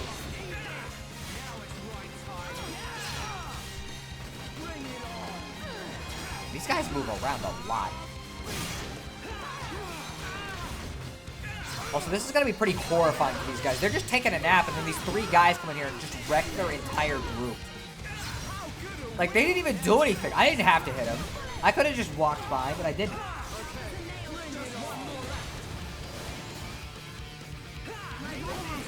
about we just get rid of them? All this 64 hype makes me think about how Ocarina of Time is built up as the best Zelda game, which isn't true.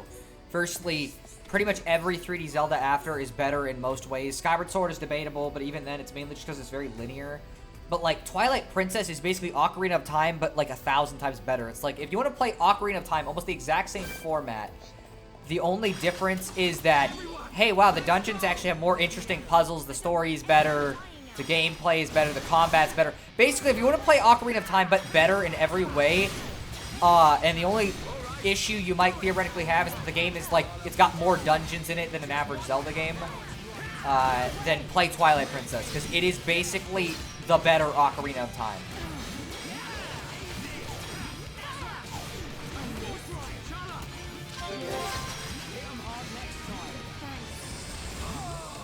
Guys, I've been thinking about playing X Challenge in Mega Man X Legacy Collection 2, and they make you fight X5 Sigma and Nightmare Zero at the same time. Why? Why would you want to do that? That doesn't sound pleasant at all. I remember, like, there was a guy in one of the Discord servers I was in, and he was talking about how he was, like, 100% completing every Kingdom Hearts game, even, like, the ones that were bad. And I asked him, why are you doing that? Why don't you, if you really, like, want to play the series, just play through the good ones. But no, he was, like, determined to beat all of them 100%. And so he was playing through, like, Rechained of Memories and saying it was horrible to 100%, I guess.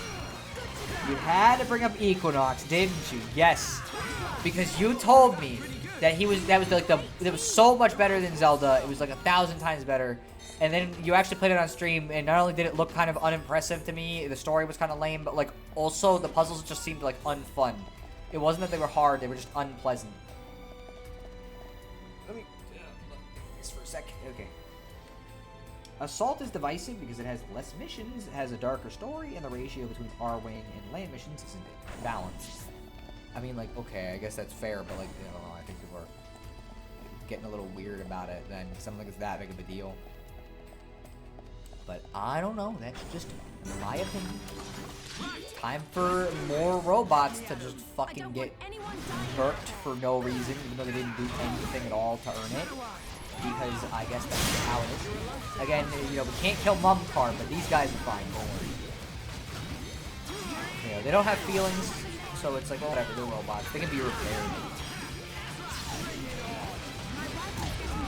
I don't even know if they really feel pain, technically.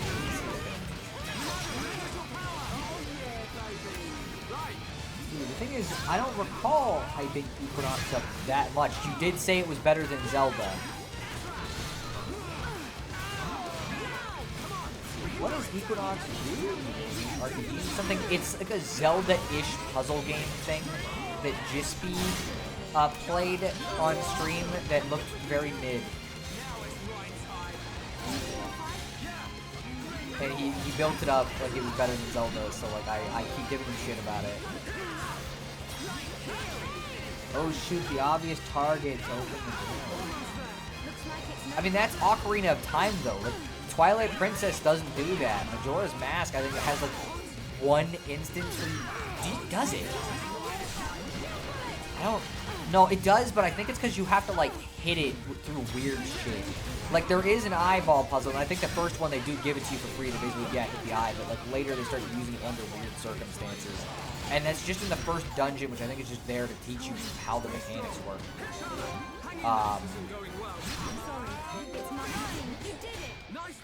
But yeah, otherwise it's like, I don't know, freaking... Like, all the other 3D Zeldas just get much more interesting puzzles. Even, like, Wind Waker, which is, like, the easy baby Zelda in terms of difficulty. It has better puzzles than Ocarina of Time. Because they're actually, like, puzzles. In Ocarina of Time, there are definitely some puzzles, but it feels like oftentimes it's just kind of like... You're just doing a thing that's really overtly obvious or moving stone blocks into a very obvious position. Oh, I thought it was a company. No, I really no. Twilight Princess is one of those, I hope I find it in the flea market for a cheap Sunday games. eBay is ridiculous Let's now. stay alert. I'd say if you owned a Wii U, you can pick up the HD version, which is the better version. I wouldn't recommend playing the Wii version unless you want to deal with kind of questionable motion controls. They might re-release Twilight Princess HD at some point, I hope. That would be nice. I don't know why they haven't yet, but they might. Yeah, Ocarina of Time doesn't have puzzles, it has busy work. I think some things are puzzles. Like the water temple is basically one big fucking puzzle to figure out how to do it, and where things are like going to be important.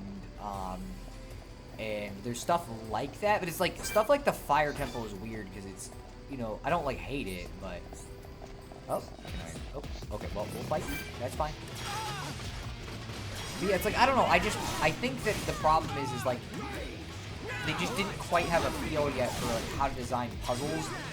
Considering it's the first like really puzzle-focused Zelda. Link to the Past has some puzzles, but like a lot of it is just kind of like one general idea, and it's how do you get to the end of the dungeon? That's usually the puzzle.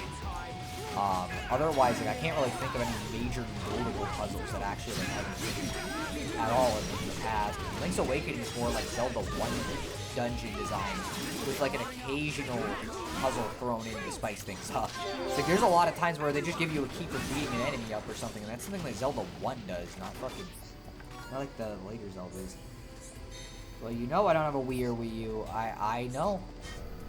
You missed out, I guess. Also, Assault acknowledged Star Fox Adventures by having an entire mission set on saving the planet from the main enemy of the game that seemed to piss off a few people. That's stupid. Why would you care if it gets referenced? Like, what harm does that do, realistically? You know, like, I always like it when fucking, like, cool-ass things get referenced or whatever. Oh, okay, I'm just trying to see, there is stuff to explore, so I'm guessing this is just gonna be, oh, we can't even get to this until we get the key card. What time is it? How long have we been streaming? I might get the key card if that's possible, and then I think that's where I'll end the stream off.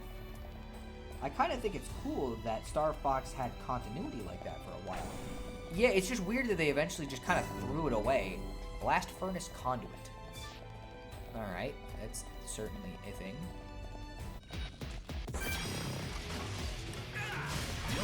But yeah, I think we've been going for quite a while, so I'm not too bothered with just like ending it off after we get this done.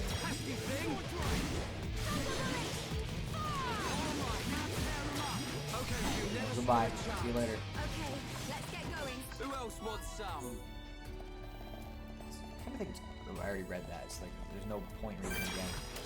We start the battle like this because it's better to start it like that since our tension is up from the beginning.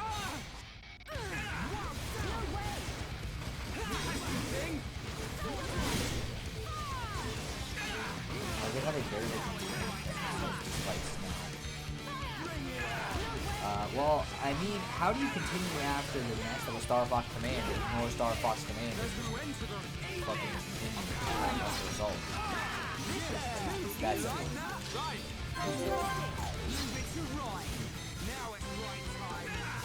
Okay, stop! Why are you like this? Very close to shoulder. You're getting the closest view you can of him, I guess. Well, maybe not the closest. Yeah. There we go. That's the closest we can get to shoulder. We make a great team. Man, what a bunch of jokers. Can anyone hear Sono? Can you not hear me? Because I should...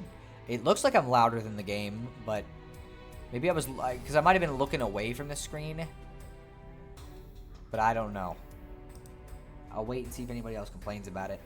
Yeah, usually Star Fox is just retelling the story of the SNES original over and over. What might be happening... You were hard to hear for a while. What I think is happening is I'm looking at the chat on my phone. Instead of just looking at it on, like, my computer, which is right in front of me. But that's because, like, I can't see the viewing window as big, so, you know, it's not as nice and immersive. You know, maybe I'll need to get a mic that just, like, hooks to my shirt or something, right? I don't have to, like, stand right in front of it the whole time. Piston control room. Wow. Doesn't look like it'll activate. Well, that's the room we gotta get into, so I guess we gotta figure out. There's not really much to this area. I wonder if there's like a... Appears to be a turbine self-destruct device. You need something to release it. Okay. Is there another one on this side that I missed? Let me go see real quick before we continue. Doesn't look like there's anything on this bridge at all. The mic I got picks me up just fine as long as I'm anywhere near in front of it. Same with me. The thing is, like, I kind of like to move around. It's like if I'm facing this way compared to this way, it's going to make a difference because I'm talking more into the mic in this direction.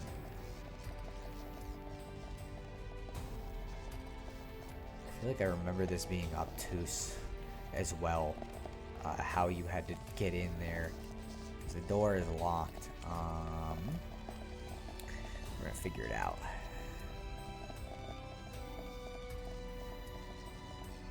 Because there's definitely a way to do it. And it may require going back. I have no idea. There's a couple of pathways that I fucking want to know how we get to them. You know what? We might have to go into the main room first. I didn't even think about that. 64 because it includes Fox's dad and Peppy being betrayed by Pigma. Ah, okay. I actually had to refresh a few times when the sound cut out, but I figured that was on my end. I can hear you just fine. Okay, huh. We do got this.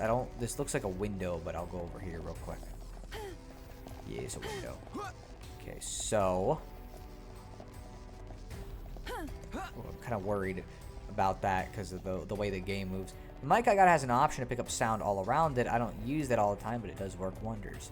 I guess I could try doing that. I have other settings in the mic. I just don't really use them. Let me go see if this door in the middle opens first, because I guess I didn't really, like, definitively check if either of these doors would open, and that might, like, be good to know, because they're red, so I just kind of assumed they wouldn't open. But, of course, maybe I should have freaking checked. Where are we? Looks like the control room for an ether blast furnace.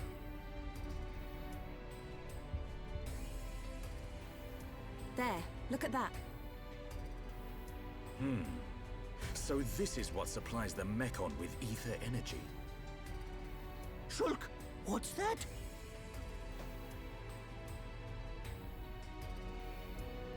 Oh, looks like fun. Ricky want to ride? We didn't come here to mess about, furball. Time to bounce on. Hold on. If we can stop that piston, we might be able to shut down the blast furnace. Nice idea. Cut off the Mekon's ether supply. Ricky say we try. Yeah, but how are we supposed to stop something that massive? If we can stop the turbines driving the piston, it should work. And the turbines should be nearby. Right. Let's search for them.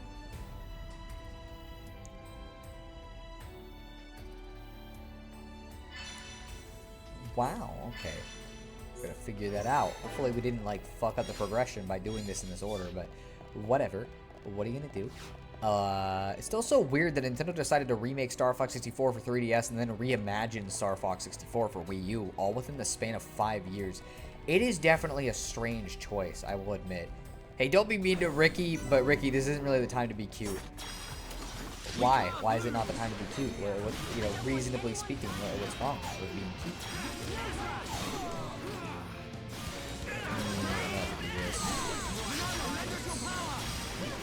Shadow Eye after this, we got a lot of aggro, so this at least will set us back down to base level.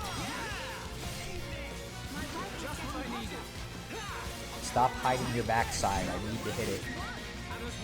Not like a weird way. I don't want a harassment case filed against Shulk, but I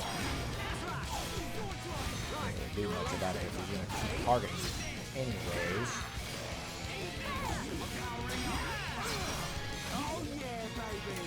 Boom. There we go. Hit him there.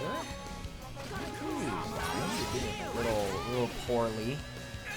Hopefully Charlotte can keep him popped off here.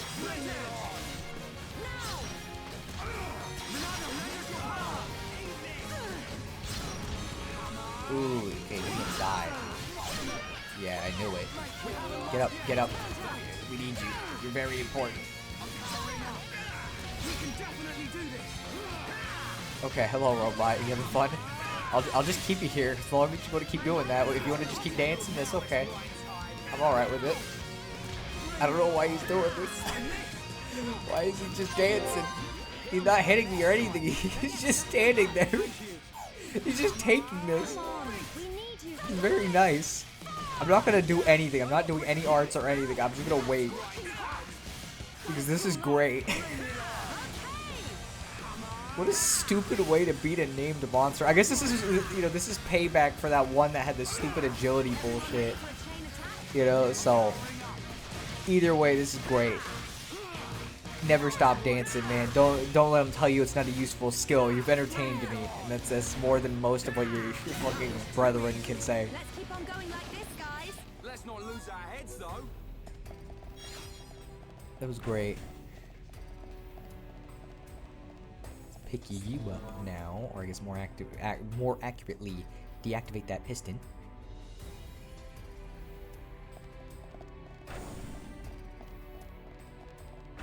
Alright, and this will probably be the last thing I do. And so we'll chill in this room after we're done.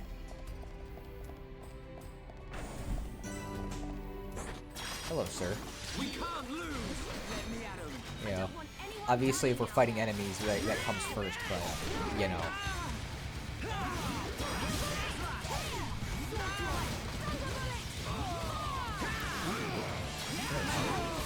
You're very interested in me, and probably because Ryan is dazed over here. Come on. You need to get up. Not helpful.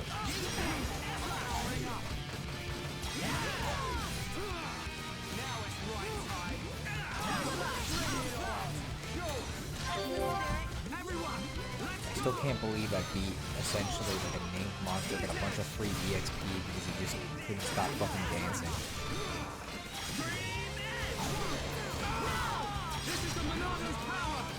You know what, let's just hit him super hard. Okay, well I didn't get to hit him with that last thing, but it's fine.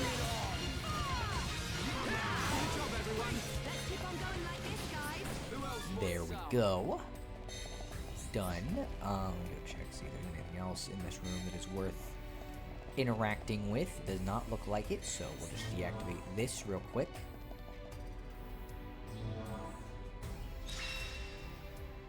For some reason my computer just suddenly like the fan started running faster, which is weird. I don't think I really did anything of note.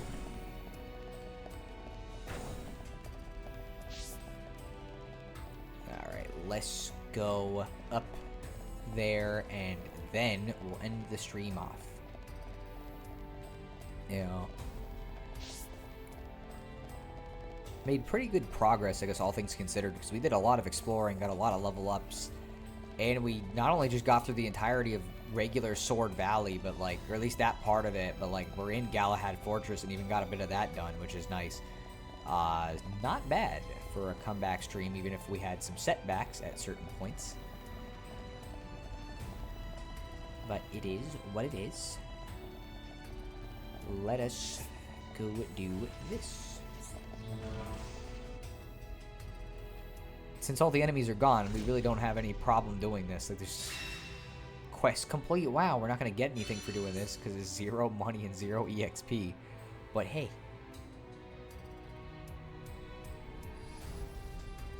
Nice one! We did it! This should prevent them from mobilizing any large Mechon squads for now. Hopefully, we've improved the Allied forces' chances. Hold steady, my brother.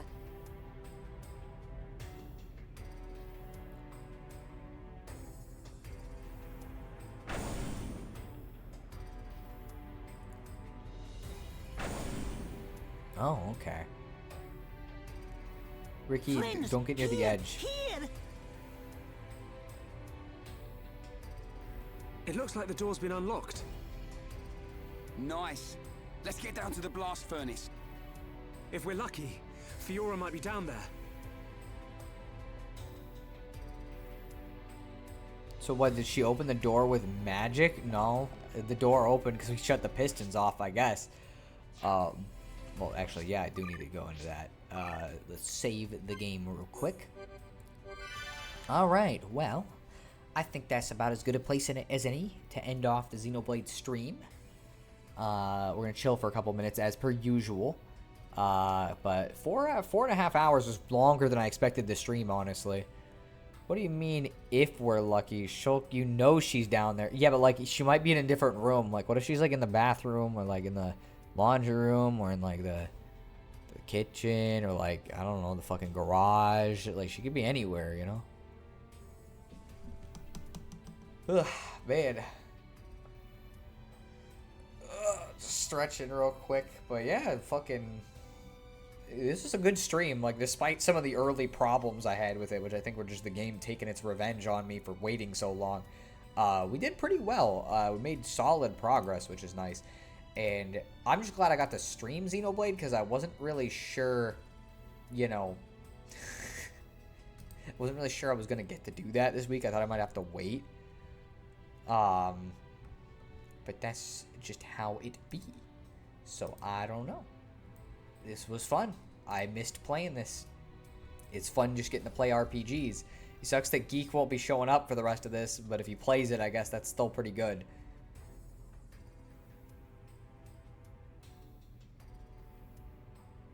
Yeah, we made a lot of progress in just one stream. Like, what the frick? Like, looking at the amount of the game that's left, like, that cut a good chunk out already. Obviously, we're fucking nowhere close to the end of the game, but that's just how it is. It's a long game. You're not going to beat it in one go. Or, like, 2 or, like, 10. Let's see. Who's the egg baby? That's Ricky. Put respect on his name. He is a father of, like, 11 kids and is trying to provide for them. Sure, Shulk wouldn't mind if she was in the bathroom. I don't think Shulk's like that. I don't think he's, like, a degenerate. You mean Ricky the Giga Chad? Yeah, freaking, you gotta put respect on his name. The idea of her being in the laundry room just reminds me of jokes Retsu Parade made when they watched Metroid Other M's theater mode. They constantly made fun of how sexist the game was by ad-libbing Adam and Co saying Samus should do laundry and such. I didn't even mean it like that. I'm gonna be honest. Like, I was just saying it because those are just rooms in the house that I was thinking of. It's like, realistically, what else am I gonna say? The bedroom? That's weird. People are going to immediately think I'm implying something with that, so I can't say that. The living room, I guess I could have said that, but, like, I don't know. That's about it. Wait, why would it suck that I'm not here? Well, I just like having you around. Like, it's fun. I like seeing you in the chat. But if you don't want to spoil the game, I understand. You know, like, you shouldn't spoil the game just to placate me. Oh, I guess now I know. Yeah, you should know. Ricky's a freaking Chad. He's a good guy. He's like the dad of the group, despite how he's tiny and fucking a little fuzzball. He's the dad of the group. Literally, because he is a dad. He's like 40-something in terms of, like, years. He's old, despite how he looks. Like, he's a fucking old man now. Literally, the only reason why he's on this journey is because his kids keep eating so much that he's constantly in fucking debt. And so if he does this, then his debt will be consistently repaid and his kids can eat, basically. So he's not saving the world because it's, like, the better thing, the morally correct thing. He's here because he wants to feed his kids, and that's the most important thing to him. So no, you don't need to be a degenerate to be mildly entertained by seeing someone in the bathroom. I thought, there's a whole book on it. I don't think it's that funny, but okay. I think it's weird. I would not want to see somebody, like, in the bathroom. Respect the fuzzball. Respect him. But yeah, so let's just say 26. I'm gonna end the stream because that seems like a good 4:26. I guess I should say more accurately. You know, so how'd you guys feel about the return of Xenoblade after freaking 5 months? You know, specifically, I know Jispy is the one I'm interested to hear since, like, you know, he's been the one that's wanted this back the most. Yeah, like, he's been the one that'll bring it up if I was, like, not doing, you know, if I wasn't doing it for a while. So, you know, there's that.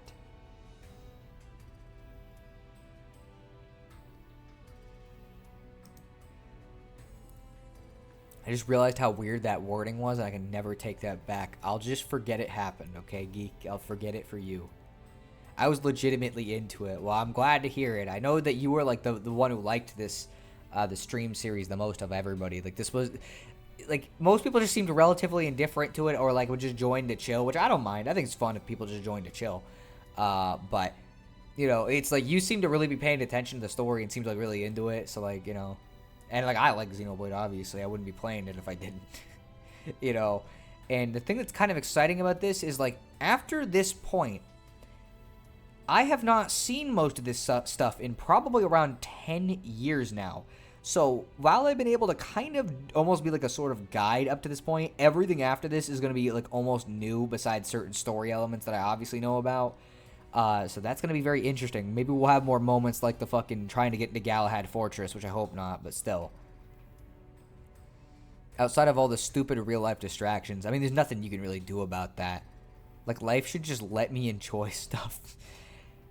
Sometimes it just gets in the way. I'm not like that, I swear. Don't worry, Geek. I'm not going to hold it against you. I'm not going to make fun of you for that. Because, like, honestly, I don't want to make jokes about that. Because, like, making jokes about it is the gateway to getting somebody into it. If you make fun of them for it. So I won't do it. We'll just say, I don't know, we'll just say instead you just think towels, like bathroom towels are funny or something. I don't know. It's easier. It's less weird than the alternative. You know, so I guess Geek's just really into bath towels, you know. Like, I'm pretty sure Chugga played this and won, and I kind of remember the beginning. He did play this. He was one of the first major Let's Players to go through Xenoblade Chronicles 1, and he's done Xenoblade 2 as well. So he's done both of them. They're very in-depth, really good Let's Plays if you want, like, a super in-depth reading of these games. You already made fun of me for my obsession over Makoto. That's different, because that's funny. Like, Makoto is just like, yeah, whatever. Plus, I can fucking play into it and try to ship you with her, with your fanfiction version of you, at least. Making fun of someone get someone into it? Yes. My friend Isaiah and I used to make fun of Troy, and he'll remember this. Used to make fun of Troy, and we said he had a foot fetish. I don't know where this came from. Don't fucking ask me why this became the thing. We just assumed he had a foot fetish at some point. And we kept making jokes about it, And Troy was not really into, like, he never was into that. But a couple years later, I found out Isaiah was into feet suddenly after that, and he was not into it before. So, like, you cannot mess around with those kind of jokes. Just don't. And, like, I don't even like any of that stuff, I guess. Like, I'm not really the type, because it's gross. Like, it's all nasty to me. You're not supposed to, at least from my religion, you're not supposed to be, like, sexually immoral or any of that. So I'm not even interested in it, which is good. It's helpful, but still. Question mark _ exclamation mark, huh? I'm not sure what facial expression that's supposed to be.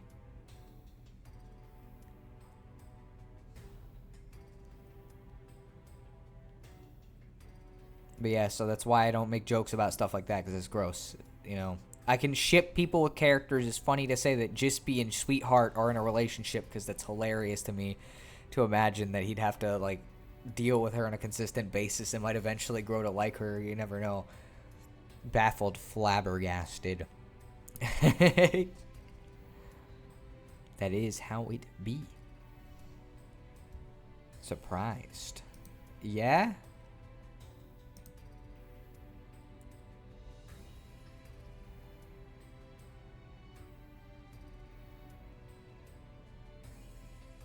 So, I don't know. Sweetheart X Jispy is absolutely hilarious. It fucking is, though. Like, it's really great. I like doing it just because this is like he goes along with it usually. He doesn't, like, get angry about it or whatever. He just fucking, like, accepts it at this point, but that's kind of what makes it funnier in this case, that he's just kind of embraced it. And so whenever I ask about it or I'll, like, bring something up, he'll fucking just go with it. You know, I drew that really shitty fan art of him and Sweetheart, and it's fucking, like, he's just like, oh man, wow, you got the hair right and everything. I don't think that would apply to everyone. I'm not risking it. So, Geek, you like bath towels. That's all that you said in that conversation. I didn't hear. There's nothing else. Nothing was implied by it. You like bath towels. They got pretty good designs sometimes. They can really, like, bring a bathroom to life, you know? get the color coordinated right, and boom. You know, you made that bathroom into, like, a slightly nicer bathroom. I don't know. Right now, I'm having trouble thinking of a follow-up. Fair. I mean, like, I don't know. That's just how it be. I keep fucking, the game keeps going dark because I'm taking too long to end the stream. But, yes, so, screw it. I'll take it. I like towels. Yeah, I mean, they're neat. You know, I like the designs of them and stuff. You know? So, either way, with that, I'm going to start ending the stream because we've been going for 4.5 hours. I think we streamed enough, and considering I'm going to be streaming again, I think it's fine. Which, by the way, Friday, we're going to be streaming Luigi's Mansion to celebrate Halloween. I know it's a couple days later that Halloween happens, but it's when we're celebrating Halloween. So I hope you guys will join me for that. I think it's going to be really fun. We're going to beat the whole game in one go because it's not hard to do. And I'm going to show off a lot of what I love about that game because I genuinely adore Luigi's Mansion. And it's, you know, like I'd like to, you know, play it again. They have a nice texture. So tomorrow night should be Alan Wake time, Geek. I guess so if he wants to do it. I'm not going to force him. But yeah, next, I guess I'm going to see what the next stream is after Luigi's Mansion. Because, like, honestly, I'm kind of feeling doing more Xenoblade. Because, like, I like Xenoblade. Cave Story will get shoved in intermittently when I feel like it. Which, you know, it'll just be a day. I'll probably just do a Cave Story stream or something. But the focus for November, I'm not starting any new games. We are only continuing the things that we haven't finished yet. Which is mainly Cave Story and Xenoblade. Are, like, the big focuses for November. So I'm looking forward to that, but I hope you'll join me for the Luigi's Mansion stream and for future streams, and I hope you guys will have a good night.